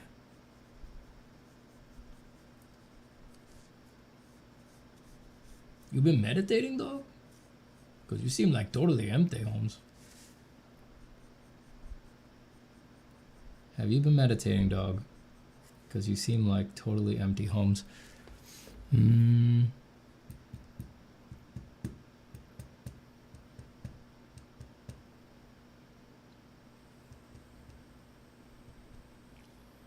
Did I dream it, or did you have a video like Shia LaBeouf's Just Do It, but in your own philosophical version? If not, will you bless us with one, my lord? I'm not going to do that. I'm not going to stand in front of a green screen and flex and tell you to do it.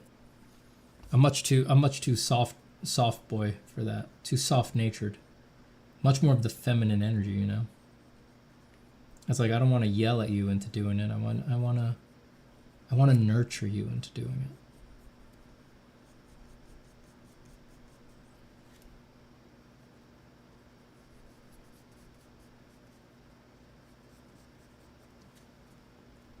It's too calm for all that. That's what everybody says about me. Nice and calm. No erratic behavior here.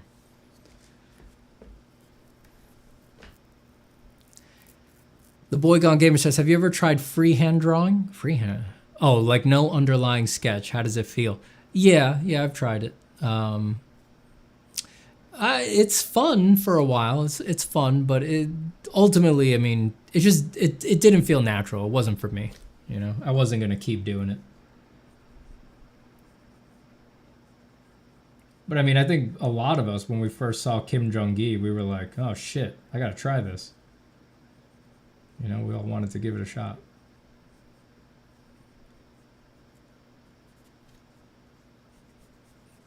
Yeah, I tried it for a while. I did a bunch of things like that. It was a fun exercise. But yeah, also, you know, I was never going to keep working like that. It's just not natural. You know, that's going to be natural for very few people.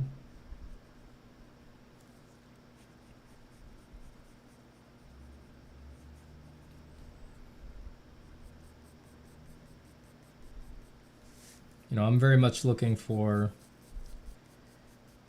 intuitiveness and naturalism to the way that I draw, you know. I don't want the way that I draw to feel affected, you know. I think in the long run that's going to make me quit. I'm always seeking what's very, very natural to me.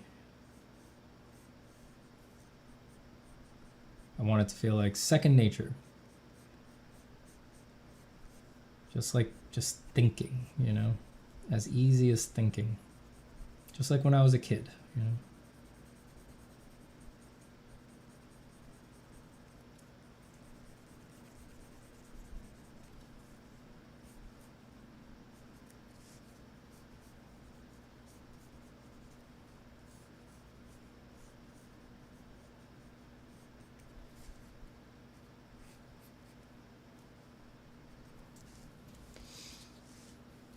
All right, I'm going to stop here for the night. We did that, and we did sketch that guy at the very beginning of the stream, but we didn't push him further.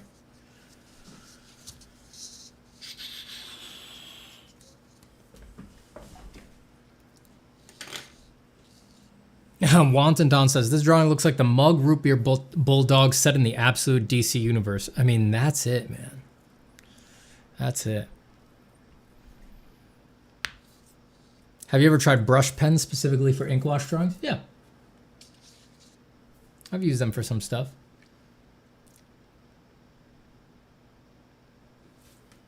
I mean, I've used them for a lot of stuff. Do I have them in a folder I could show? Easily.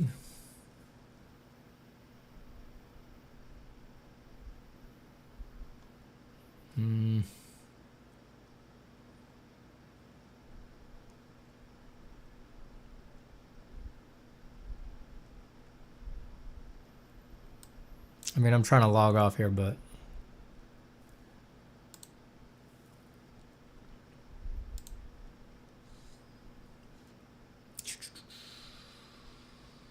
yeah, like I use brush pens for this. These are old now, but I have these in a folder, so that's a lot of brush pen. I wish these were just over there. That's a brush pen. You can see it down there in the bottom right of the frame. I mean, I got a ton of these. It's brush pen.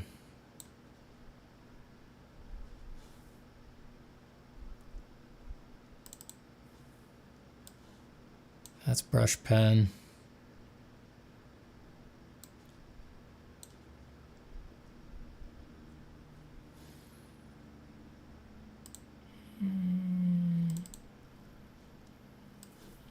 That's brush pen. Here you can see it in the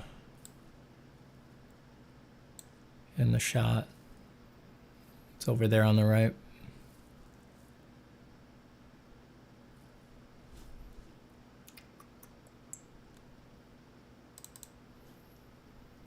And this one has some ink washy stuff going in it.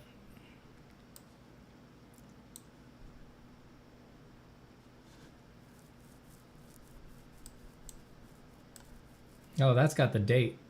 2015. So yeah, these are 11 years old now. Since Nemogtis just asked how old are these drawings.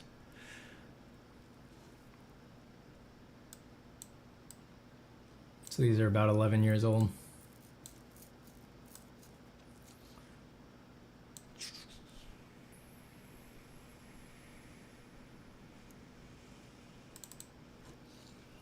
I always like this one. I think this was my favorite one out of this era. Thought this one was the best staged, the best drawn, and told the best story. I like the way that one came out.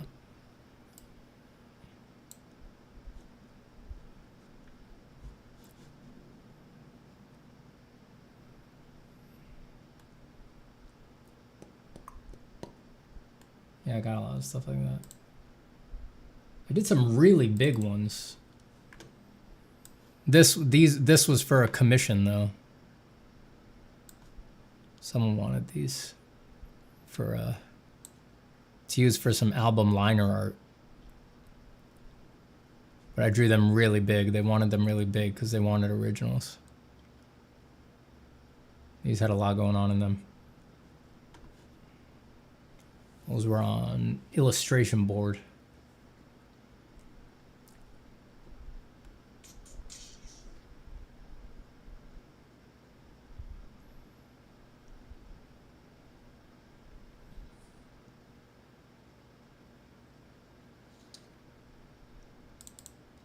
Here's another execution.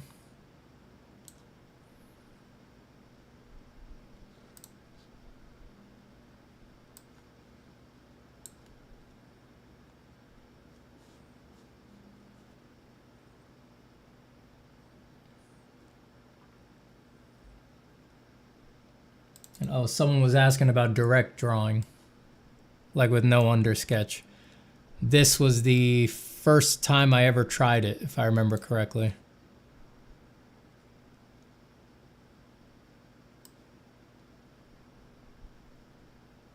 That's higher res usually than I have, but yeah, this was I had seen like Kim Jong-gi do it just recently, and I was homesick from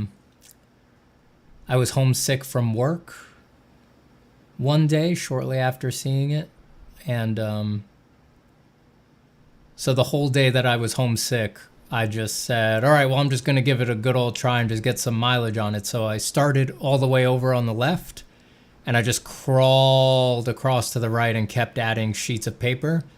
And I just did all of this with no undersketch. That was good initial mileage in working like that. But it was definitely breaking my brain at that point. But yeah, that was a fun day to spend a sick day. A fun way to spend a sick day. But to be clear, when I did this, I had a lot of ink drawing under my belt. It was just I had done it over pencil sketches. So it's not like this was my first time using ink. It was just my first time doing that like direct drawing, like no undersketch, trying to make it look finished as you go kind of a thing. Just doodling whatever.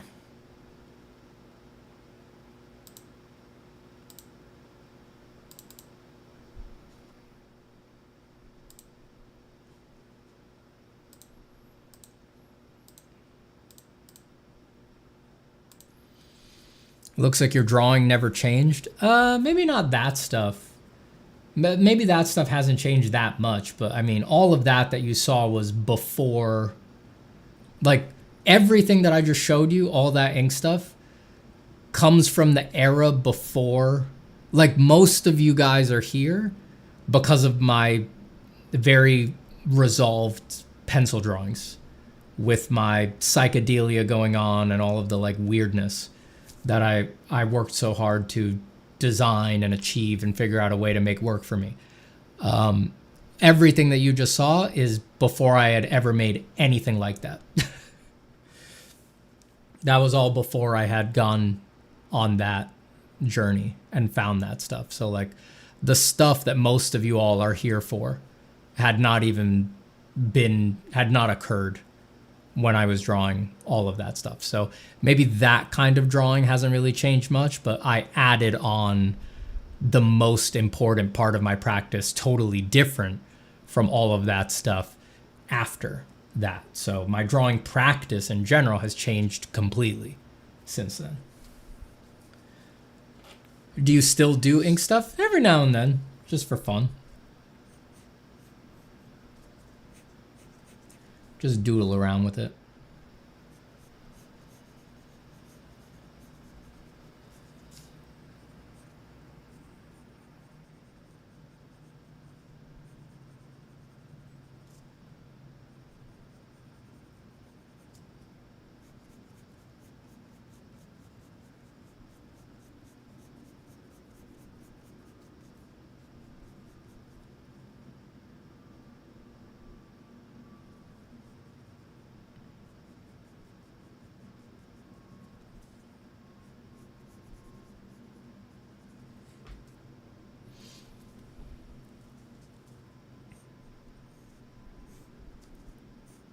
I'm really supposed to be going to chill, but as I've said on here many times, like drawing is just so fucking fun. It's more fun than anything. Like, what am I gonna do? Play a video game? Go drink a beer? Like, drawing is more fun than anything.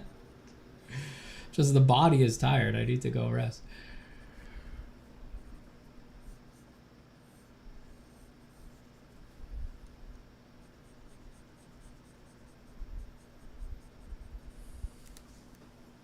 Arr.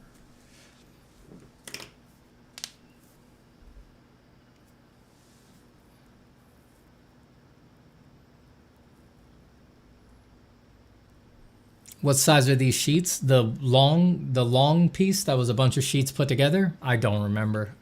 That was too long ago.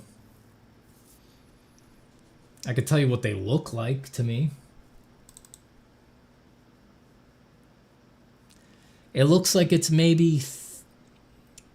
It looks like it's maybe. It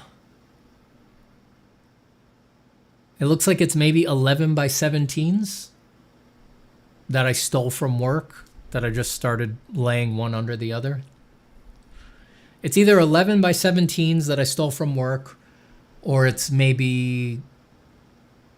It looks like maybe 9 by 12s that I slid under each other.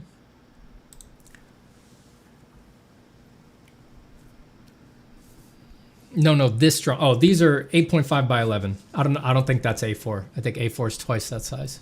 These are pretty small drawings, but it's like sketchbook size.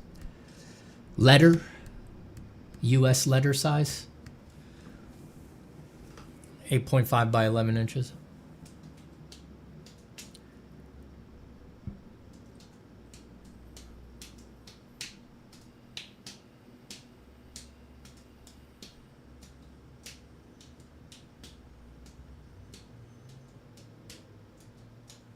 All right, everybody.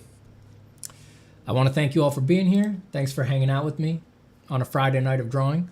Let me say once again, the courses, all my courses are 20% off until July 6th. If you get the ones with feedback, there's no time limit on the feedback. So if you've ever been interested, you think you might want to do them later, getting them during a sale is a perfectly good idea because you can just start submitting the feedback whenever after you buy it. Yeah, so go to zapatacourses.com. That'll link you to both Design Fundamentals and Form from Imagination. Both are very awesome. I did a very good fucking job on them, and people like them a lot. And I just hope more people get to experience them and get the benefits therein. And to everybody who has gotten the course, thank you very much. And I'm always very glad to see the progress that people make with the courses. all my students out there who have taken the courses and who have shared their work and gotten better. You know, it means a lot. I consider it a great honor to intersect with your practices, always. Goodbye, everybody. Omar, you're still here. Are you working tonight? Like, what are you doing just watching me for 4 hours? It's like I'm your friend. I'm your fucking friend, dude. Should we play Fortnite tonight or something, Omar? I saw that you texted StarCraft. We're not going to play StarCraft. Well, Joe's probably out at the bar watching the Knicks, right?